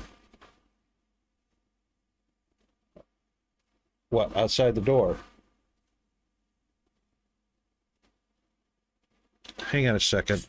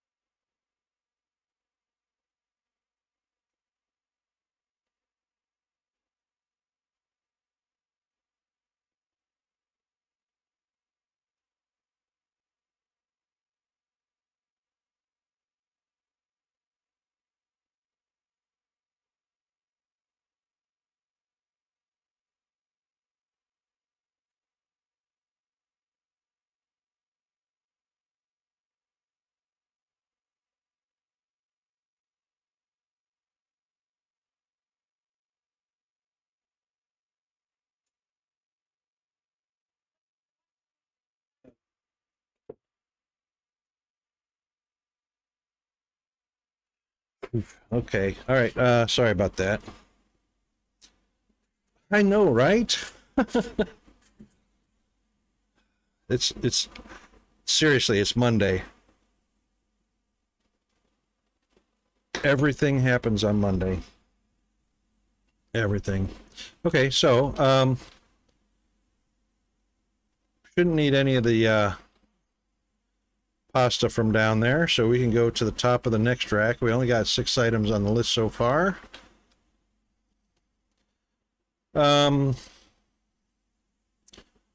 Right, sugar, tea. We'll get 1 tea. And then, yeah, 1 hot sauce and 1 ketchup.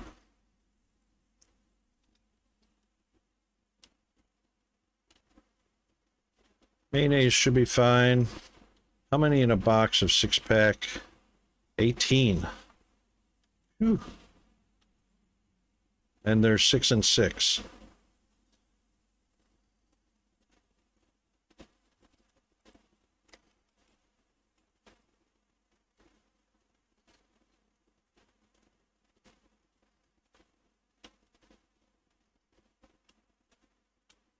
All right, 18. So there's a partial box there. We'll get a full box to fill up on top.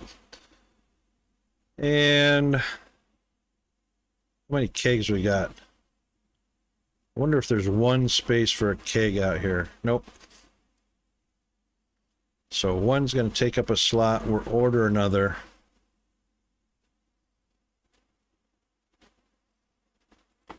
And then the beer bottles should be fine. 14's kind of low, but it's still fine.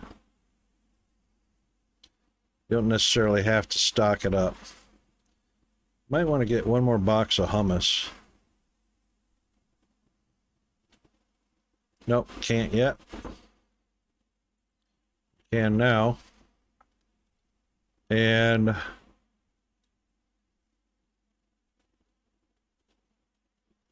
we didn't sell a lot of vodka lately, have we?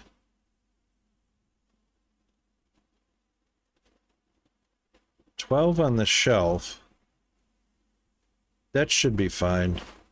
We'll go ahead and get the premium flour. And we sell a lot of pepper for some reason. All right, pepper, rice, and bread. We'll do 2 more peppers, rice, and bread. Oh, thanks, mate. Not big. You got drinkers in yours? Oh my God. Yeah, you know what? The big sale has been the kegs, and then the ale.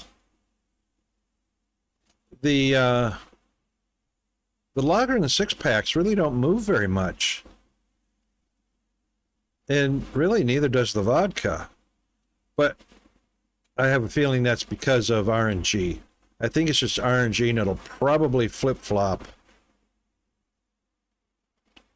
And then I won't see any runs on kegs, and I'll get runs on bottles all day long, you know?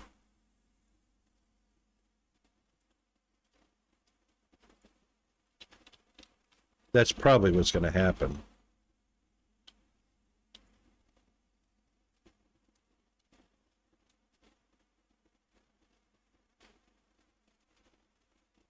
Three cases a day? Yeah. When I get runs on those kegs, it's usually 1 or 2 people buying 3 kegs at a time. You know, nothing against that, but you know, so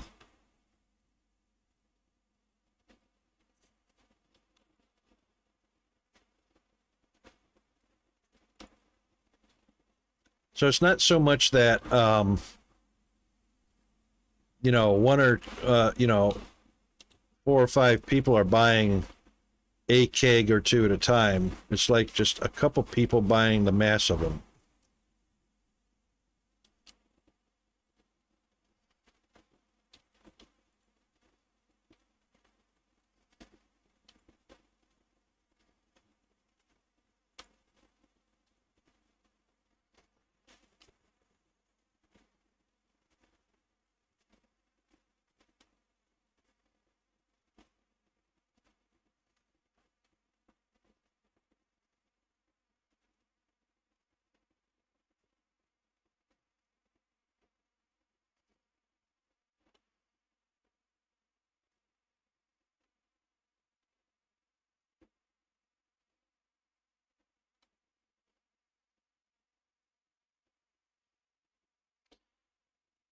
Well, I can't wait until it's a point, we're at the point where it's just a matter of restocking the shelves and not having to shuffle product around between boxes. That'll be nice.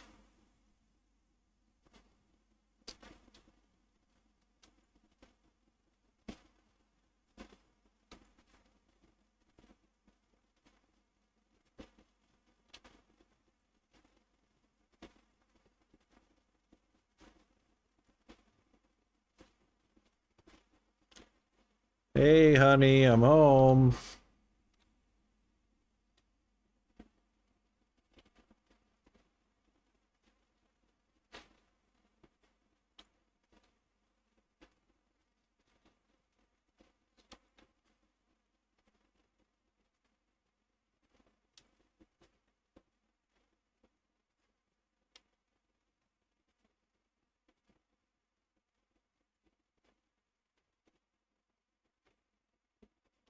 All right.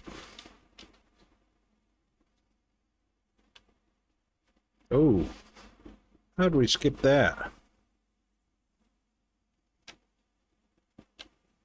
Oh, he might have come and grabbed some of that mash. All right, one left on that.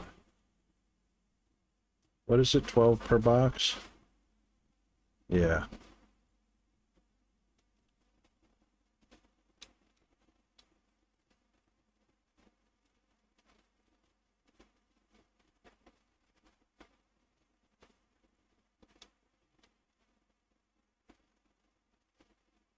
I reckon that'll set us right. Now, hopefully nobody will complain about prices since we got all of those adjusted.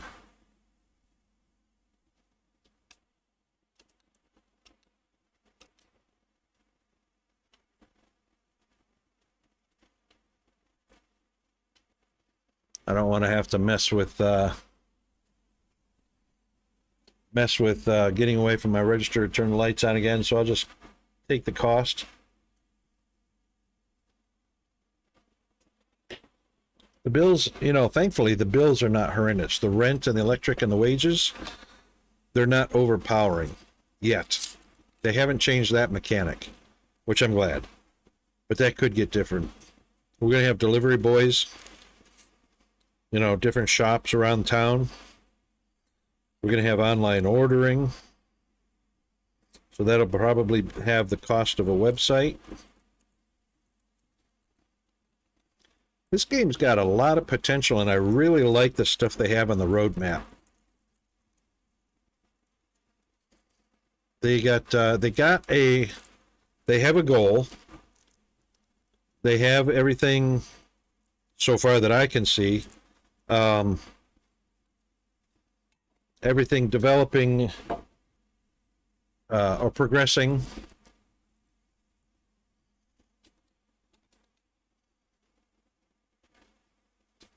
I know, right? Can you imagine?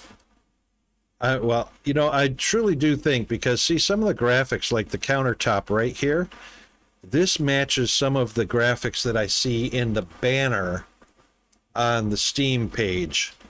But that's the only thing that matches. The shelving doesn't match.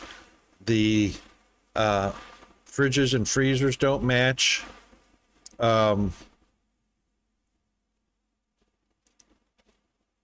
Even the checkout doesn't match. They have two computers side by side. One which is, I'm sure, FPOS, and which is the other one's probably a cash register. But they're both terminals with keyboards in front of both of them. So I don't know if those banner graphics are from images of the models that they have planned down the road, because these feel like very blocky, very basic placeholders. You know? And the banner and the store, Steam store, I think are using what we're going to eventually see that we don't see right now.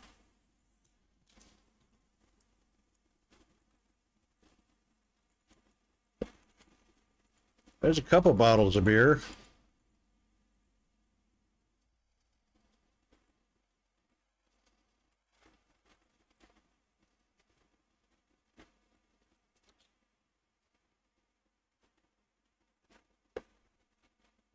Yeah, exactly. Exactly.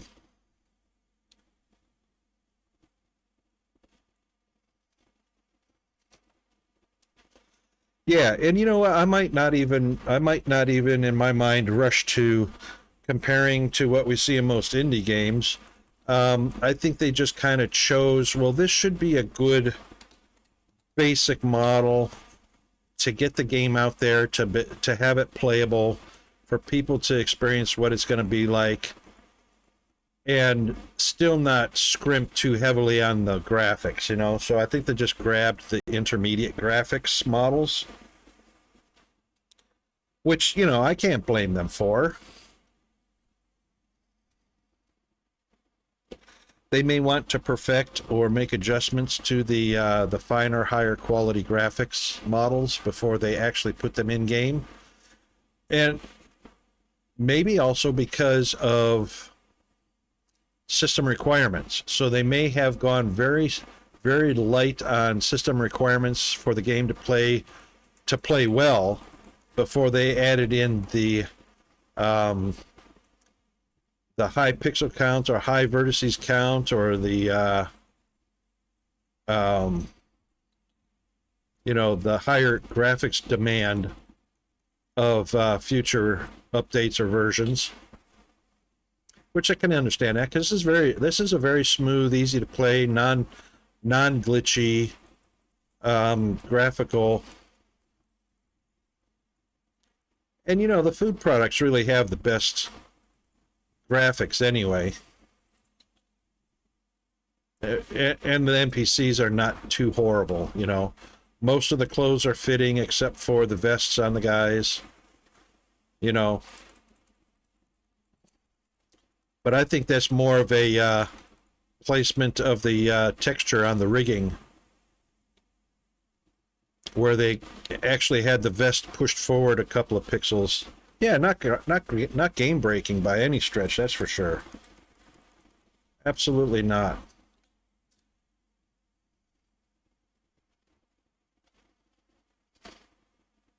Yeah, the so far the only glitch I've really seen with any of the NPCs is just the stock boys standing and staring at the shelf, and that's just a matter of pull a box off the shelf, like, you know, you were saying, and put it back on and start moving, or I just pop out to the main menu and back in and they're going again. That's basically all it is.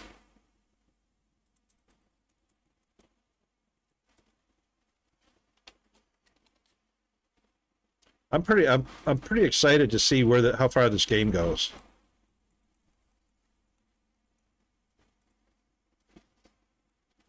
I've definitely seen worse starts, like fire hose games, putting their cart way before the horse.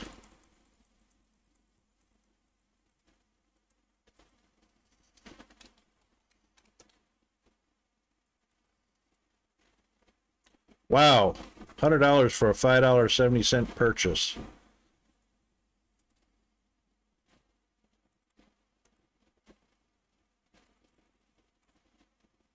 I'm going to take my time, buddy. Listen, I appreciate you giving me $5.70. Have change next time.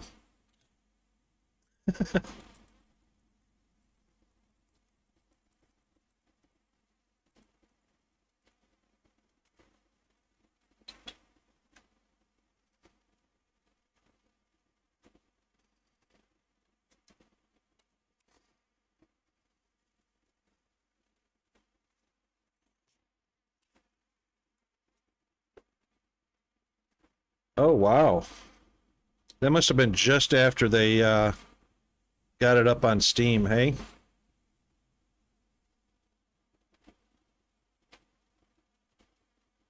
Oh, keg, too expensive. All right, I'll fix that in just a second.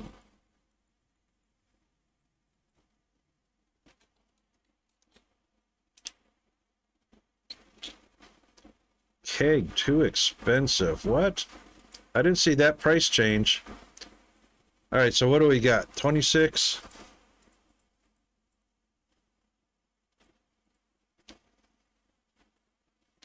$26.38. $27.70. I'm right on the money. I'll take 5 cents off of it, but that's all.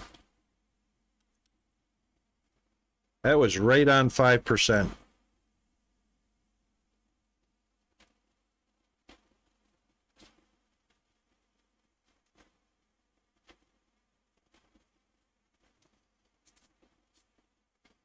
See, I hate that. You're getting away with 10% markup. I get a 5% markup. Right on the mark. 5% was $27.70. And it was too expensive. The Parmesan cheese was at 5%. I lowered it to 4%. They still complained, so I lowered it to 3.5%, and then they stopped complaining.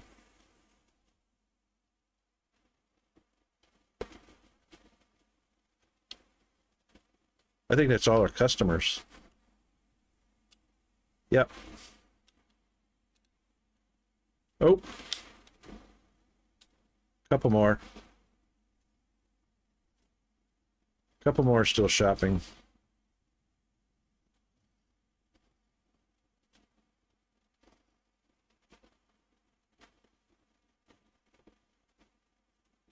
He's still wandering around for stuff.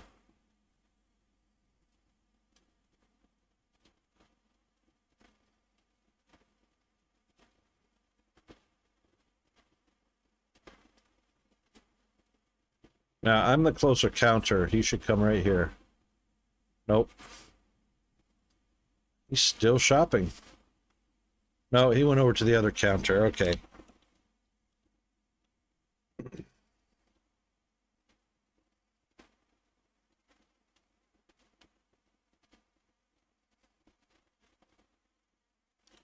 He bought that after I changed the price, which is good. Otherwise, that would have been another complaint.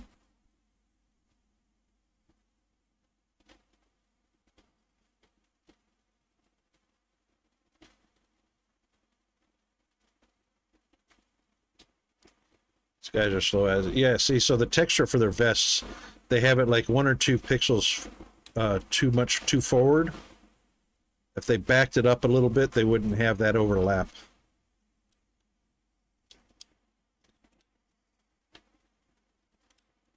Okay. I reckon that's everybody.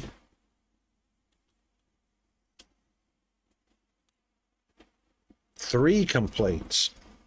Oh, I must have just caught that keg. I hope it was all about the keg. I can't imagine. 2,700. We're getting closer to 3,000 profit. And 2 customers less than yesterday. Cereal, hot sauce, soda, and cheese. Again.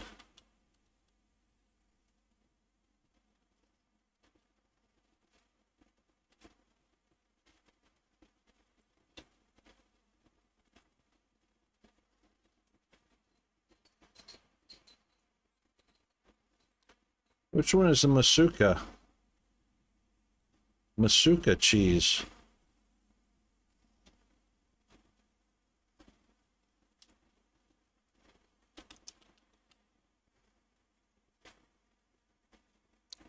Oh, come on. I saw a price change on cheese.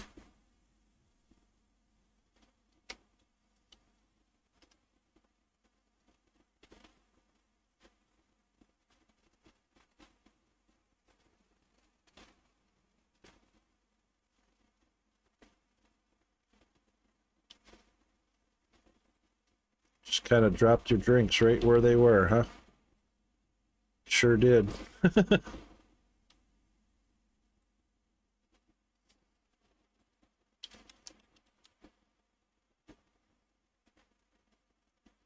All right, maybe it wasn't the cheese. Let's see if there's 4 price changes in here. Mr. Orb! How are you doing today? Happy Monday. Indeed, it is a mysterious happy Monday.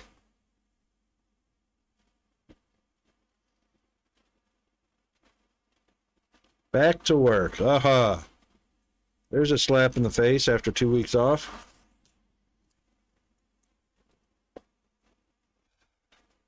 Because you know you're going to be making up for that 2 weeks all in a day or two. Oops, hang on. That's not you, is it?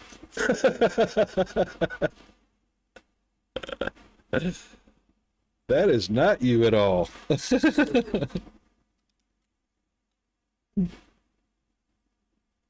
That's you. Sorry about that. I don't know what happened there. Well, somebody just got a shout out that a freebie shout out.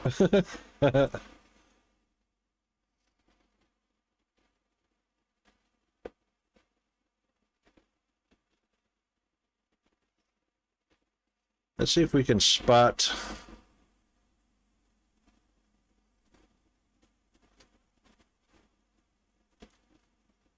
All right, Zap Soda, we saw that.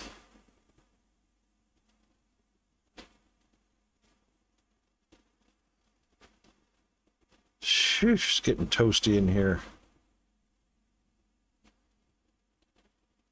Oh, it's the Masuka Parmesan. Okay. Or lasagna. Zap Soda, lasagna, hot sauce, and... Come on, I saw 4 in there.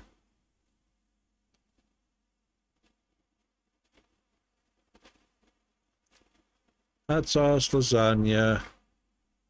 Don't get any on ya. Cereal. Honeybees. And Zap Soda. Okay.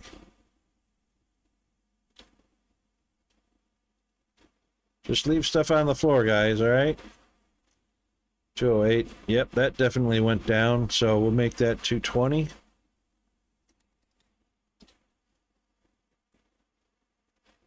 The honeybees.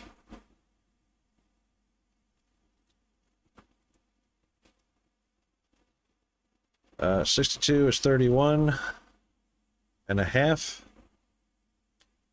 That'll be 50, 60. We'll make it 660 even.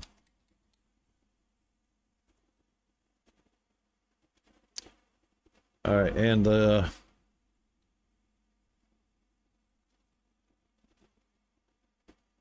beat you to it, buddy.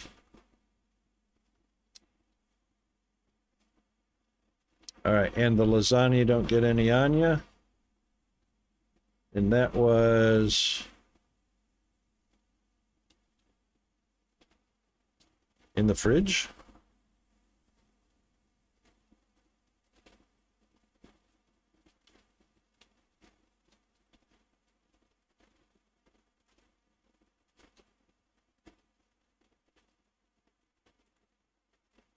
No, that's the scallops.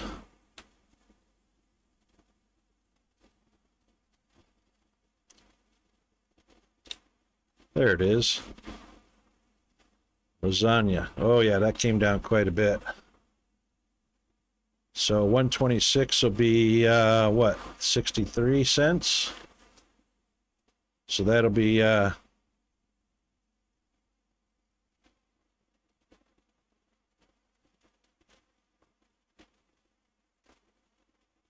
1332, 1330. That should be fine.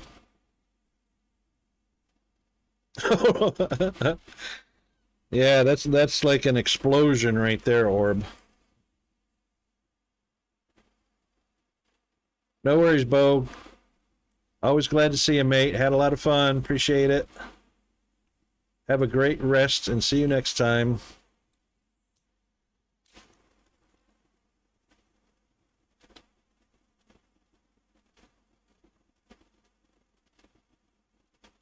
And hot sauce, I think, was the other.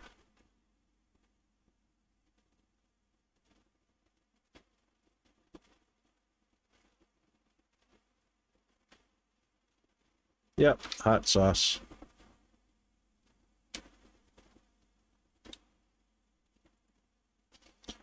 Oh yeah, that went well up. All right, 563.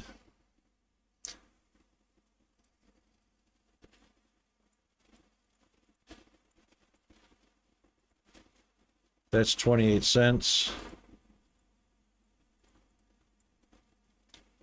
We'll make that 590.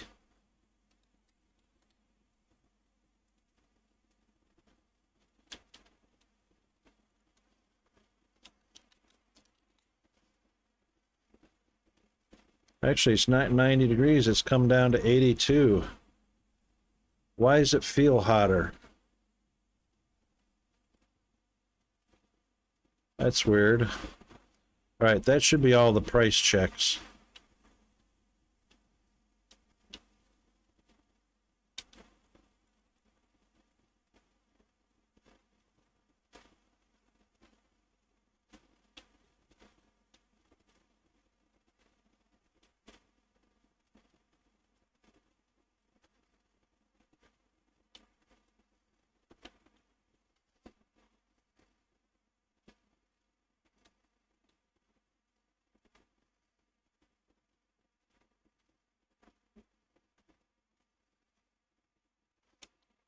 Where did I put that cereal at?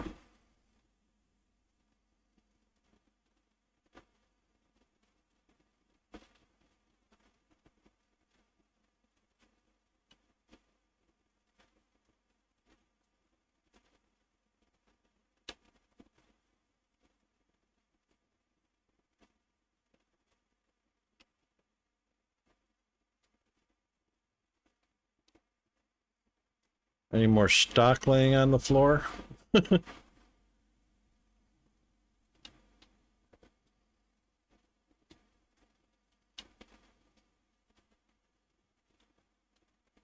I don't see any. Boy, they sure cleaned out those kegs. I wonder how many's left on the shelf. 5. Wow.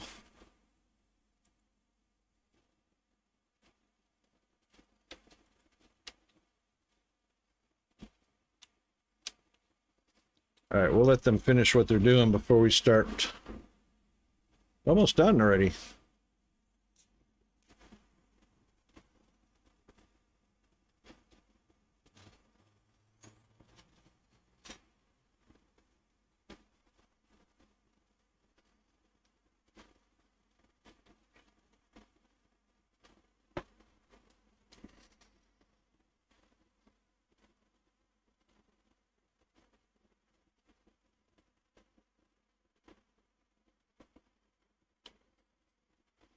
Oh, what do we got here?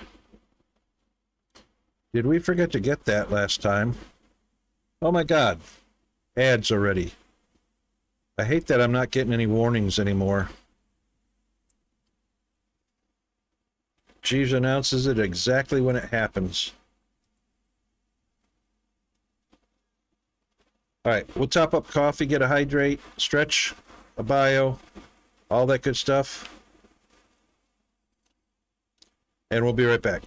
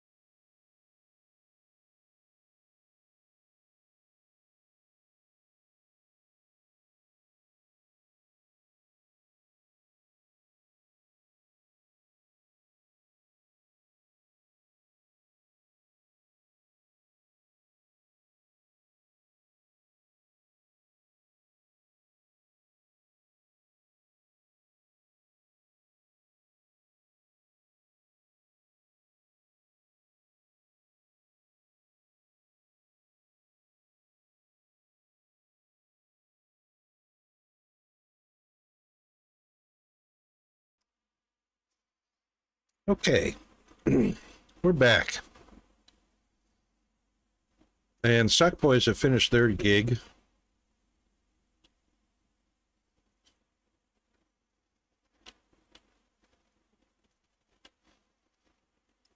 And it looks like we're going to need...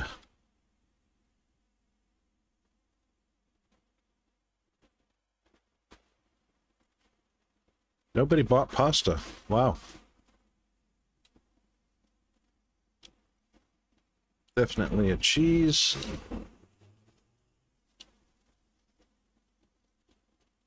And we'll get nobody bought milk. We'll get eggs and tea.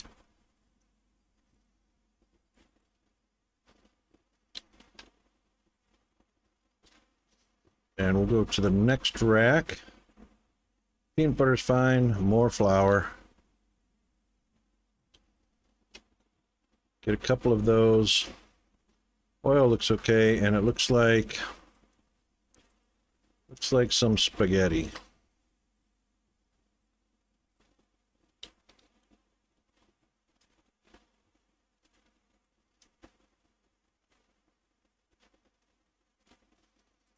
Actually, could have got another.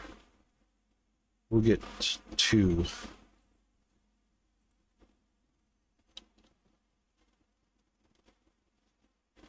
So 1 on the ground, 1 more.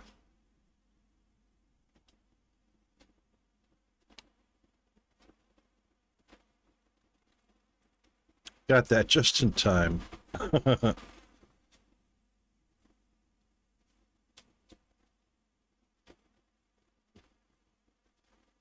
4 in 1 box.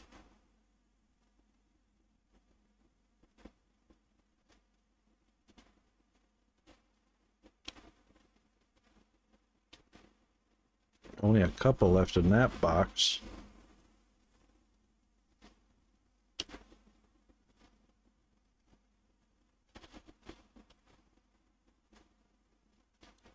Some cheese, if you please. Grab it.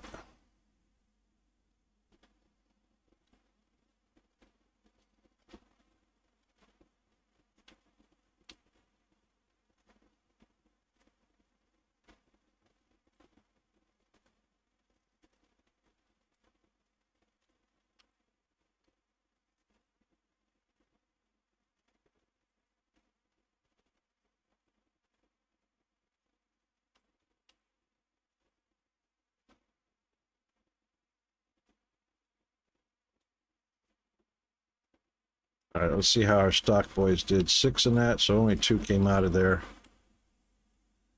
All right, 9, that's going to have to stay at 9. That's fine. That's fine. Those are good. That's fine. So we got 1 more box of pasta coming.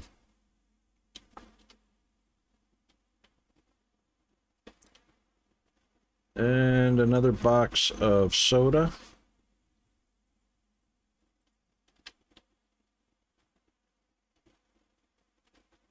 And I reckon another milk and another milk and another soda. That'll take care of that rack.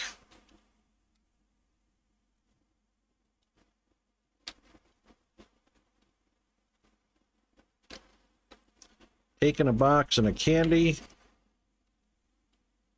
We'll get a cereal, a chocolate, and 1 more yogurt.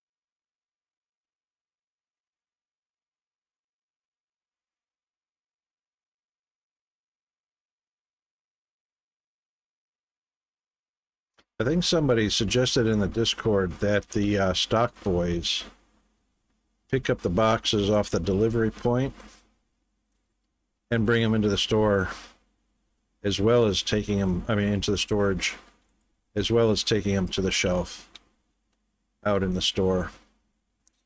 How do we do on bleach? We'll do one more bleach. We'll do a cleaner and a dish soap. And looks like hand soap and shampoo as well.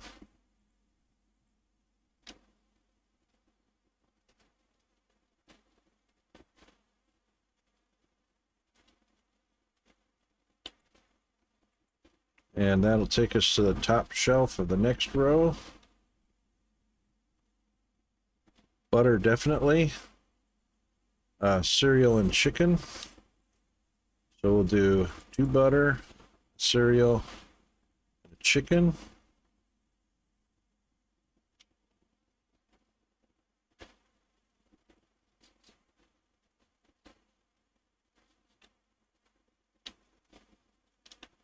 I think we'll do 2 more chicken as well.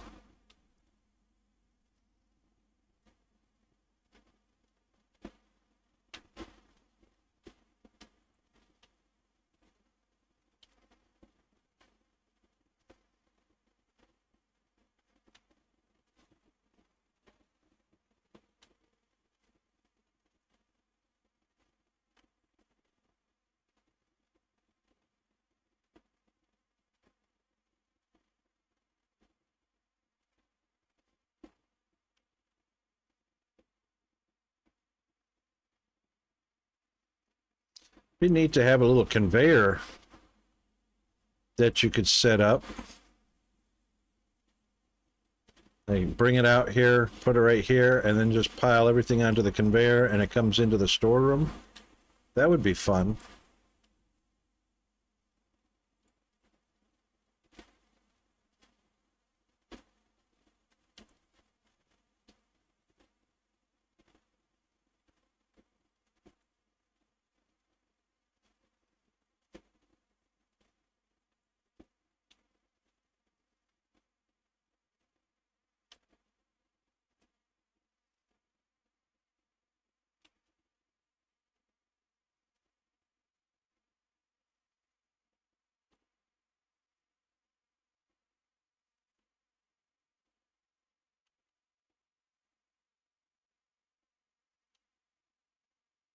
I reckon we could do 2 more chicken and a potato.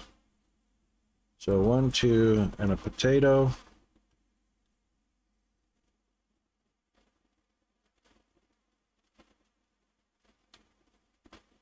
Both cheeses. Yeah, both cheeses and some honey.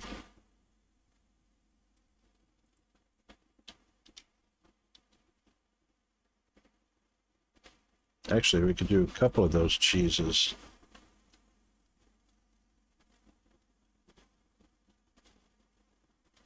And eggs in powder.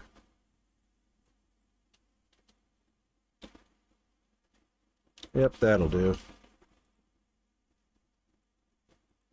That will take us to the top of the next rack.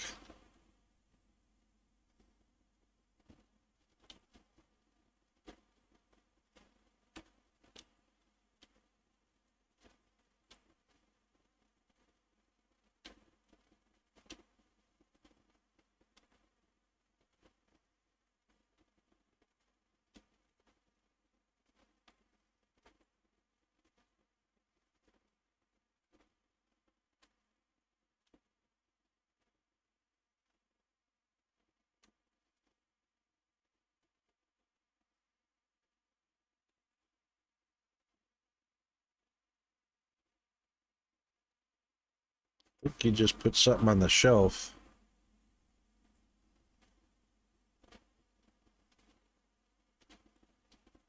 Couldn't have been very much.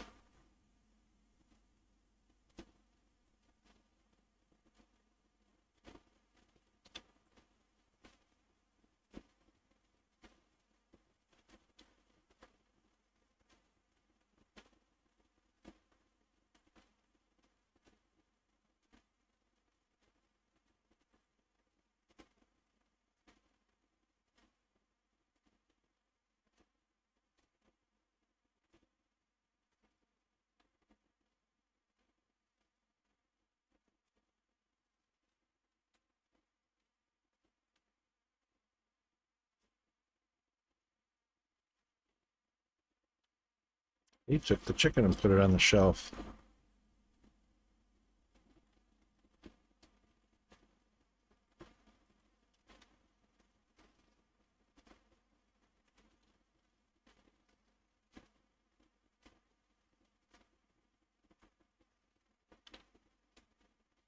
Okay. That finishes that row.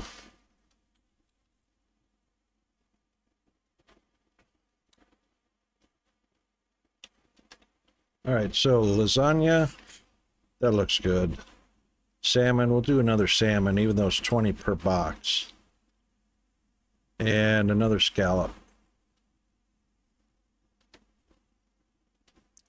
Good on steak. Only 2 large sushis.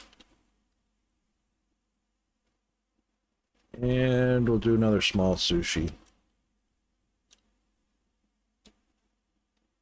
Yep.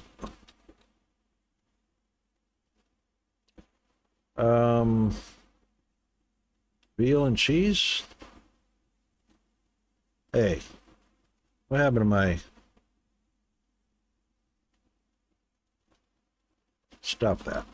All right, veal and cheese. Yeah, we could do a couple more coffee.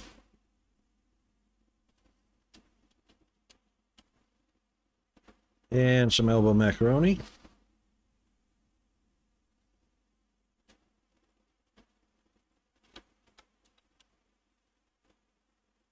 Yep, we can do that.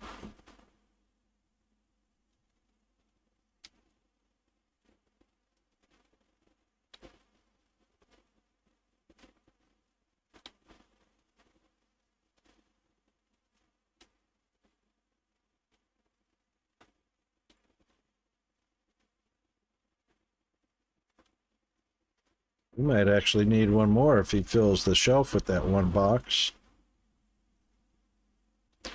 We'll see if he empties the box or not.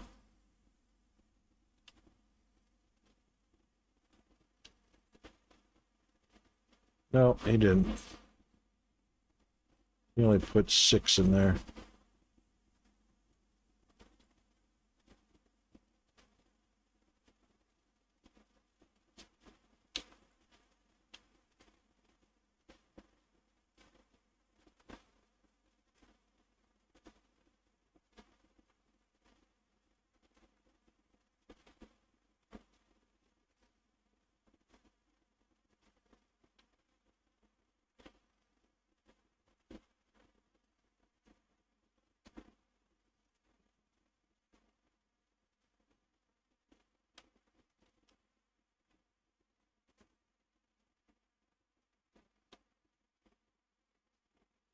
Jeez, if you please.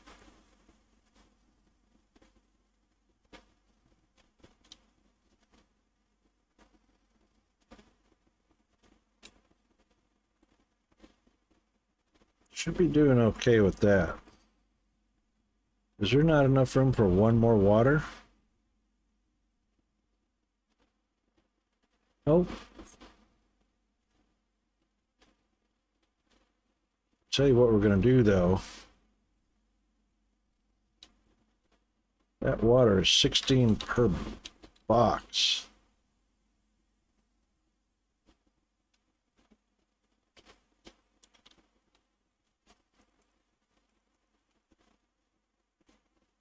So we'll take those 6 off the shelf. We'll put those 6 in, throw it away. And we'll order another.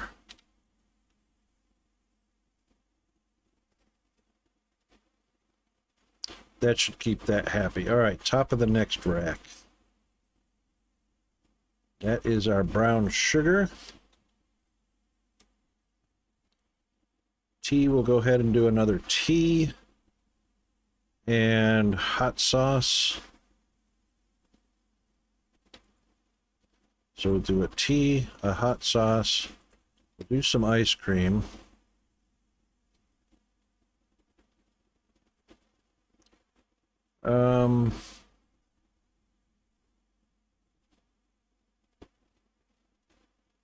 Yeah, I reckon we can do another mayo.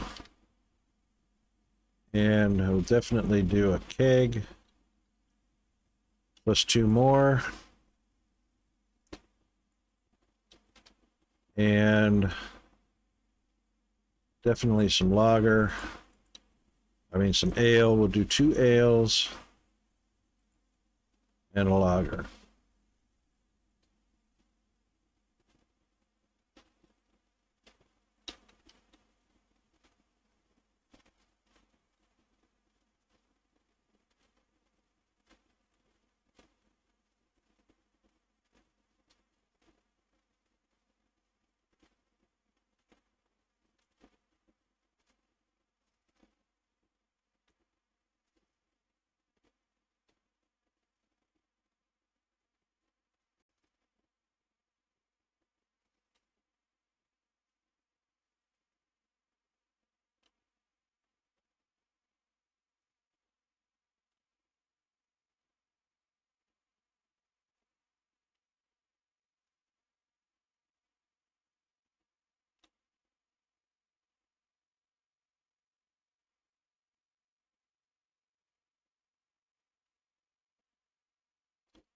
Figured that would have triggered one of them for sure.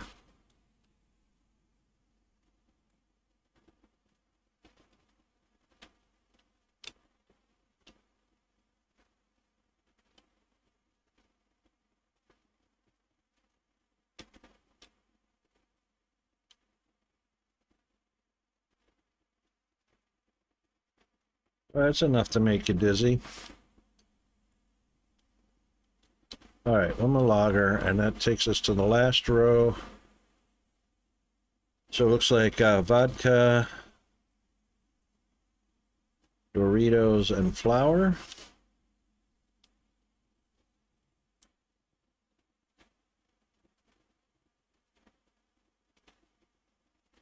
Vodka, Doritos, flour, and mash.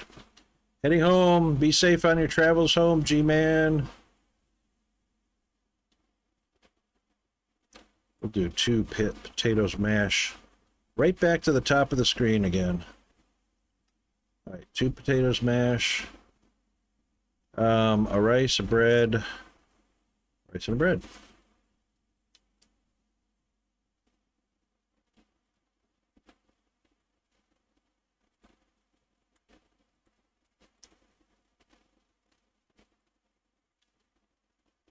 All right, that should do it. And that should finish us off with restocking.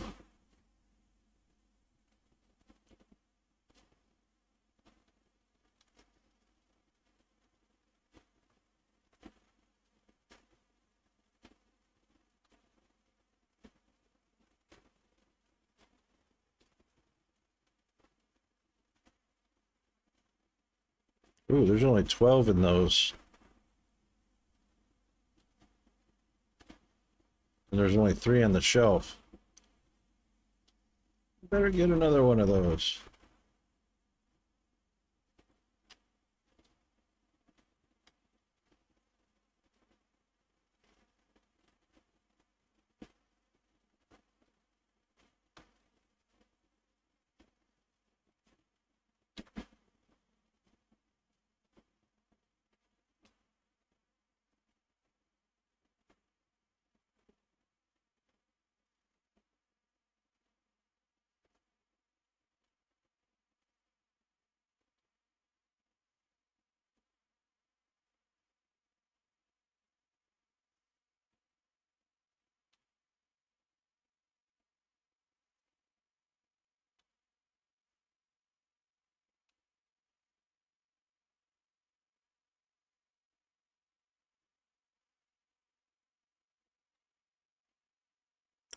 All right, I reckon we're doing okay now.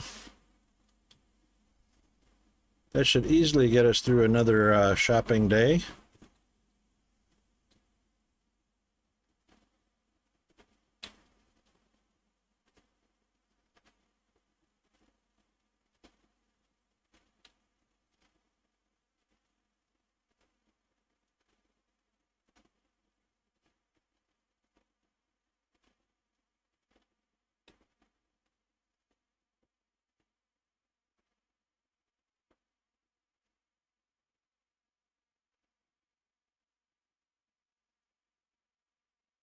Excellent.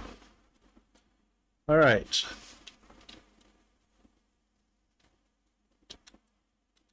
Hey, everybody, happy to go back to work? Let's make a killer day, hey? Let's see how we do.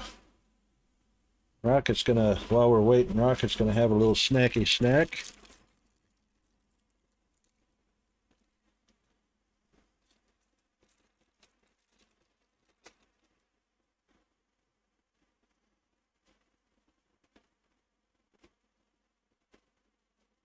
Hopefully we got all our pricing right and there won't be any complaints.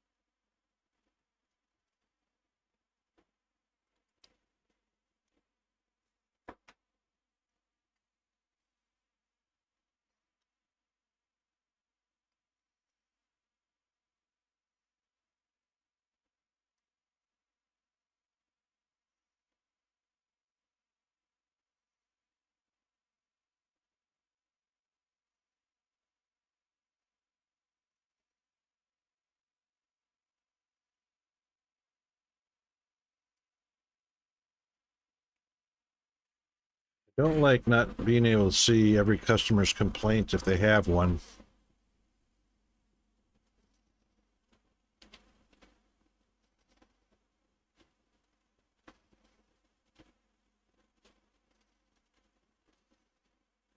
Oh, there's a new one. I've never seen the brown coat lady. Oh, hi. Scared me. That's a new customer model I hadn't seen.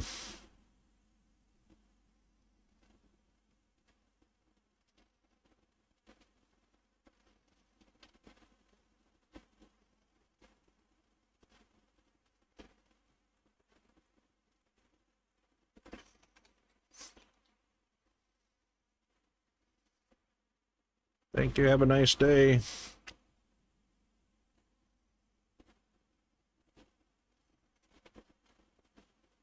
He looks like the checkout guy.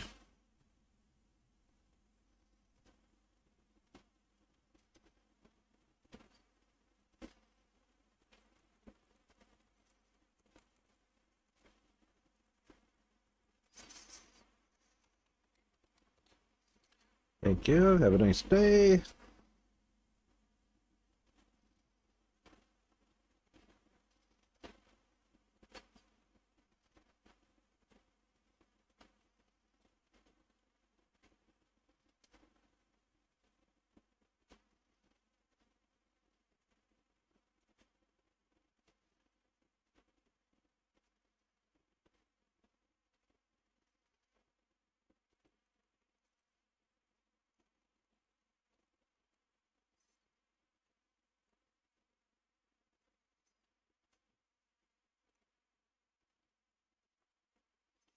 Thank you. Have a nice day.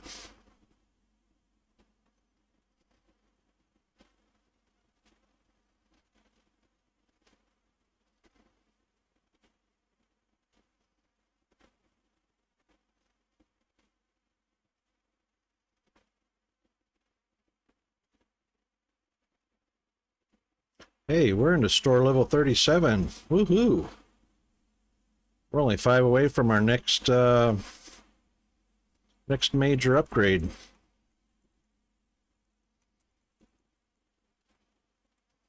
Thank you for using plastic.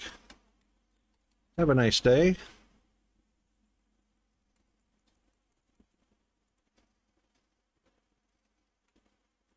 Your change, sir. Thank you. Come again.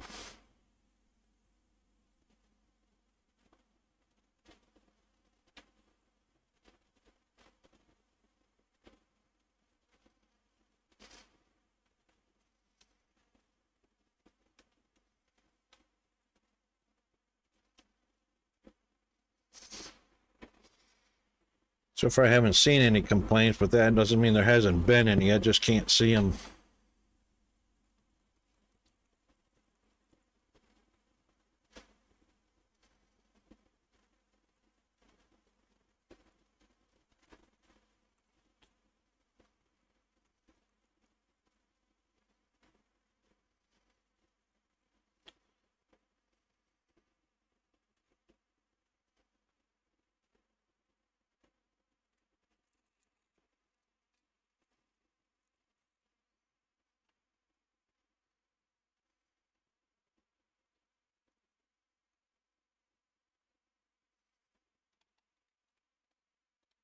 Thank you. Have a nice day. Hope you found everything you were looking for. Enjoy your salmon. And have a nice day.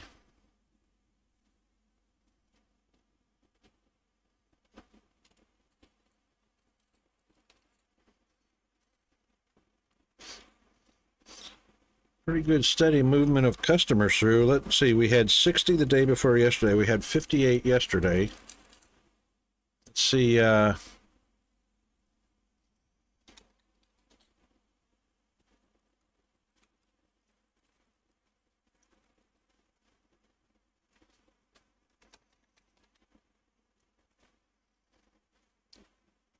a pretty good line of customers over there that don't have to be. There's an empty register over here. 2 full lines over there. Empty register over here, please. They should be doing an automatic switch as long as there is a customer, as long as there's a register open, they should detect that there's a register open and move straight to it.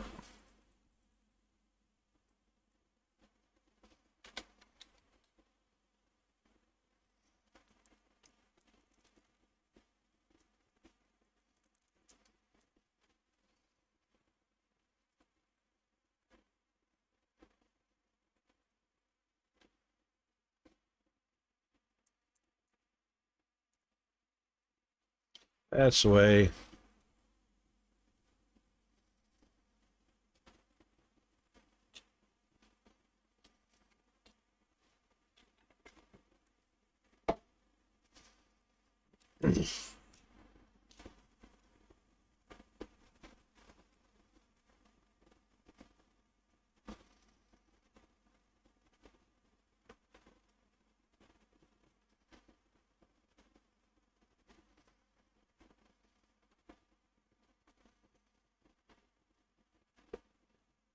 Well, that's a funny thing you say that, Orb, because they don't actually path to the nearest. I've seen them come around this corner. You would think they would path right to here. And then they go all the way over to the farthest line. It's weird. I know, right? James Bond shopping.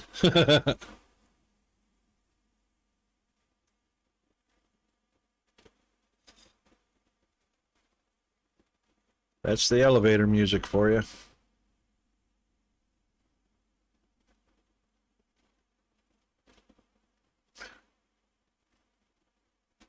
But you know, I've seen people pull their last item, which might be the blue flower or the red flower, off the line with a completely empty register right next to them, 1 or 2 in the next one, and then they come way over here to me instead. You know, so I'm not sure what the pathing algorithm is, but it's definitely it's not checking to see which line is closer or which line is most full. I think it's a random.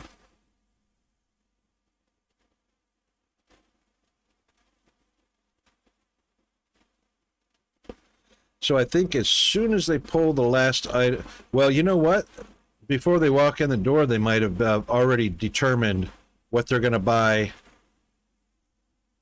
And then when they pick up the last item, might check to see register full, pick one of the others. And then it's just random at that point. I think there's a lot of randomness.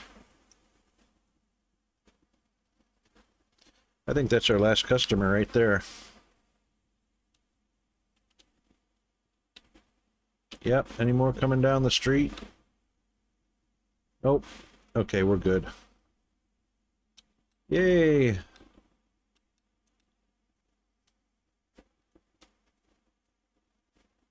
All right, let's see how we did. I didn't see any complaints, but wow, no complaints, but 4 less customers than we had the other day. Boy, we spent a lot on food, didn't we? Woohoo! Welcome home, G-Man. Yeah, that's true, Orb. It is not always your friend. Not always. We only made 186 profit because we spent an awful lot on supplies. But that's our highest store point. Even though we got 4 less customers, that's the highest I've seen in store points. All right, cereal, toilet paper, lager, and brown sugar. Cereal, toilet paper, lager, and brown sugar. All right. What is that? 574.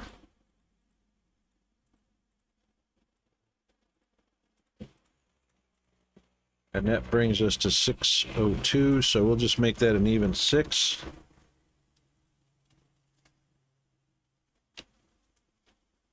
Wow. Went way down.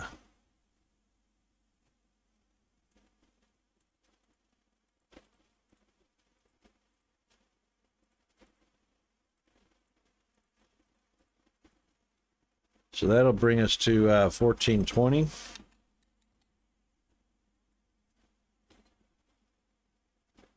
Which lager was it? Was it the 6-pack? Oh, it's not a 6-pack. It's the bottles. The ale is 6-packer bottles. All right, 45. So that's what, 27 and a half? 27 is 76. 575.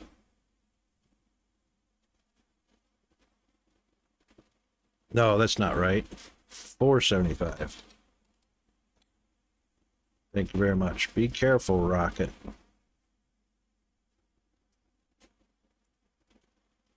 I can't remember what the last thing was. Brown sugar.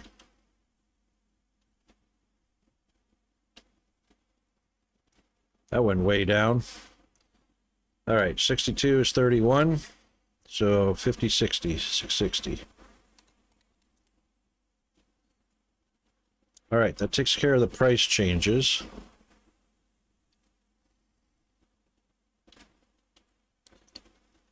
Top of the list. And I think we'll wait until, let's see, what did we get? We sold a lot of bread. And pasta. And cake, woohoo.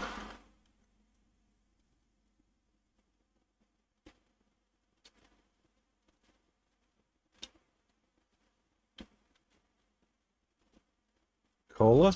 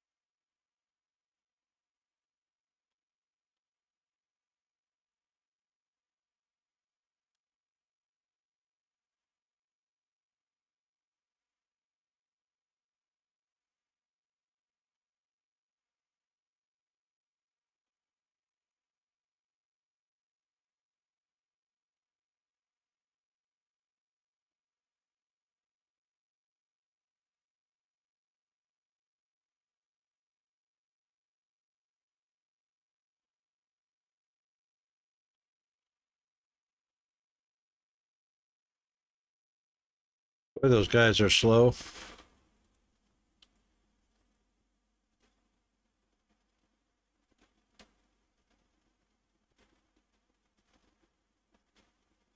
Ooh, we're out of bread.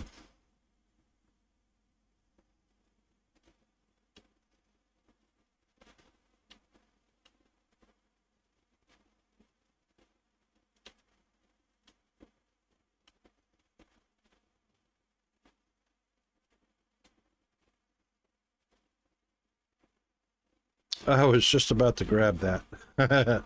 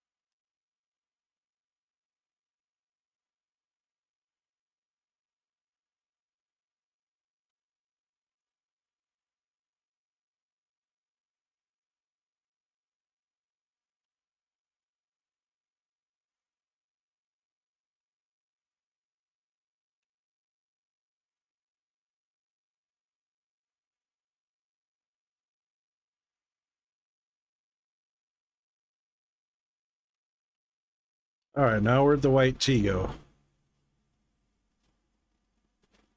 There it is.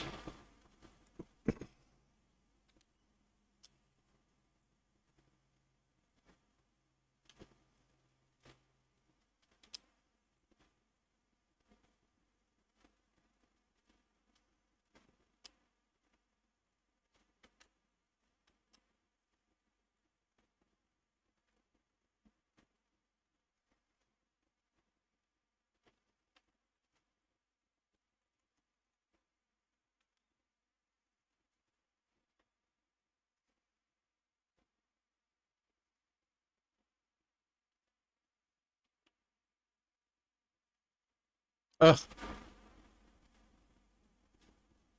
really? He must have went to fill the shelf just as I did.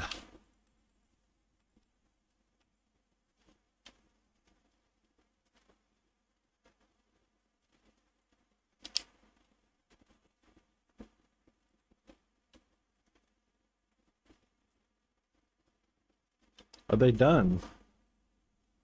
They are. They're on a smoke break already. Okay. Well,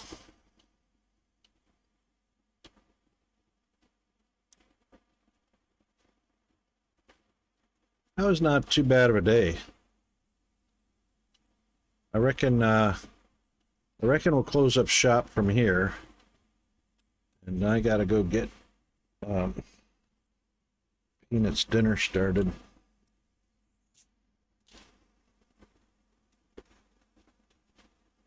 G-Man, do you stream later on today?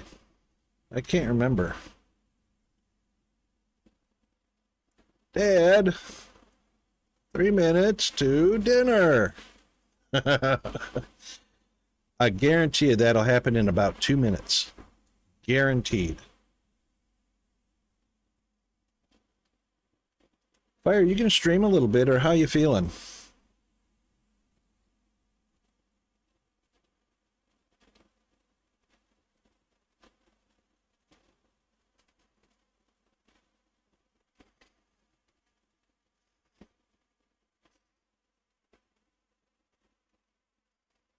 Wow, there's like nobody on tonight. Ah, okay, good, yeah. So maybe get some rest and recuperation by then. Absolutely. You're still are you planning to do the DSP, or are you gonna do something else?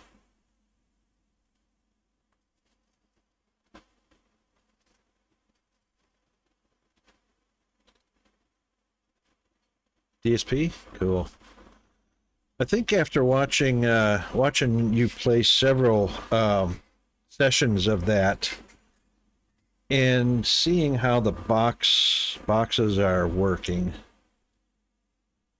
Oh yeah, so when does the challenge end? What is the goal to get to where with your minimal belts?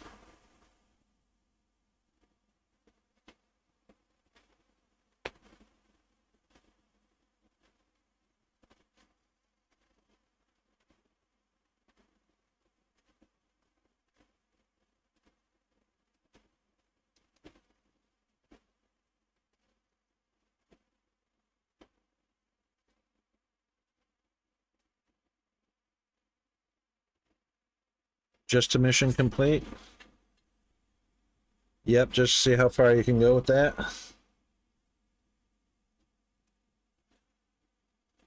Well, that minimal belts challenge, I reckon anybody that does that finds himself getting super proficient with box method. I mean, you already were, but you've got some fantastic box lines going on. There's no doubt about that.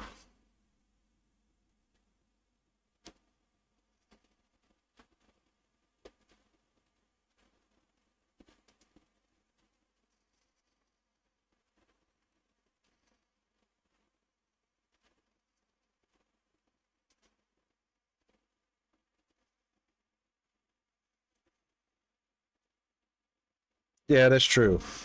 Oh my God, do we ever? Did we not go through the school of hard knocks, or what? Oh my God. Too funny. Too funny. All right, let's pop on over to, you know what I better do? I better do a save. Pop out to the main menu. And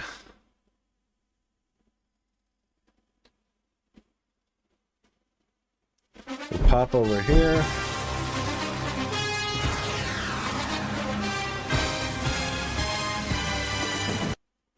There we go. Okay, well, good old Jose Canseco there. I reckon if somebody is ever looking for that card, they'll find a pretty good price for this one in pristine condition, in a hard case, like new. It can be time, yes indeed. And Peanut never fails to remind me. Are you going to stream a little bit later, GFA, or is that not? Today's Monday. I can't remember what your stream. Are you streaming later? Or soon? Or going to fire up your stream?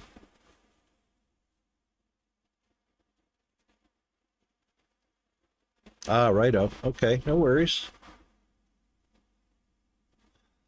That's okay. I got somebody we can raid. Let's do the raiding tools.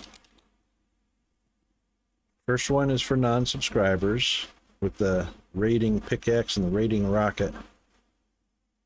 Oh, I got somebody in the community we can raid. The second one is for subscribers. He's not playing the same game, but he's in our computer, so we're gonna share a little bit of love.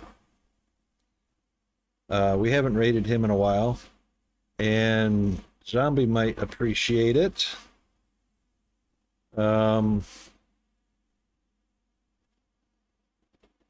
That's the non-subscriber ones, Fire. Thought you should be able to use the subscriber ones. Subscriber emotes.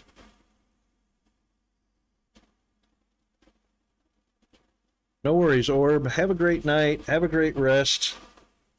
And yeah, power up for the next phase of back to work. We'll see you next time, mate. All right. Wow, gosh, my goodness. Thanks for everybody that came by today. Let's take a look. Let me take a peek at, I don't even have a list of who came by today. That's the one thing Phantom Bot and Bot of the Spectre don't show us, is who dropped in today.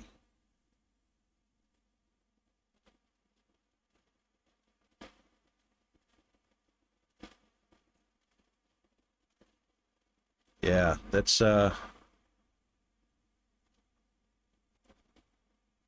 is not on the list. That's okay. You know, I'm going to forget who all was here.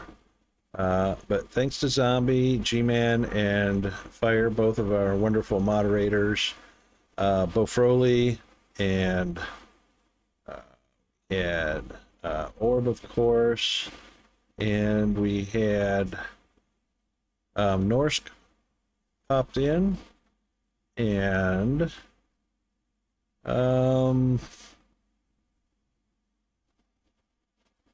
know we had a whole lot more than that. My brain cell sucks.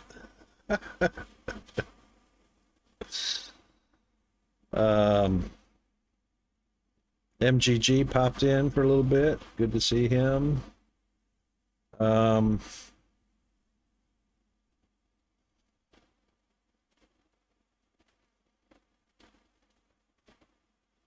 Oh, cool, G-Man. That's awesome. Well, Mix It Up will catch it. So, failing my ability to remember who all came by, Mix It Up will catch and thank everybody for me on the very next screen. So hang in as we start we could start the raid, and hang in there. We'll get through all the thank yous on the outro page, and we'll see everybody tomorrow. Well, we'll see anybody tomorrow on our regular schedule, and hope everybody has a great evening, morning, or afternoon, whichever it is. All the power, all the love to everybody, and we'll see everybody on the next time. Hang in there for the raid, because it is starting up right now, and we are heading over to our outro. See ya.